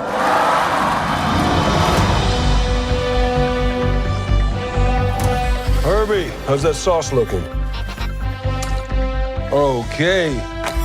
That is fantastic. You're late. And this one puts you in a more comic book aesthetic world with the way the home looks, the environment. Like, bro. What do you mean? What do you mean, what do I mean? You're late for dinner. Yes, we are. You late? I just said that. Are you pregnant? What? You're gonna be the best mom in the world. And you are gonna be the best dad. Just kidding. You are out of your depth. We are gonna be the best uncles ever. We can do this. Nothing's going to change.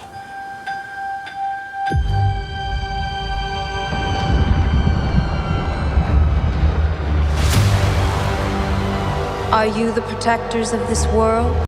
This scene was trippy, by the way, too. This scene was trippy because she came down with some bars. she said, what did she say? She said, use this time to tell people the words you've been scared to tell them. And Reed looked over at Sue and Sue looked over at him. It was a really dope scene. Yes, we are. Your planet is now marked for death.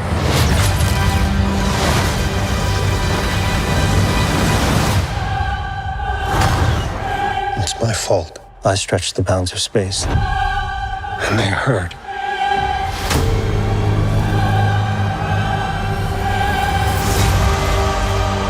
Are we safe?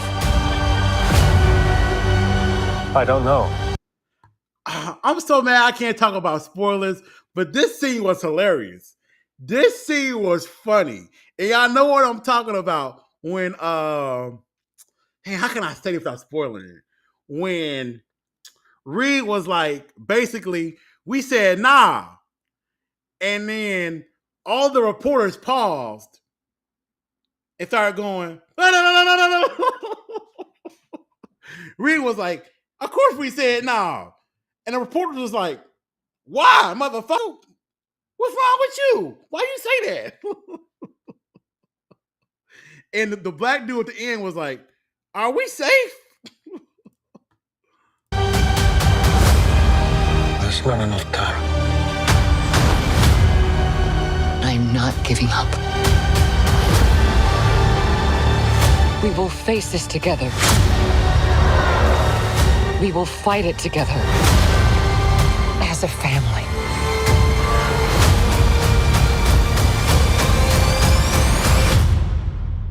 Has to be us.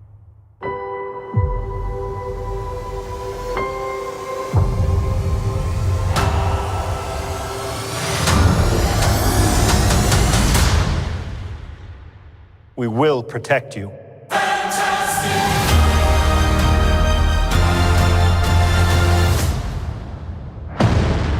All the elements they put inside the trailer, with, family and them having dinner together and them, surviving threats, all that shit just made them feel more coherent. That was one of the biggest pieces of like, what the fuck that I had when it came to Josh Trank fan Four Stick was like, they never felt coherent.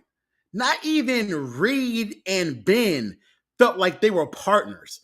It felt like Ben was just a little muscle-bound dude that ain't had nothing else to do and was hanging out with the nerd. Like, when you look at Fantastic Four First Steps, as we get into talking about the movie, everybody on that team had a dynamic role that made you see how smart they were and how valuable to the overall just theme of the world that they inhabited. If you go back to the Chris Evans, Johnny Storm, he was just poking fun, roasting the shit out of Ben. Ha ha, your life is terrible. You a pile of rocks. You can't fuck. Ha ha, just roasting the shit out of him. And he never really opened his brain to scientific stuff. It was like, hey, I'm trying to fuck. I'm trying to get on this BMX bike and I'm trying to get the fuck out this building. That was all he wanted to do. But when you look at the Joseph Quinn version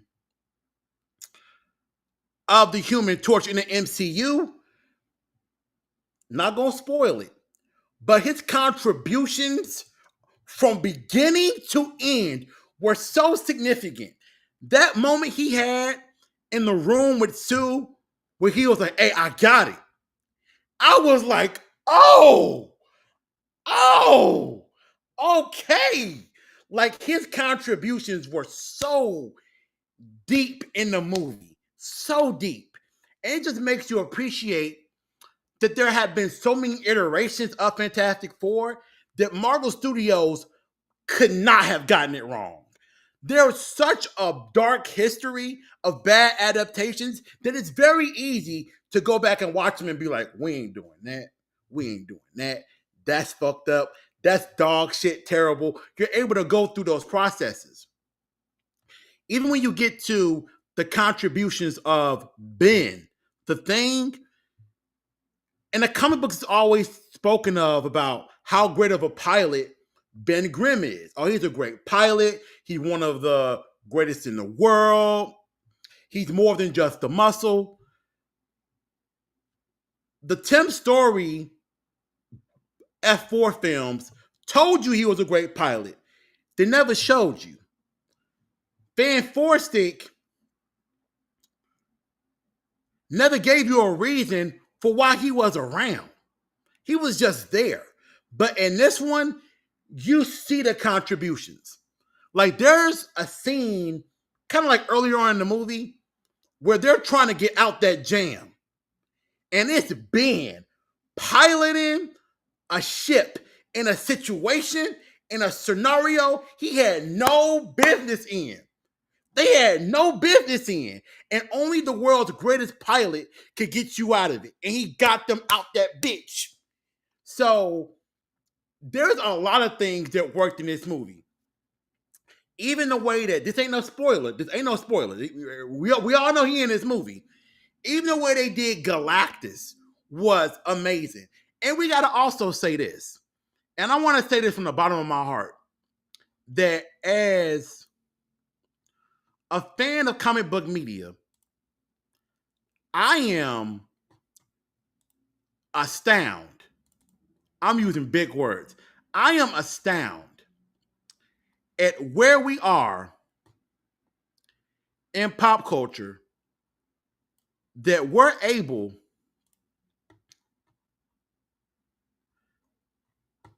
to get things like this. There was a point in time when you would have never, ever seen this in a movie. There was a point in time where a director would have quit if you told him, hey man, you gotta have a big purple dude in a suit running through the city.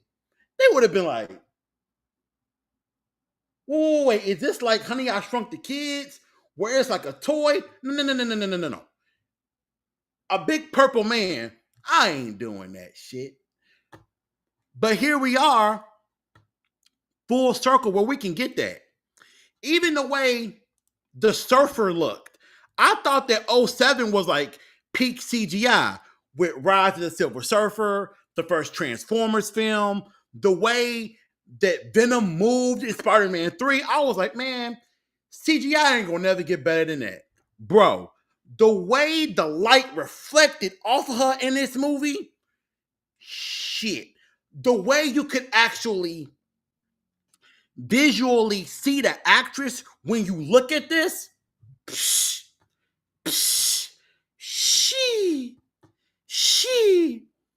they was in a bag with the special effects and the dedication to actually being comic book accurate in this movie. Even the way that Galactus stood, I thought was pretty appropriate. You know, you got a shot right here from the trailer of him looking down at the Statue of Liberty. Now, if we're going to keep it a buck, you know, I always got to be real. I found it a little goofy that here we are on Earth 828, a different planet. And there's too many things on that planet that are similar to our planet. I was a little like, y'all could have done something differently. Like a Statue of Liberty. Somebody got a little lazy there. Or even when you had the United Nations coming together at one point of the movie, I was like looking at all the countries, London, Liberia. Y'all couldn't change the names. Y'all couldn't do something different to kind of play with the concept a little bit of us being on a different Earth. But I guess that's kind of nitpicky when you bring that up. But the way that the threats were dealt with in the movie were pretty appropriate. Everybody's going to bitch and gripe about a certain character's moment.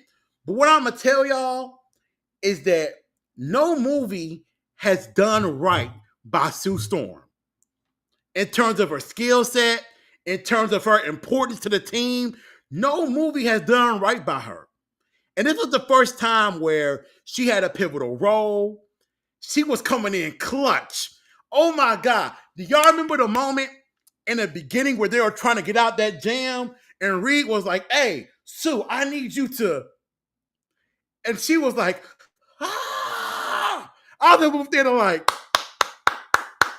that's badass to be like, hey, yo, can you real fast?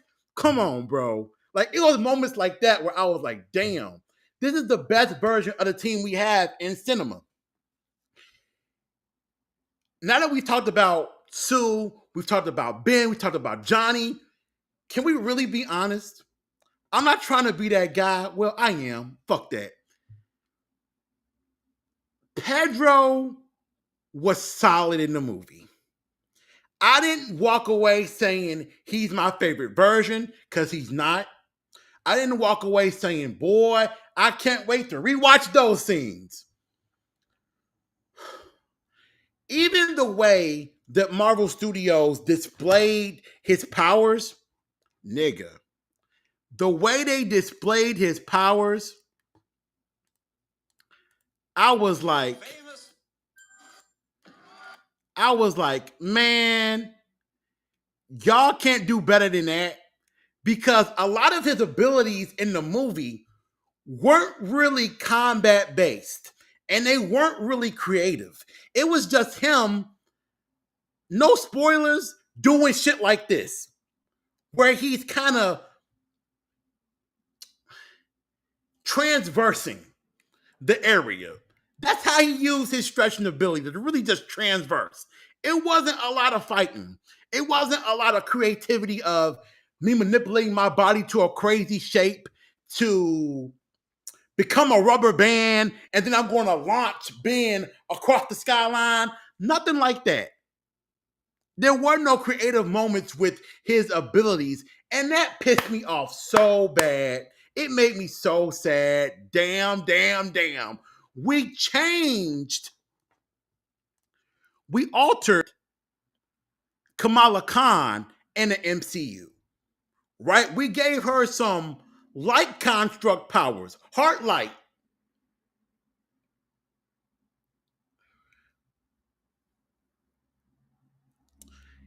And when we finally get to a character who does have the ability to stretch or embiggen, however you want to describe it, y'all waste it. Y'all don't do nothing cool. Y'all just kind of, it's just kind of whatever. Even these two characters did a lot of things that were creative with their skill set that I thought was impressive, especially Johnny. The beginning moment in the movie with the buildings, we haven't seen that before in live action, but they definitely dropped the ball with Reed's combat. No, that was the bodega Reed Richards. that wasn't the Reed that I was hoping was going to be there. Smarts wise, I think he definitely had that part of the role down, and even the selfishness of always wanting to have an answer, always wanting to always be that guy. He had that element of the character down, because Reed Richards can be a little bit of an asshole in the source material. A little bit of, it's me. Now he'll do it in a nice way. He'll caress you like he will in real life. He'll caress you. He'll rub your neck. He might finger bang you. He'll make you feel good. But it is about me. Speaking of me, I didn't really fully understand via the post-credit scene and just the overall movie how this ties into Thunderbolts. Because we saw for the post-credit of Thunderbolts that it was a Fantastic Four ship coming into Earth's orbit with a big ass 4 on it. Stay with me, chat. Stay with me. I know I'm going to sound a little wacky right now. Stay with me. I'm not on a snowfall rock. Stay with me. Bruh, I'm wondering if that ship we saw in the Thunderbolts post-credit, was that really this Fantastic Four team, or was it the 2005 team? People are going to hear me say that and be like, Marcus, what evidence do you got to support that? First off, Ian Randolph, the old Reed from 05, was at the Fantastic Four premiere. Jessica Alba shouted out the actor for the Falcon and said, "You're doing a great job. I love your work," etc., etc. They're both Latino. Michael Chilix, who played the Thing, was like, "Oh, thank you guys for the support over the years. I can't wait to watch Marvel's First Family again." And there's rumors that Chris Evans is going to be in Avengers Doomsday. What if that ship we saw at the end of Thunderbolts was not the Pedro Pascal team, but it was the 05 team? Because I honestly thought Galactus was going, oh well, it's almost a spoiler, damn. I honestly thought the movie was going to end differently. And I thought they were going to have to run. That's what I thought. That wasn't the case. So how does this tie into the Thunderbolts post-credit scene? Why are they traveling the multiverse? Now, it probably has to do with the first post-credit scene a little bit. I'm sure that happens. Then they feel a need to be like, okay, let's go, go get what we got to go get real fast. But why Earth 616? So I was a little like, maybe that is the other team. Who knows? If it is, that'd be cool. If it's not, then Marcus on that stuff again, y'all. He out here snorting. But overall, I liked First Steps, man. They did a lot of cool stuff with it. One of the dopest parts of the movie was just like the aesthetic. The aesthetic is beautiful. The 1960s that's retro, but also futuristic, was amazing to look at. In the background, the Baxter building, when they opened up Kirby and put like what looked to be a cassette tape in his head, was like, oh, the ship they used in the beginning of the movie to travel. It's a really glorious movie to look at. The visuals are busting with the Thing. This is the best he's ever looked in live action. I enjoyed the fact that the character was wearing clothes. So he wasn't always just the shirtless rock monster, but he had suits and ties on and regular everyday attire, Fantastic Four themed sweaters and jackets and shit. That was cool. I guess more so on a negative side, if there is a quote unquote more negative side, would be for me that, how do I say this? There wasn't a lot for other cast members to do. This movie is very much about family.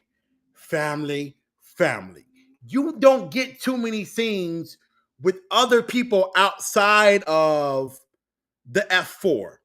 You get a couple of scenes with Galactus, a couple of scenes with the Surfer, and that's really it. It's really just them, which I felt kind of bummed out about because we're on a different Earth. So I would love to know the politics and the friendships and the bonds that are built on a different Earth. Like, Marvel Studios is real bad at that. Can we be honest? Marvel Studios is dog shit terrible at that. We go to other Earths and they're slightly remixed from this one. They are dog shit terrible. Oh, this Earth is different because the red light means go and the green light means stop. This Earth is different because they got pizza balls instead of pizza slices. Are you on that rock, sir?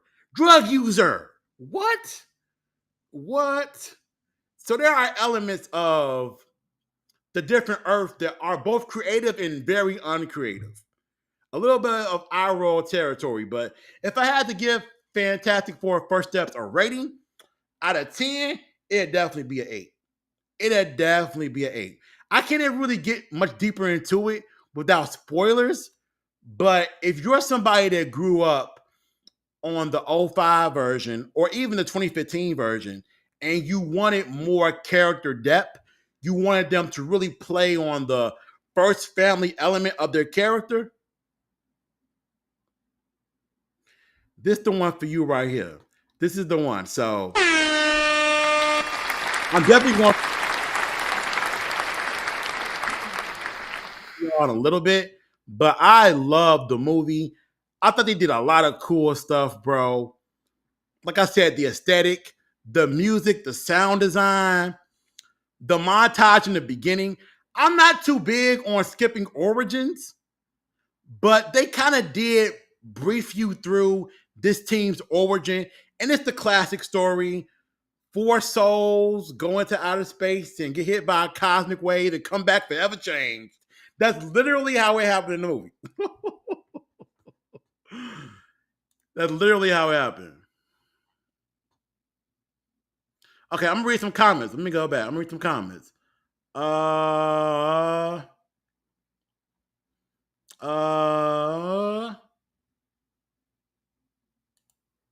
Yeah, a Latina actress playing a blonde-haired, blue-eyed woman. They couldn't find a single blonde actress in Hollywood. Ain't nobody complain, though. That's the thing about the race swapping complaints. Ain't nobody complain. Ain't nobody whine. Now all of a sudden, y'all, come on.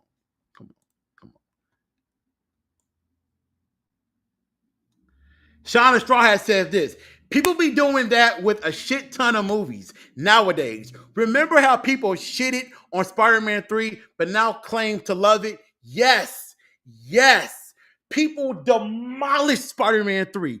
It's cringy. It's stupid. It makes no sense. Sam Raimi ain't got the sauce. Now it's Bully Maguire. Now it's a meme fest. Now it's just, this is the best version of Venom. Sandman. Put some sand on me. Yes. You just love it now. But back then, everybody was clowning. Michael B. Jordan, you're still going to see it. They also wanted, I read that before. Okay, Marcus, I don't know you heard about this before. There's something which I feel about an actress which I really respect for. Melody Perkins, who played Astronomer / Corone in both PR seasons. Nigga, if this is getting ready to turn sexual, I don't want it. Something I've been feeling.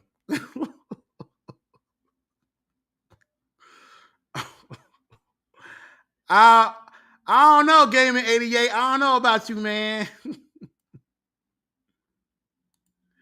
Oh, okay, never mind. My bad. She said in one interview that she wasn't recognized. It's nothing to do with the anxiety situation or anything like that. It's something else I bring up. Oh, I got you. Okay. Oh, wait.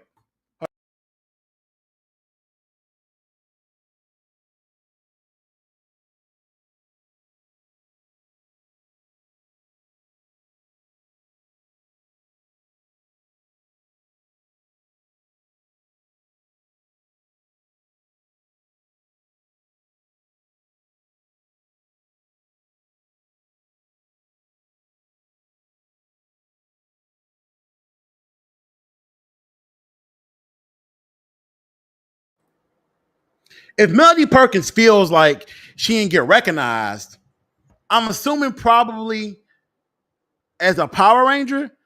I mean, baby, when you are a replacement Ranger, you're never gonna really be popping like that.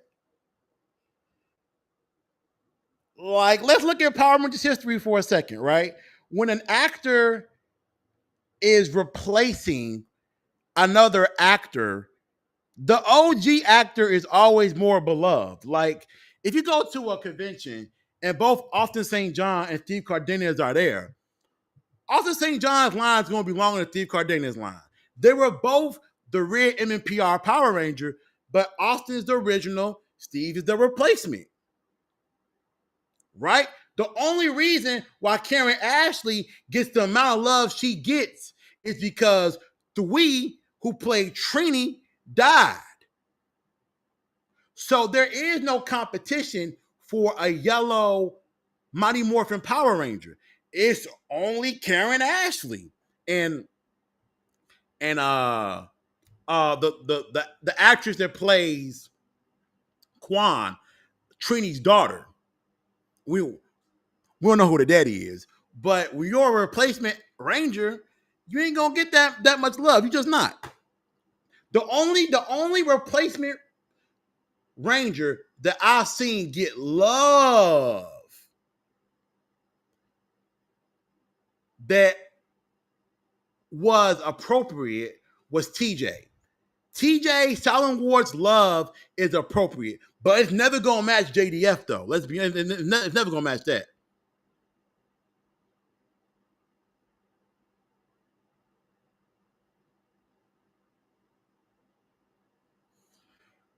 Jordan was snapped by TMZ photographers just after the news was announced on Thursday, January 20th, while heading into a West Hollywood restaurant. The photographer asked, "What do you have to say to people who are purists who say you're not white enough, but you're still playing the Human Torch?" Jordan replied, "They're going to still go see it." It ain't make that much money, Michael B. Jordan, but I know what you mean. I know what you mean. Yeah, I heard that the Human Torch was given a lot more to do in the film besides flirt and tease. Hell yeah. Look, if you read the comic books, there's a few moments in this movie where you go, hell yeah, hell yeah, hell yeah. He's a scientist. He's smart. He's not just trying to fuck you. He gonna fuck you and read a book after. He's smart. Okay?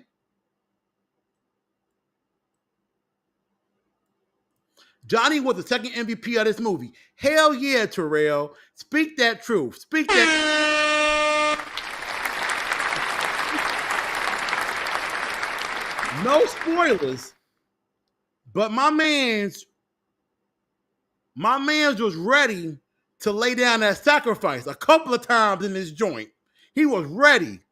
He didn't have to go through a movie and a half of a character arc like Chris Evans and then be like, you know what? I kind of like y'all niggas. So you know what I'm gonna do? I'm gonna be willing to possibly off myself for y'all safety. No, the MCU version was about that. On a drop of a dime. Oh, they trying to what? We almost got another Doctor Strange multiverse moment with Mr. Fantastic, if you know what I mean. I know what you mean. Oh, yeah. Yeah. I was like, oh. As I watched it, I was like, ouch. God damn.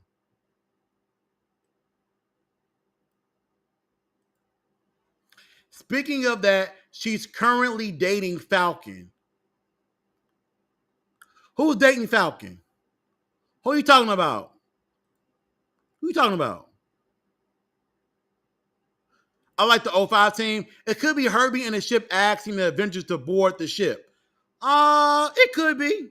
It could be. It could be Herbie.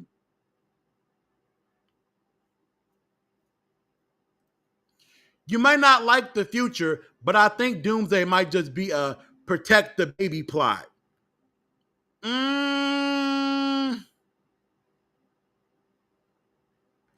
Everyone gathers to stop Doom from taking ... a baby.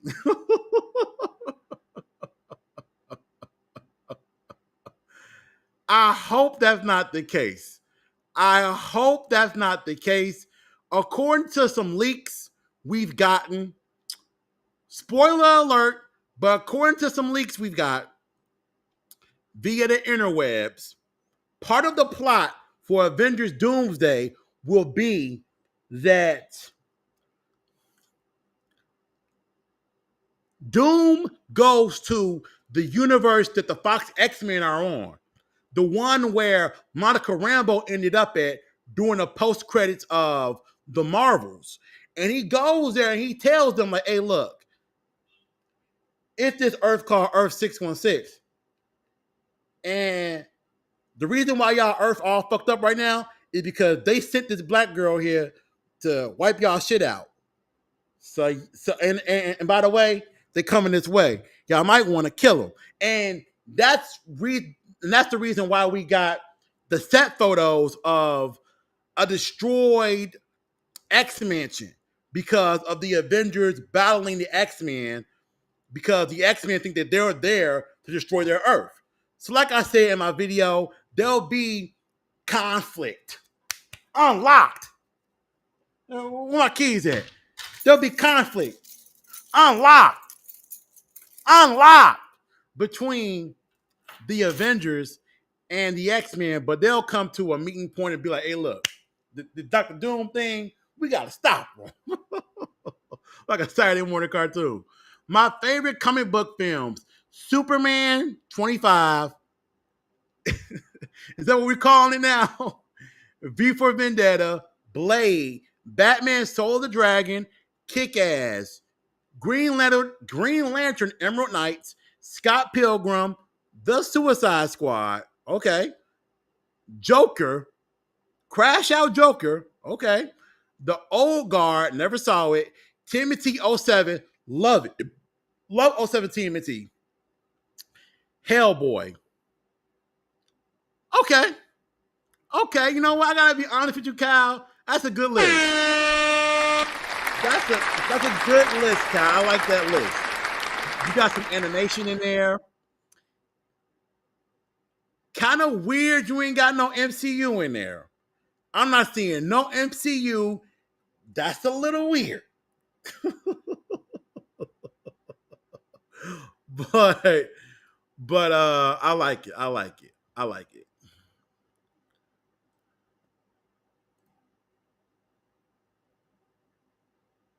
The director of the movie directed WandaVision and was already a fan of the Fantastic Four comic books before he got the role, thanks to John Watts dropping out. Thank God John Watts dropped out.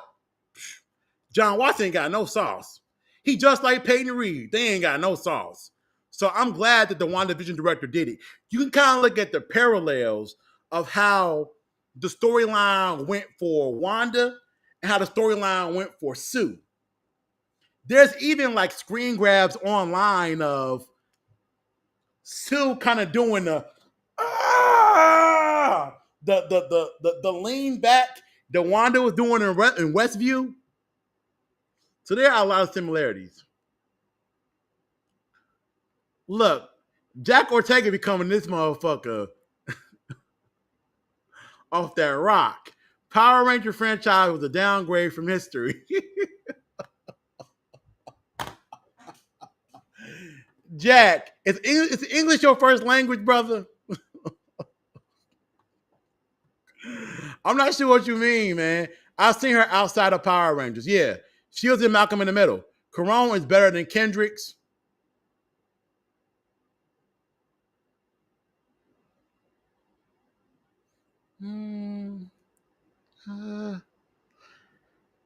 You know what? You watched Lost Galaxy more recently than I have, Kyle. So you're probably more equipped to answer that. I would probably say no, because I feel like I have more of an attachment to Kendricks and Lost Galaxy Pink than Corone. But you've seen it more recently than me. Watching from Coyote Ugly in one episode of Malcolm in the Middle. Oh, okay, I got you.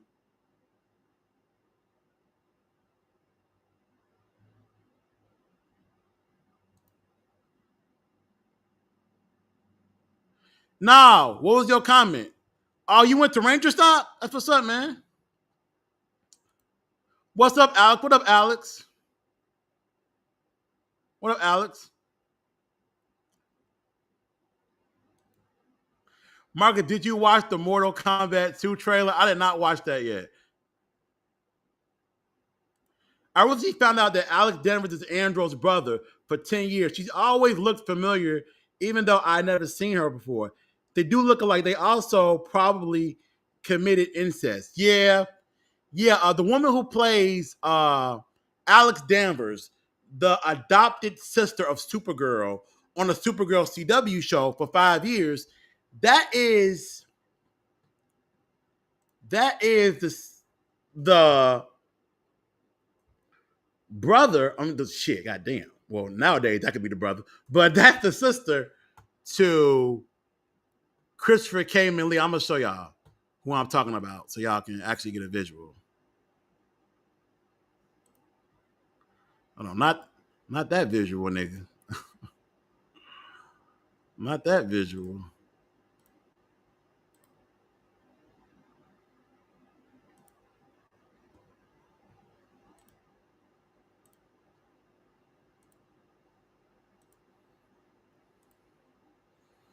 But yeah, this woman is Christopher Cayman Lee's Andros' sister. That's his sister in real life, y'all. She played Alex Danvers on Supergirl. And they had a movie scene from years ago where they kissed each other. Weird.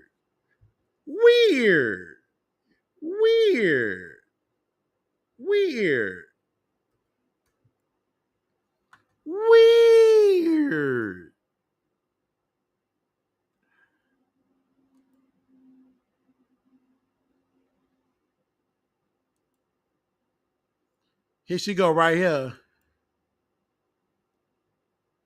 Weird.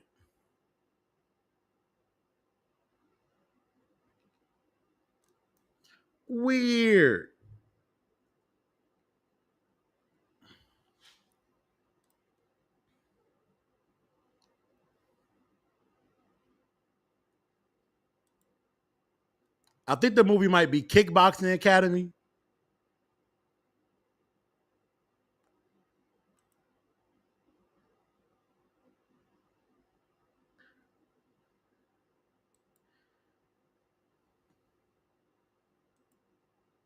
Uh-oh. Should we watch this? Shit. Hold on. Wait. God damn. I ain't never watched this shit before, man. Fuck, I ain't never watched this shit. Man. Oh my goodness Christ. I ain't never watched this shit before. Oh my God. Fuck.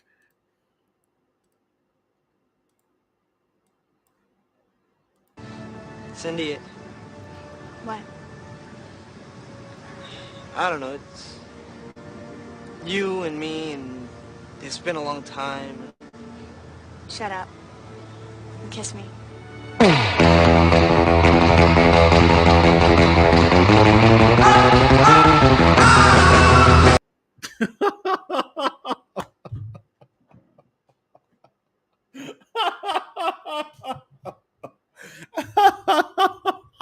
Who put that music on it?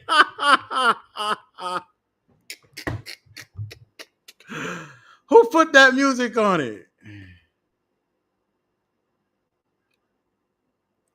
Who put that music on it?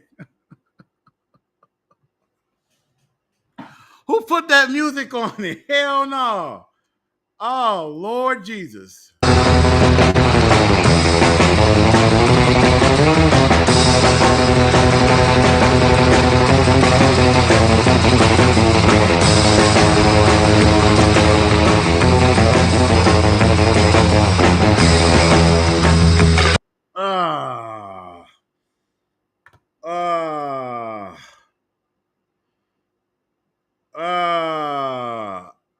That's his fucking sister in real life, dog. Come on, man. Like, nigga, a fucking can of sardines and crackers could have been that miserable back in the 90s. Like, bro, nigga, eating tuna and drinking water from the tap couldn't have been that bad. Nigga, I grew up on hot sauce sandwiches. Life was not that bad. It was not that bad. The food pantry was busting in the 90s. They would give you bags of food. Bags of food. What the fuck? Now we watching, yo, what up, Darius, bro? We watching this Christopher Kamen Lee making out with his sister. They did a movie together.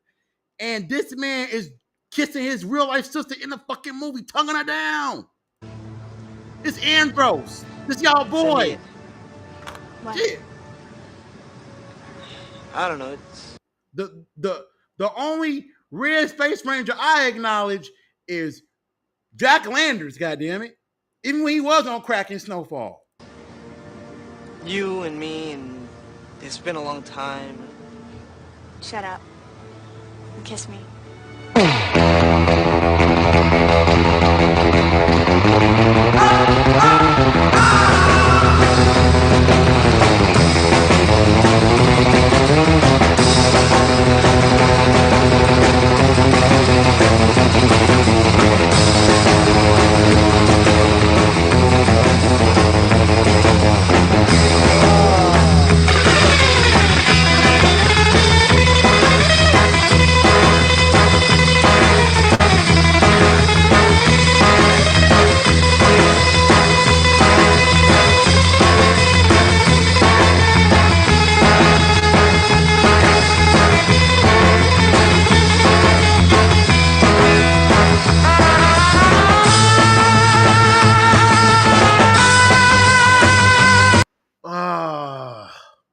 And they into it too. It ain't like a little off to the side and you cut. No, it's like a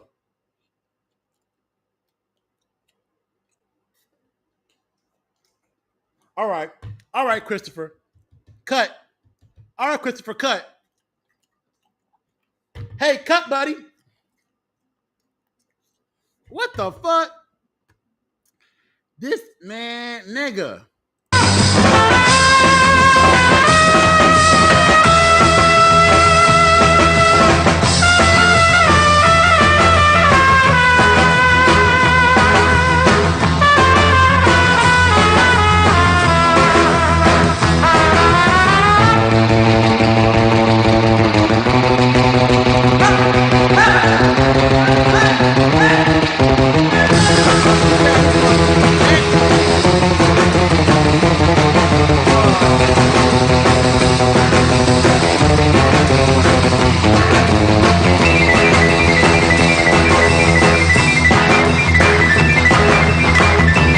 Nigga, they've been going at it for like 30 seconds. God damn.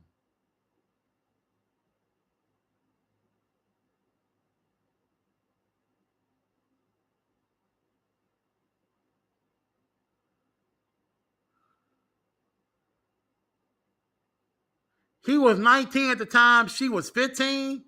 Jesus Christ. Jesus Christ, Andros. My God. My God. That's nigga, that's more cringy.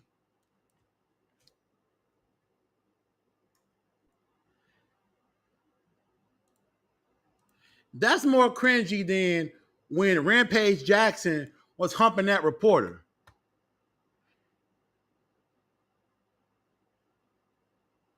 And this is some real demonic shit that I had like pop up in my head while I was getting ready for the stream. As I was getting all those Pedro Pascal clips together, I was like, Hollywood is a fucking magical place because motherfuckers do shit that they know they ain't supposed to do. And they dare you to say anything. Like Rampage Jackson, a former USFC fighter, what the fuck is called? UFC, what the fuck is called? Was dry humping the fuck out of a reporter like 13 years ago. Well, is there any Hollywood is a weird fucking place, dog. And I don't want nothing to do with it. potential for you to get into acting? Yo, I'm actually, you know what I'm saying, teaming up with John Singleton right now. Really? As we speak. Very cool. Well, that's exciting. Yeah, I was already supposed to be in a couple of movies, but, you know, the Ultimate Fighter keep me busy. UFC, every time a big movie come up, I got to do something for the UFC. The story of my life. Absolutely. Well, you're very good at it. So, I try my best. well, I have an idea for a romantic comedy starring you and me. This nigga just got activated. Chat. I'm not trying to be that guy, but I'm just gonna show y'all how weird Hollywood is. What I'm getting ready to show y'all is super demonic. Oh yeah. It's about a wrestler who falls in love with a ring girl. What do you think? You in? Yeah. Sounds good to me. Am I in? You're in. Let's do it right now. Cut. All right, next question. Okay, there's only one more. Now, if you could get into the octagon with any celebrity. This nigga is dry humping her. And he's been doing it for 20 seconds now. Look, this chick is pinned. She's pinned in between the beam. So she has nowhere to go. And Rampage Jackson is over here going, yep, I'm going to take advantage of this chance. I went to a Diddy party recently and he did this to me. Who would it be?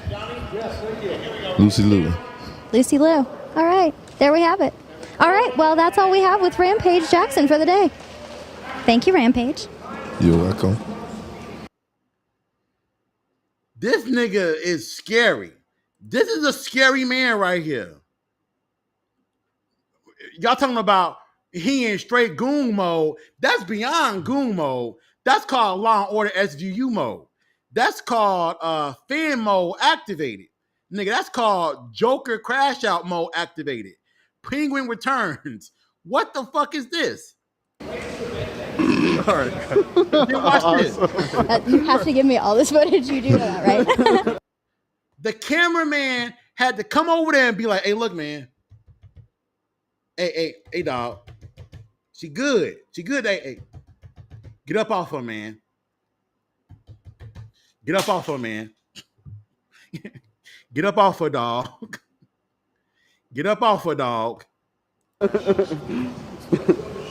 Thank you so much. Nice. Yeah. I came off that. Yeah. My Jesus Christ, man. My God, man. This is the internet, you know.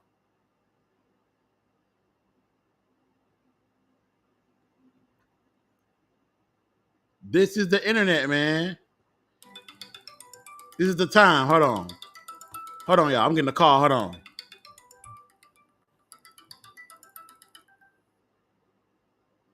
Hey, babe. You okay? Yeah, I'm fine. I'm getting off of work. Damn, this traffic fucked up. God damn it. I just got off of work. You good. Sorry I didn't call you on my break. I had called Carol's fat ass. I had went to go get me a salad and KJ wanted a fucking hot dog, so I went and bought her a hot dog. She ain't paid me for it, but that's okay. No, I'm sorry, but I'm streaming. I'm a It's okay. You good. You good. I'm so sorry. You good. Say hi to the people. Hey people, I'm coming off of work. I have a job. I'm not a brokey. Hey. So I'm probably gonna be wrapping up by the time you get here, though. Okay. Okay, I'm gonna watch it. I'm gonna watch you stream then while I'm driving. Please don't do that. I mean, I'm going to listen to you stream while I'm driving. All right. Okay. I love you. All right. Okay. I love you too. Be sitting up there like fucking, what's his name? LaMelo Ball. I'll swerve in a corner. Listen to me. Please don't do that shit. Please don't die with me yelling in your background. Please don't do that. Because I ain't going to care. Please don't do that. Please don't do that. Please don't do that. But we got to switch gears a little bit, man, from the Fantastic Four stuff. We got to go on over to, because the economy, nigga. Talking about why she working. The economy, nigga. Fuck. She shouldn't have to work. The fact that she got to work is crazy. You got to do better. You got to step your game up. What the fuck? Nigga. You know you getting older when you start using words like economy. And the economy is fucked up. It's terrible out here right now. I'm sweating like a motherfucker, man.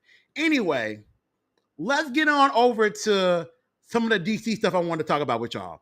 And as we talk about this, I'm going to ask you guys a question. I want y'all to be honest with me, okay? For you guys personally, what is the biggest win, the biggest W that James Gunn has had in his career? What's the biggest win? What's the biggest win? What do y'all think is James Gunn's biggest win in his career?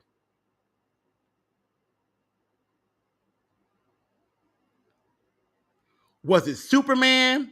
Was it Guardians of the Galaxy? Because technically Guardians of the Galaxy was not supposed to work, but it ended up being one of the greatest films in the MCU and very arguably the best trilogy.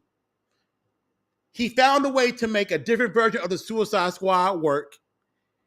He did 2 Scooby-Doo movies. Peacemaker was HBO Max's most successful show.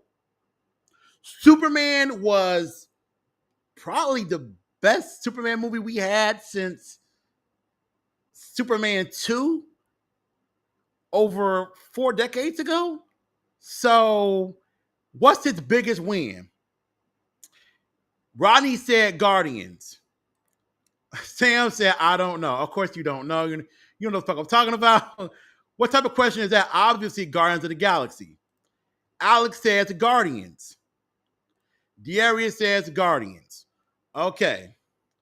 Now, me personally, I think the biggest win of James Gunn's career ain't none of those. Now, shout out to all of those.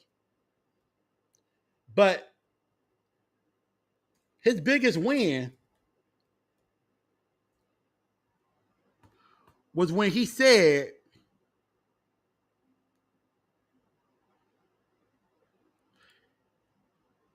can you smell what The Rock is cooking? That was his biggest win. His biggest win was when he found a way to make The Rock into a pebble. That was his biggest win. Once upon a time, Dwayne "The Rock" Johnson was being a major asshole. And he was like, it's a new hierarchy of power coming into the DC. I'm warning y'all motherfuckers out there. This is going to be my universe.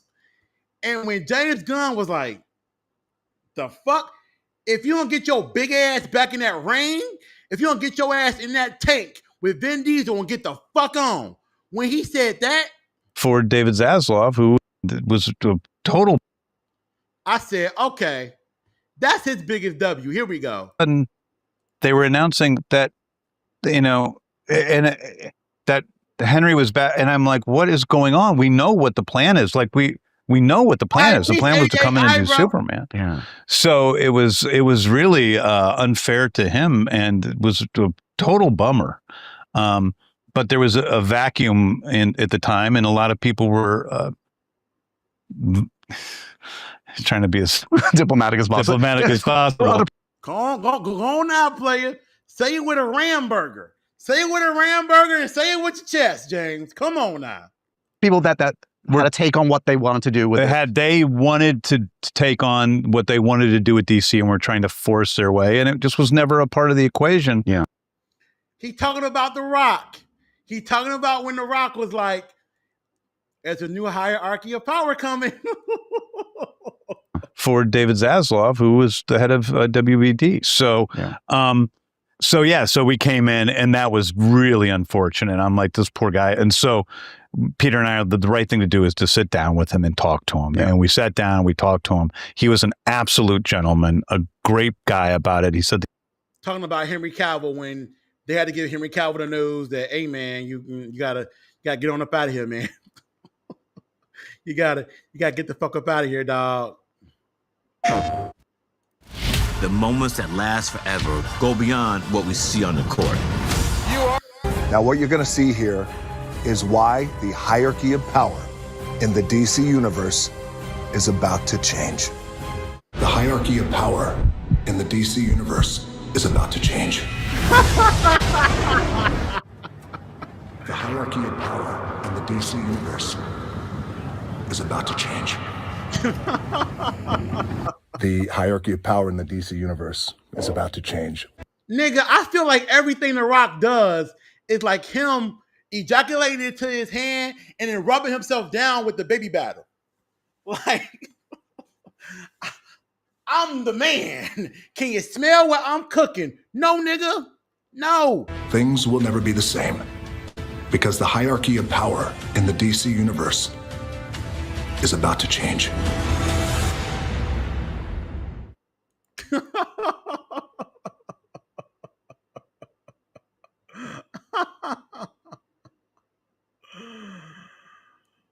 Oh, wait. Okay.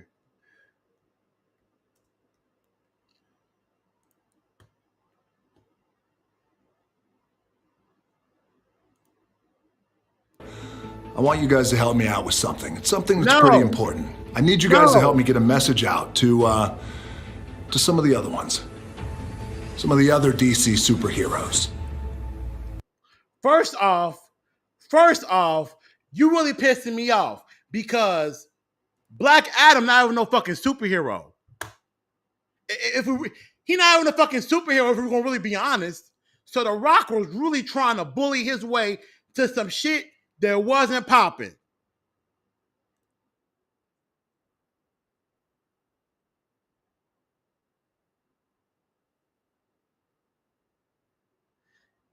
That motherfucker reading that teleprompter, ain't he?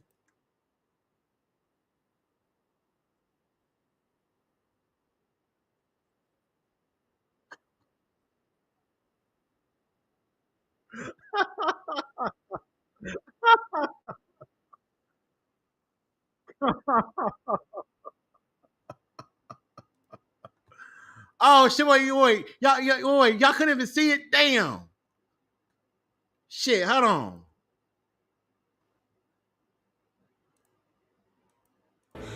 I want you guys to help me out with something. It's something that's pretty important. I need you guys to help me get a message out to some of the other ones.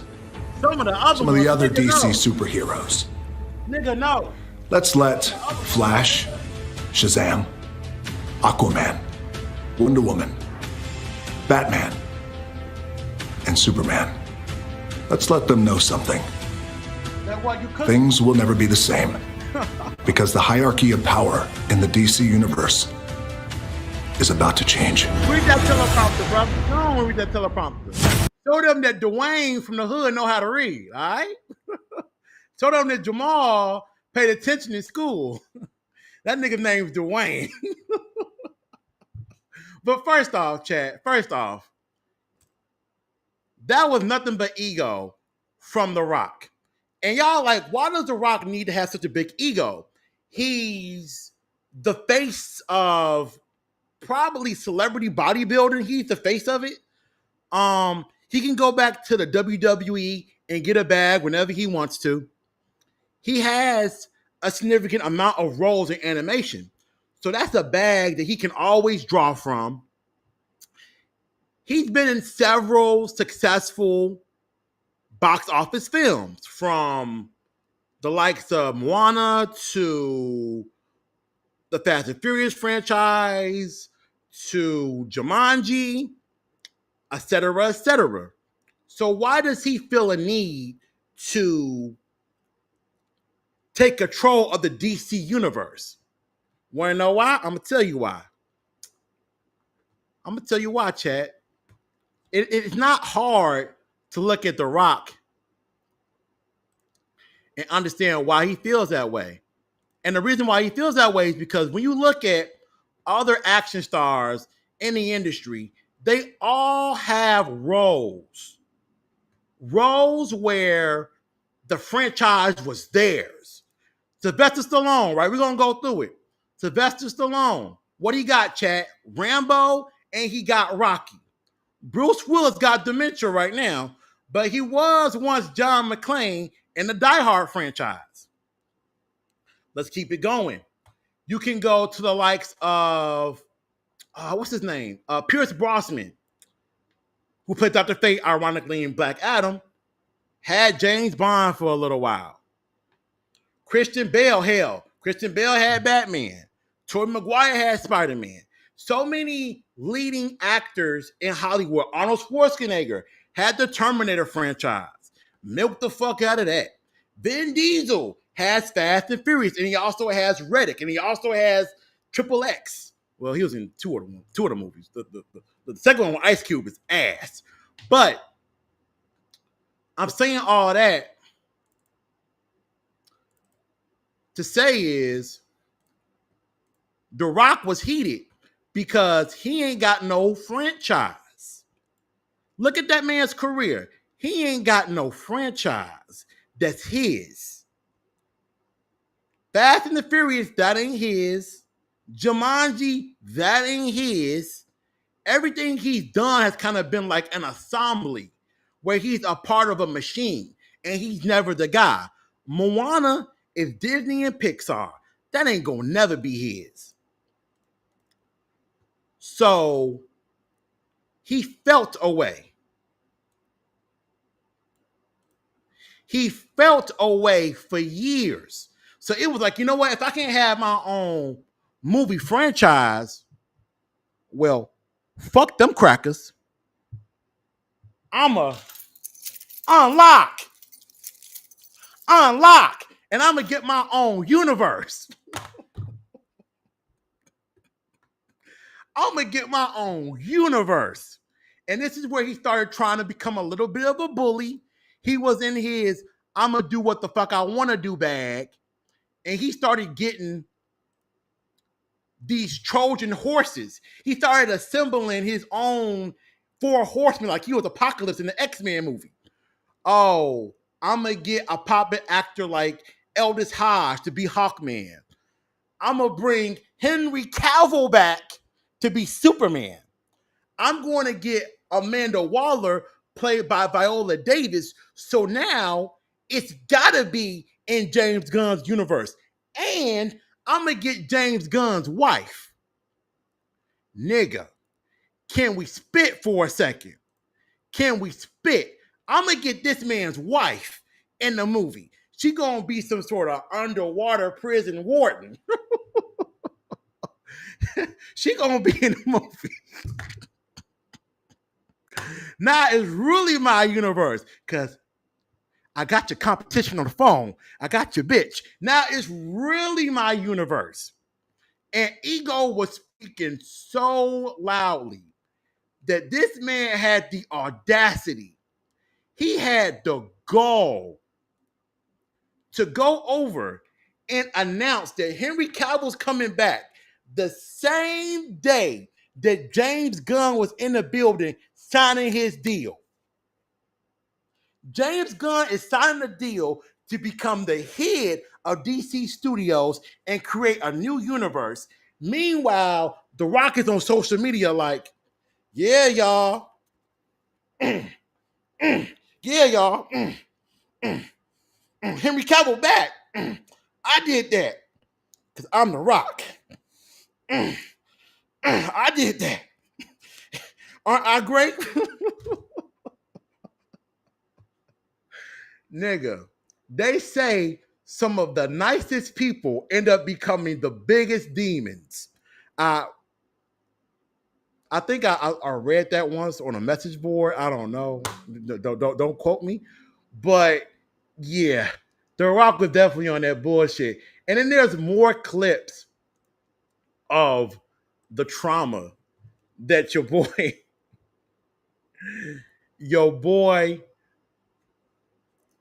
The Rock went through, where I'm like, man, look, I understand why you want to take control of the DC universe. When you in movies like this, you know, you kind of understand. You kind of go, yeah, man, I understand why you hurt. You know, I understand why you're going through what you're going through when you're in Journey to the City.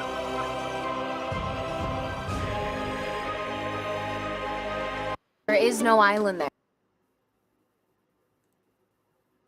You know it's an old movie when you got the following people that's been approved for all audiences green screen. We need someone to take us to an island located here.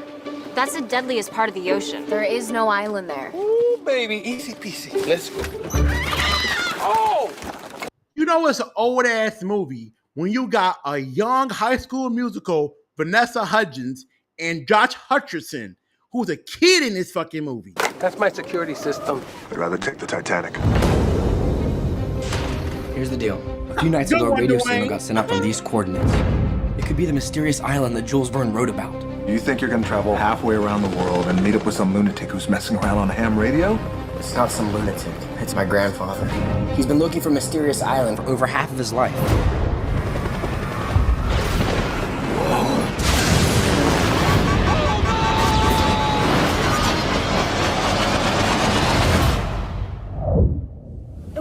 Look at that steaming on his face. Hey, I think I found a way off the beach. Ladies and gentlemen, I give you The Mysterious Island. This is heaven. I'm checking in. This is like a low budget Jumanji. Well, don't just stand there. Grandpa! Who's up for an adventure? Oh, they got Alfred in this motherfucker? Oh, no. Who's up for an adventure? Oh, come on, man. Wait. Did Bruce Wayne kick you out the Wayne Manor? Oh, come on, man. Adventure. What is this place? Atlantis. Mountain of gold. I can't believe it. In 2 weeks, we'll be on the cover of Time magazine. This is amazing! This man is riding bumblebees with semen being shot in the air, dodging it. This is why he wanted that hierarchy of power. And I understand. This some bullshit. Oh! Let me warn you, this island is full of dark jungles and terrifying creatures.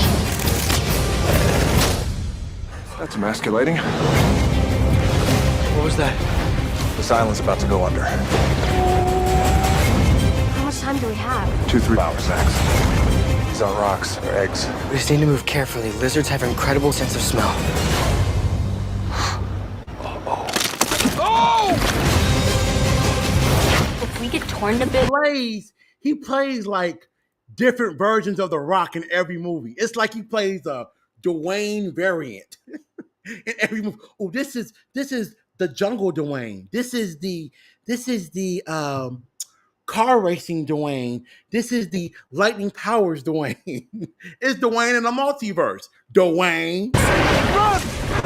I'm blaming you. Way to slay the heart.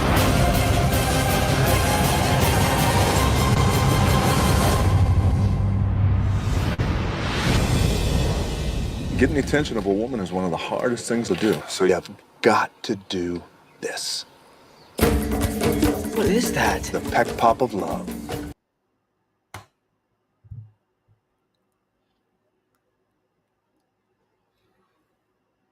Now go on and throw a berry. Oh.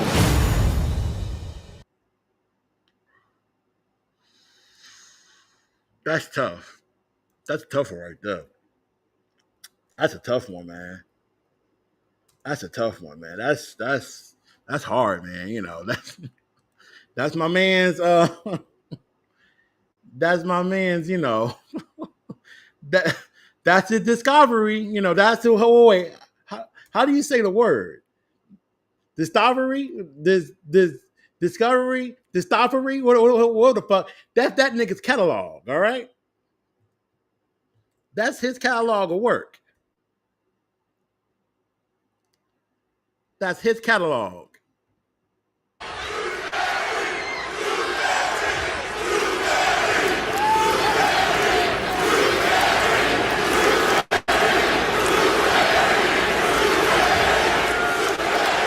I know we're real close to Tewksbury, Mass, but y'all are chanting Tooth Fairy, right?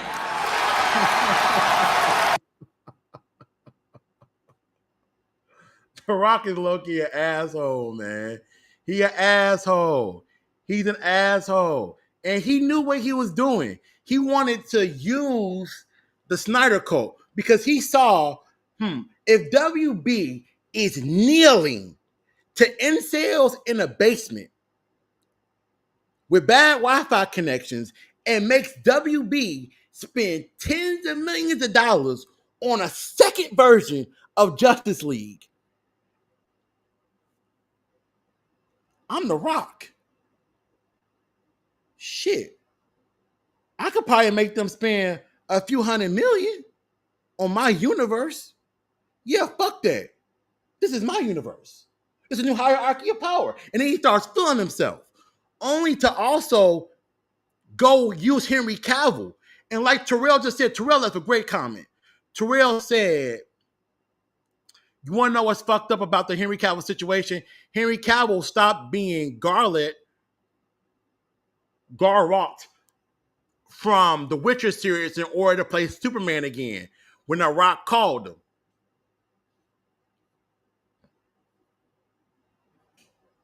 Bogus as hell. Bogus as hell. Bogus for that.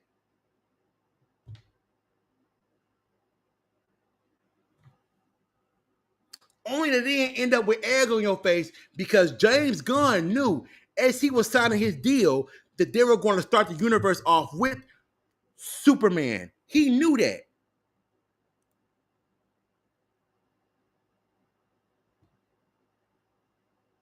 Oh, hell yeah, that's childhood. That's childhood shit, Alex, for sure.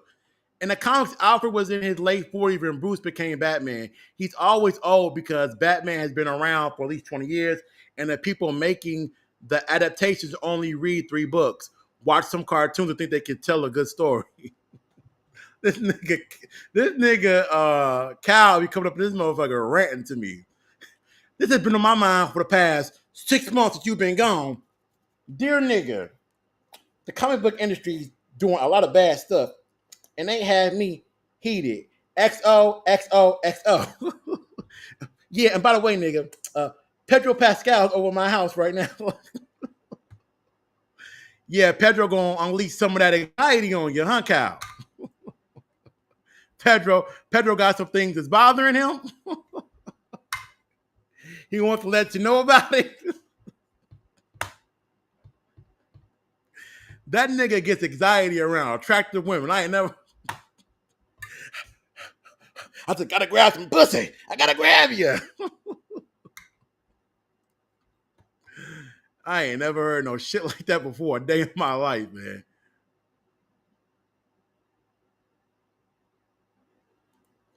Can we talk about the many weird similarities Superman 2025 had with the Batman? We can talk about Superman 2025 in general, actually, because the movie was the best version of Superman we've had cinematically since Reeves, if we're being honest, cinematically. Now, I don't like comparing TV versions to movie versions. And the reason why I don't like doing that is because the person on TV will play a character. Let's take Tyler Hoechlin, who played Superman for 4 seasons on SNL. He got a chance to play that character for the average season was 10 episodes. There were 4 seasons. So Tyler Hoechlin got a chance to basically play Superman / Clark Kent for 40 hours. 40 hours of screen time. That's not including Crisis on Infinite Earths or his Supergirl appearances. He got a chance to play the character for 40 hours. David Cornsweet played the character for 2.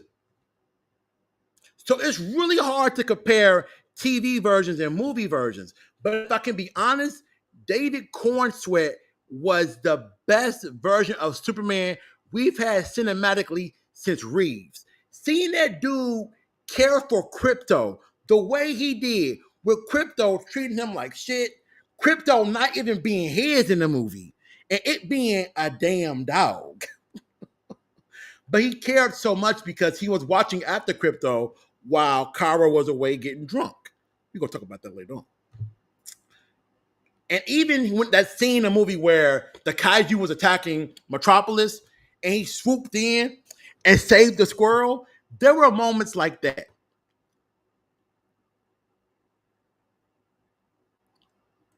Where I said, damn, he got the sauce.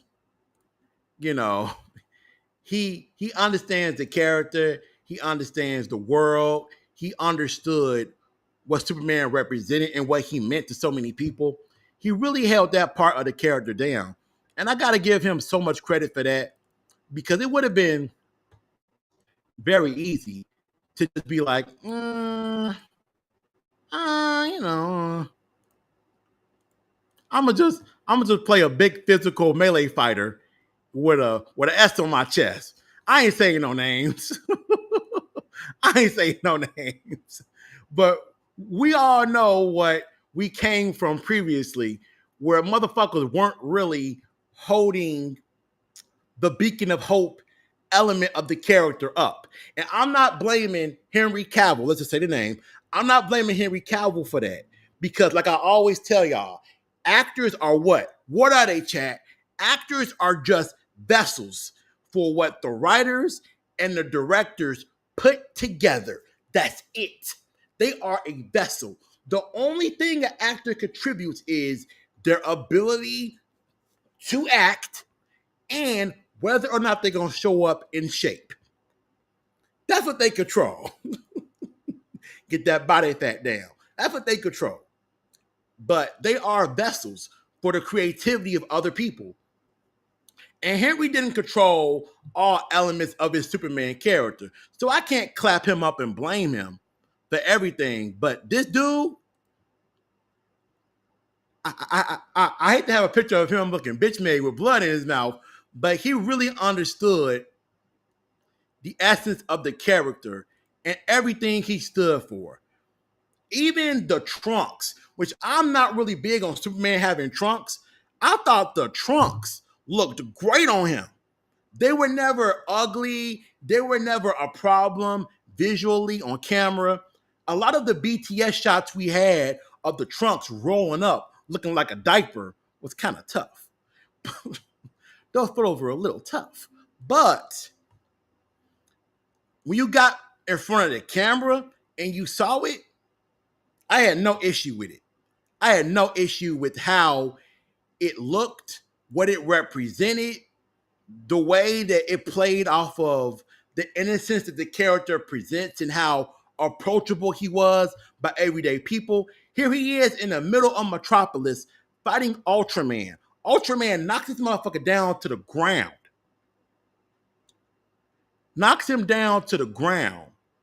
And as Superman is getting up, you have the civilians that are like helping him up and, are you okay? And I'm gonna say this too. It's funny when you have directors lie and say, oh, I never saw the other version. Oh, I never saw the other movie. Bullshit. Yes, you did. You saw it and you were asking yourself, how could you make sure you don't do the same things they did? You kept saying that to yourself. And when it comes to James Gunn, I'm going to tell y'all this. James watched Man of Steel. James studied Man of Steel, because so many of the complaints that people had about that version of the character, they're non-existent in the 2025 movie. Just to let you know. I'm not going to get into no spoilers, but Rodney, bro, but the destruction that was caused at the end of Man of Steel, when you look at Superman 2025, the destruction wasn't really there. And if it was contained. You didn't have him just ripping through buildings in Metropolis with everything falling and people screaming. There was none of that. And there was ample opportunity to have that, from the kaiju to the Ultraman fight to him battling the engineer, the Justice Gang showing up. Shit could have got crazier. They could have killed a lot of people, but they didn't. Him becoming a beacon of hope, him visually appearing significantly different as Clark Kent and wearing hypno glasses to fool people was another thing that I saw James Gunn did as he studied Man of Steel. There's a lot of things that movie did right. A lot of shit, bro. Even, hold on, let me go to this. me go to this clip. Hopefully we can pull this clip up and watch it without getting sniped. Hopefully we can watch it. Now, I don't want to pull up my bookmarks.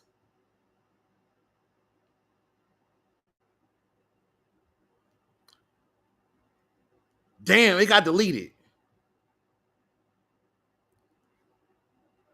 Damn, it got deleted. Damn. All right, hold on. Wait. It got deleted. Damn. It got deleted. I wanted to watch the scene of where he was talking to Lex at the end of the movie, but shit, it got deleted.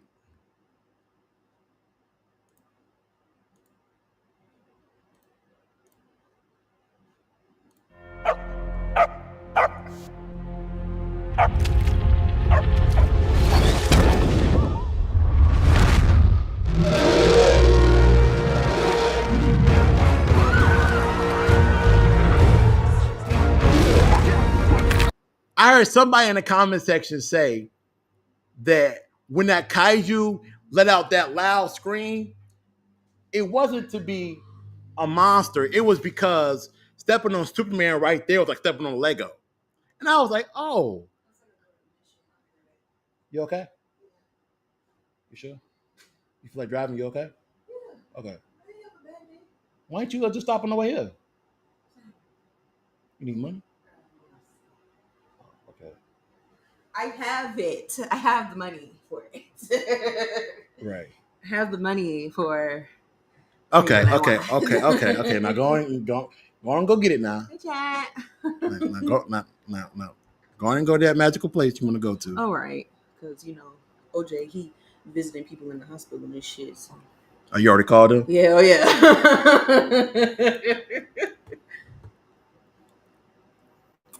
Maybe I shouldn't advertise the logo on the internet. Motherfucker, I don't know what you do. So you can work at a damn burn bank. They don't know. Get out of here!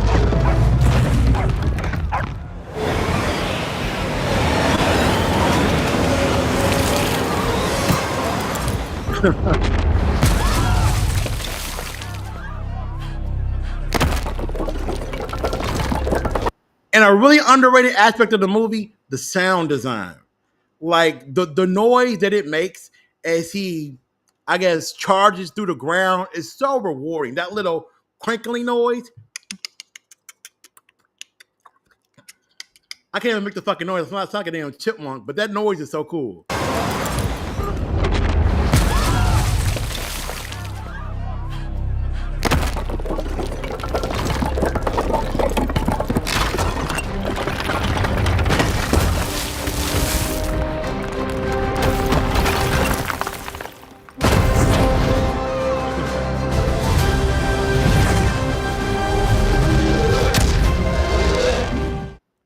Now, that transitions us to one of the biggest points of the movie for me was, as much as I liked it and I appreciated him being a beacon of hope, and just how the universe is starting off with a solid depiction of its most important character, I was looking at this movie as me and my girl watching the theater, and I was like, Superman? It was good. Yeah, it was good. I was like, damn, this shit is very cartoony. Like, it felt like an episode of the 90s cartoon. It was so cartoony. At times, it got to be a little bit too much. I ain't gonna lie to y'all. The plot line that Lex had, I'm not gonna spoil it, but there's some technology that he develops that I'm like, get the fuck out of here. Y'all know what I'm talking about. I'm like, get the fuck out of here. At first, I thought it was only like a teleportation device because you saw Ultraman go from one point of the city to another point. So I thought it was just teleportation. Okay, it makes sense. He's manipulating people, so he wants, people to kind of be at two places at once, etc., etc. But this shit ain't no teleporter. I'm not gonna spoil it. But the technology is out of this world. And I'm like, hold on, is Lex Brainiac? Like, I know he's supposed to be one of the smartest humans in the DC universe, but they're okay. I love you, but there gets to a point where you go, really,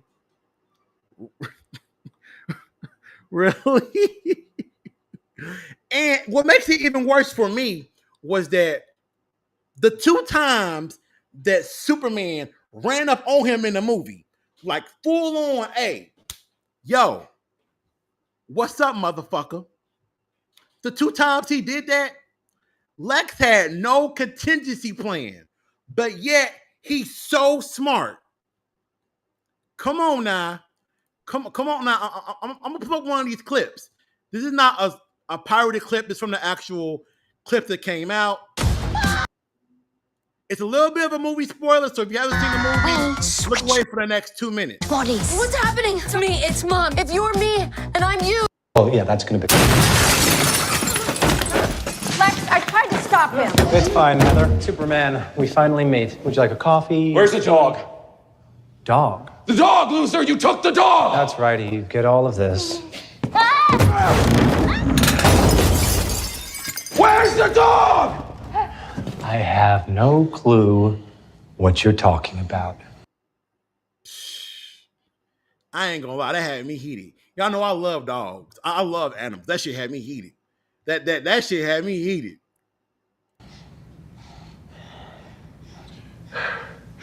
He's just a dog. I don't know what dog you're talking about. Ugly dog and a cape. What did you say?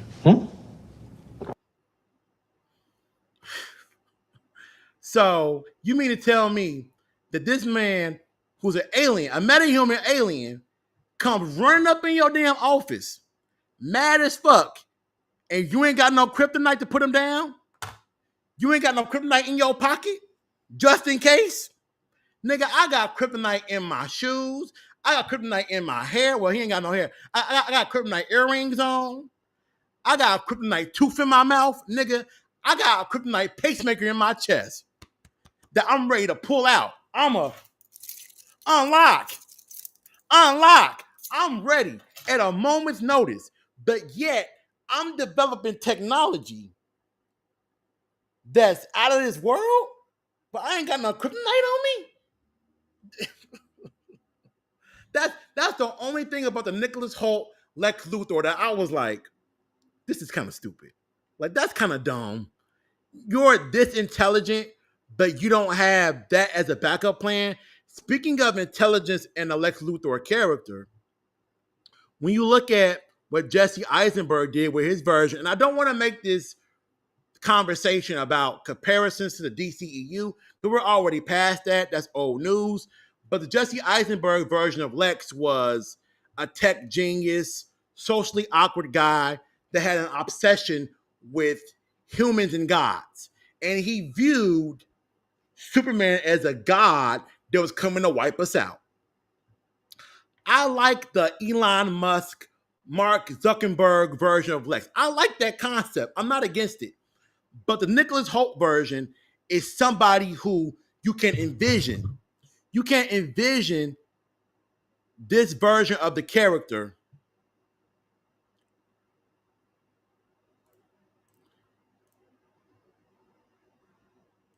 in a room with almost anybody. Like, you can envision him being in a room with billionaires. You can envision him being in a room with people who are of significant importance in the world leaders, the military, the government. You can imagine him being able to use his smarts, his swagger, his manipulation. He can use all those tools in his box in order to get what he wants out of people. He was really the Michael Rosenbaum version from Smallville brought to life, in my opinion, cinematically. That's what he felt like. A much more in-line, traditional version of Lex Luthor. And that had me going,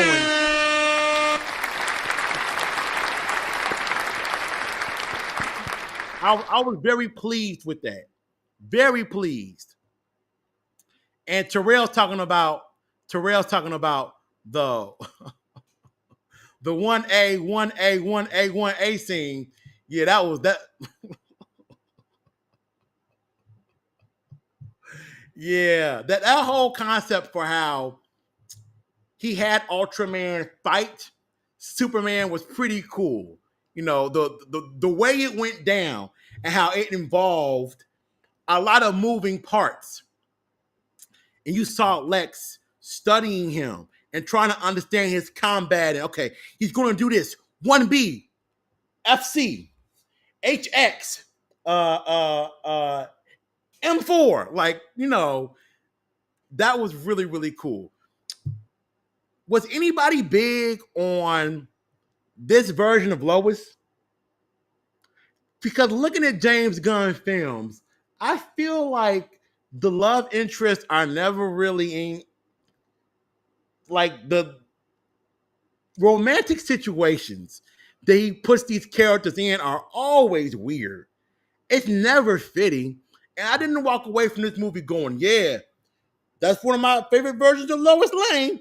I like Kate Bosworth more for Superman Returns, and she ain't do shit. I did not care for Lois in this movie at all. I really didn't care for her that damn much, to be honest with you. I thought that every version prior to her was better. Even Amy Adams.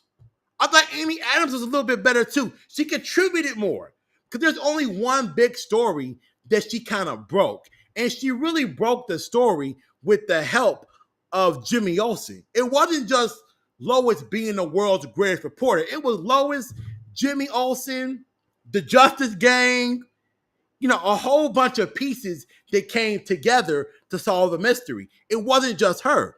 So the cast around her kind of neutralized Lois's importance. I think her biggest contribution in the film was her going to the Hall of Justice and getting the person she got to come help. That was the biggest contribution. Besides that, I was like,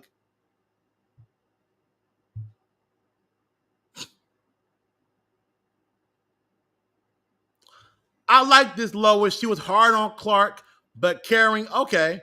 I thought Lois was good, not great, but good. The best Lois is still the one from the animated series. The 90s one, okay. Superman scenes should not be too cringy like Capri Sun and Mumbo Jumbo.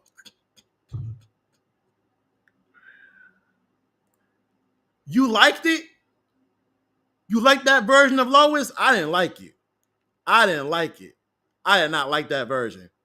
And even more things about the movie, if I can be honest with you, James Gunn makes action that can be very cartoony. And beyond just the kaiju, it was the Guy Gardner, Green Lantern constructs. It was some of the crypto scenes. The over usage of CGI being, you know, blood splatters and teeth being knocked out the mouth. At times, this movie got really cartoony.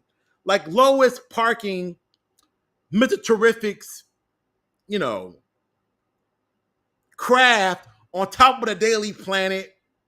You know, other members of the Daily Planet getting in it while she fly it. This is so animated feeling. It feels like a cartoon so badly. So badly. There's a few other things that I really did like, though. I love the fact that they didn't rely too hard on the animal abuse subplot. Because a lot of times, movies would be like, hey, look, that dog got kicked. I know you mad. Or John Wick. Remember in the first John Wick movie, they killed his dog? I know you mad now. I got you. You on my side. I know you mad.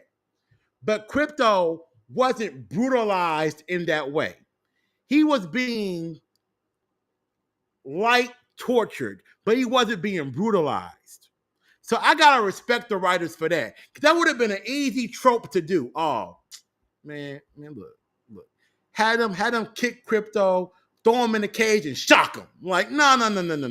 They ain't do that. I'm trying to keep from spoilers, so I'm pausing in between. I'm trying to keep from spoilers. Okay. There's two things in this movie that I picked up on that were major pieces to Superman's lore that got changed. That I was like, oh no. Oh no. Why y'all do that? Now, one of them has to do with his origin and where he comes from and why. When they changed that, I kind of liked it. I know y'all like, what the fuck? Nobody likes that, but I liked it. Because it's almost like he wants to do good so badly that he went against his original mission. He went against that because he so badly wants to be a beacon of hope. So it makes the S on his chest mean more to him. Because this is what I want this S to represent. Not what my parents or the people from Krypton want it to represent. I like that. What I didn't like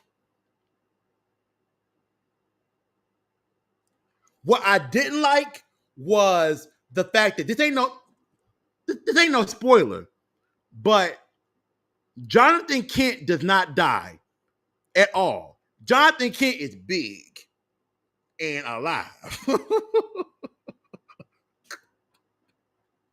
He's alive in this movie.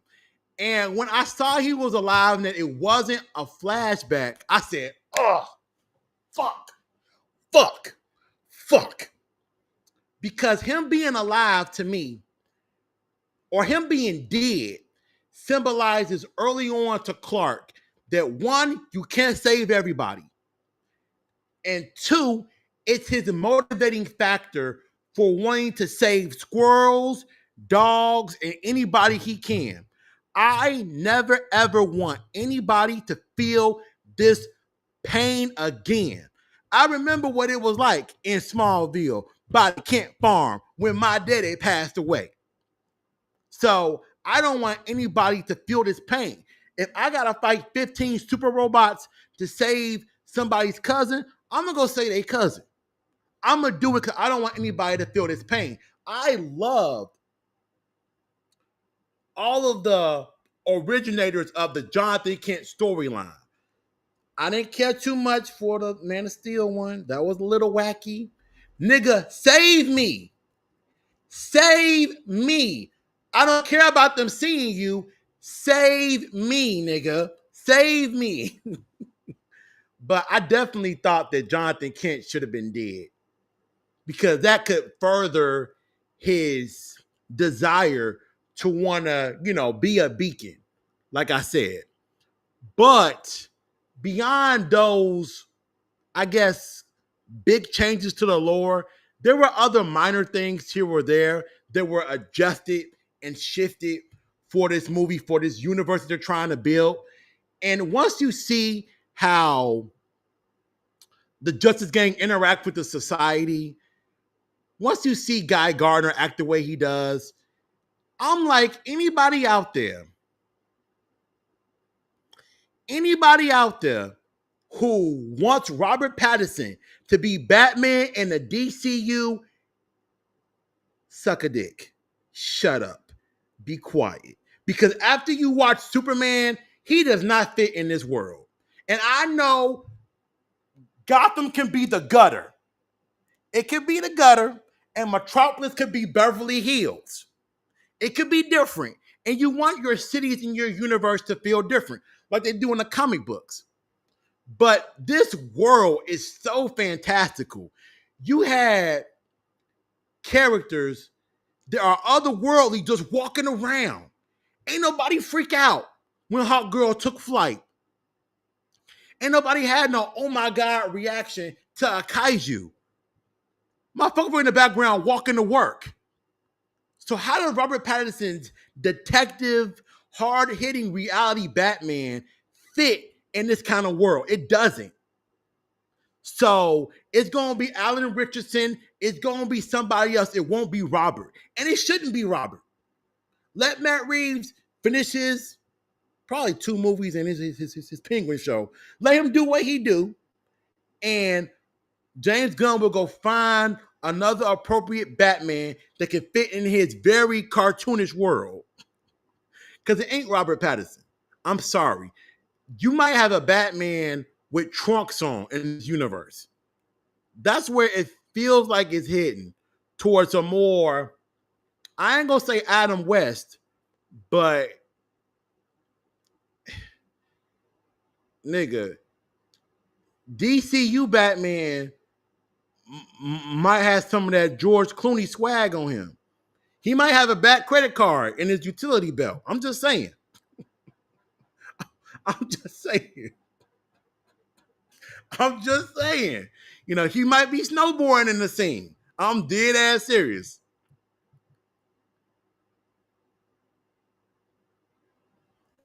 Alex Watts disagree with me. He says, no, you could put him in and make it make sense. Really? You think so? You could put him in there and make it make sense?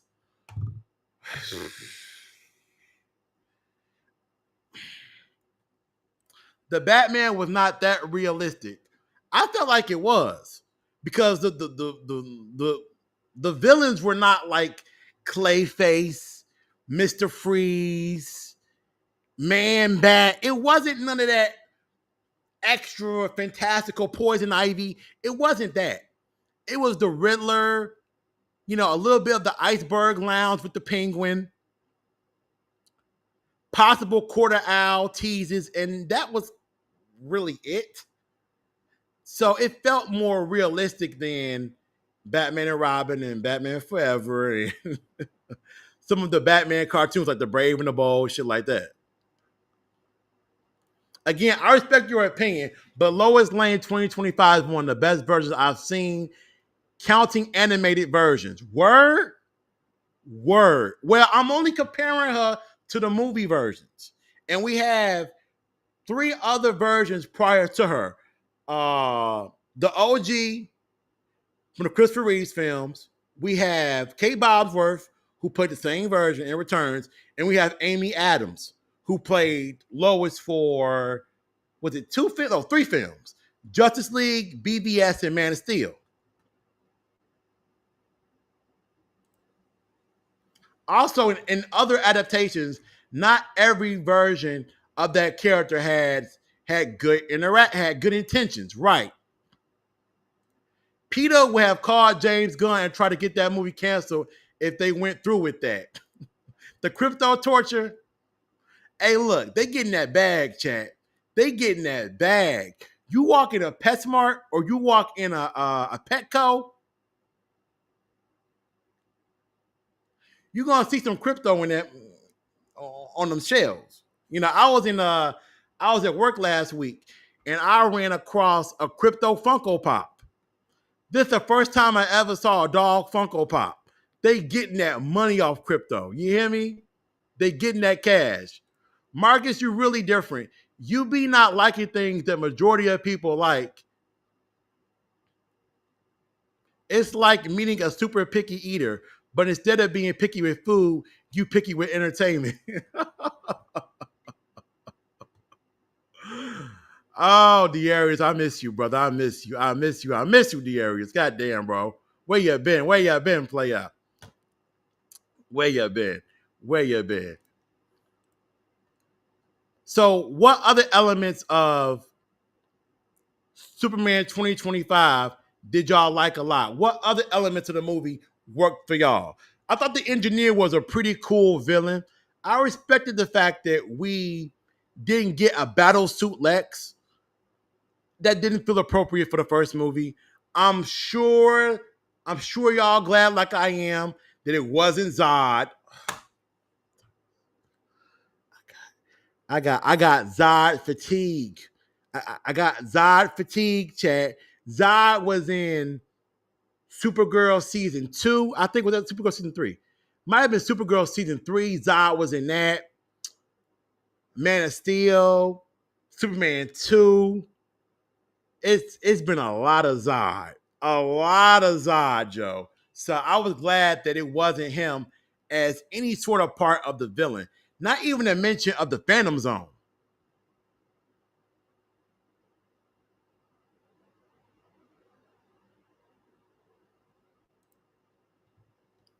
The level of damage his suit took in that field got pretty damn ridiculous to the point where I was like, is this suit on the same level as Iron Man? Whose suit? Oh, the Batman. Remember in the Batman, he literally took a bomb to the face and not only survived, but didn't have a single scratch on his chin.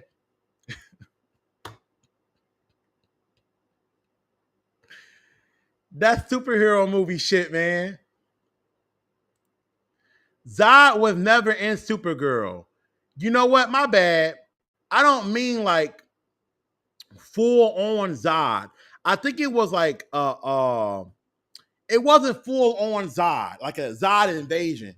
I think it was a scene where somebody was manipulating Clark into looking like, no, they were manipulating Clark to make Supergirl look like Zod.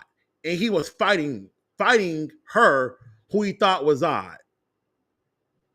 I'm gonna pull it up for y'all. I want to make sure my memory ain't that fucked up.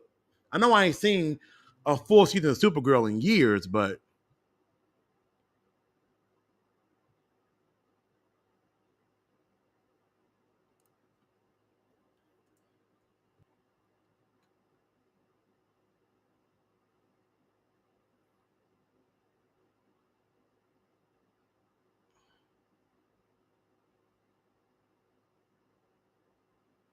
nigga, what the fuck? What the fuck? Hold on, hell no. We gonna find this. Hell no, we gonna find this. Hell no, we gonna find this. I know, dear. I know. I appreciate you, bro. Hell no, we gonna find this. we gonna find this tonight. Before I get off, we gonna find this. Hell no. Where that shit at? We gonna find this motherfucker.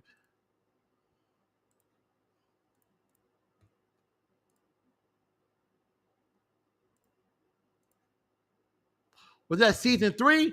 I think that was season 3. That had to be season 3.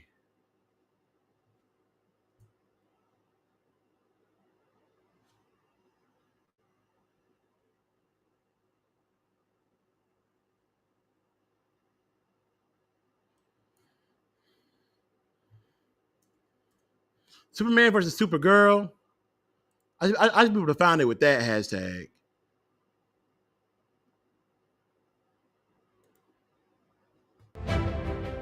Game of Thrones King's Road is now available on both PC and mobile with Google Play Games. Experience the Game of Thrones universe on a large... Listen to me.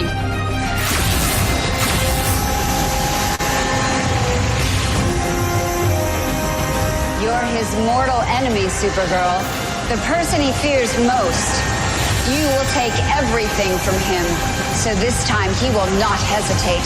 This time he will protect his planet. This time... I'll stop you forever.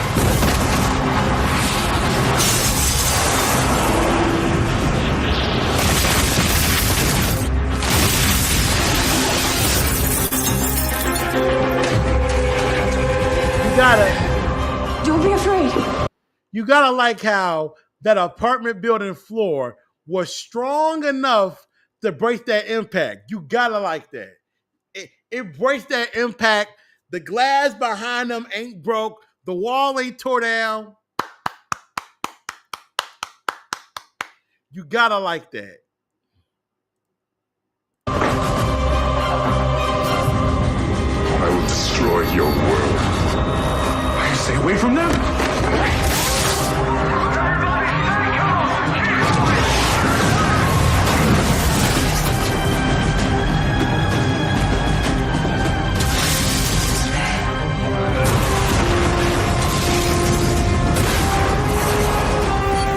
Once again, that car ate that impact. Well, that must have been like a 1975 Oldsmobile. Boy, look, chat. Them old cars could take some abuse. Them old cars could take some hits, boy. But they ain't taking no Superman fly. The hell out of here. What is that, the cannon? No, it's something else. The DEO system registered a major kryptonite signature in downtown National City. Oh my god, Kara.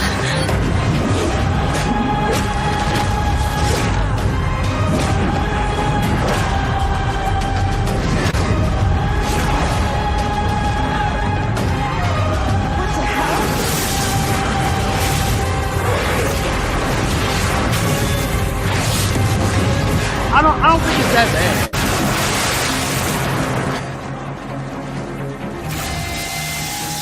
I don't think it's that bad. I know some folks are gonna be like, "Oh, turn it off." Turn it off. No. AIDS, cancer, herpes. I know they're gonna do a lot online. But for Supergirl, right. Thank you, Darius. Right, Darius. Right. The fight is very low budget bit for the Supergirl show. It's probably like top 3 fight. Exactly, bro. Alex Watt said, when I saw those contact lenses Batman had, I was like, what? Hey, that man want Robert Pattinson to be DCU Batman. He on that. That man had a mission to fulfill. Robo Knight.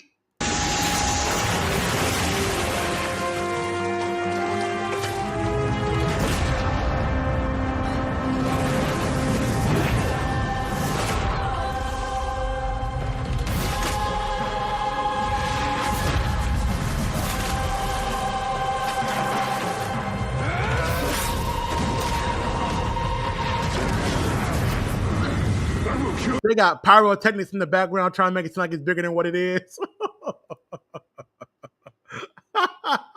They doing all of the Cirque du Soleil shit.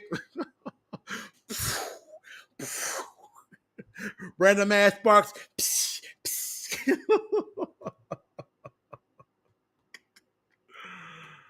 Everyone you love.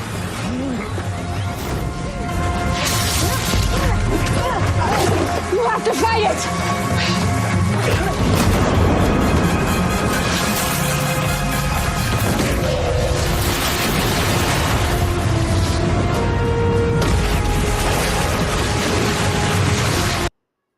This bully ass kicking motherfuckers in the gut and shit because the budget that ran out and I got to kick somebody in the stomach.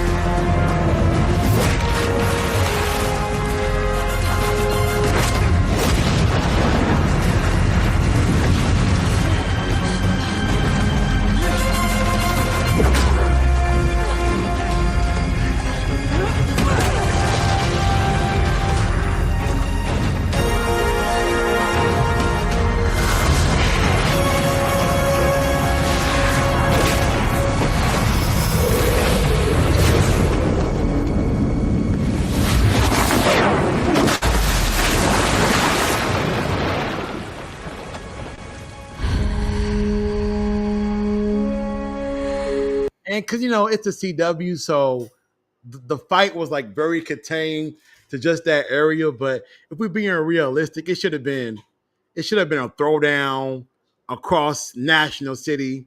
They probably should have went to space for a second because it's a Supergirl. It's somebody who's like almost, well, in a lot of iterations, she's physically superior to him because she's older than him in a lot of iterations. So it should have been way more massive, but it's the CW being the CW, it is what it is. Anyway, y'all, I'm going to get off here. I know y'all like, nigga, no. But I talked about everything I wanted to talk about with y'all. I'm going to try to cut some of this shit up for you guys over the next 2 days, put it out. I want to do like songs and intros for the segments. I'm still working on that. So hopefully I can have some of those things done. I do plan on going live with y'all on IG on the phone this Friday. So y'all can look forward to that. Talking to me live on IG. Hopefully y'all can call up. Y'all don't mind talking. That'd be cool. We'll have some things to kind of run down and go over on IG. Or maybe TikTok. Probably IG, but maybe TikTok. Oh, hell no. Okay, well. You gotta have 1,000 followers to go live on TikTok, so that's fucked up. or close to it, right? So we definitely gonna do a live on IG Friday, and I'm gonna see y'all, man. It's 4 hours and 40 minutes of streaming. We was on task today. The haters ain't get me. The haters did not get me. We did good today.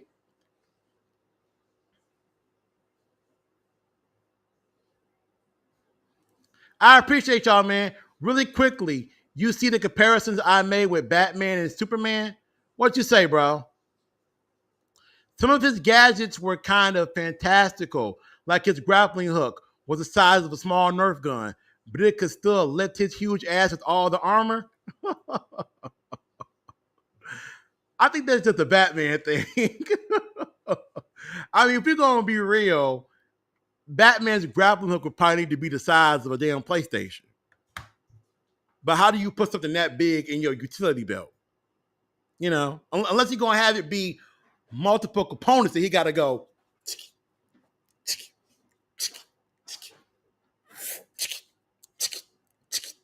All right. Like, you know, that's one of those Batman things where it's like, do you really have that much shit in your utility belt? No.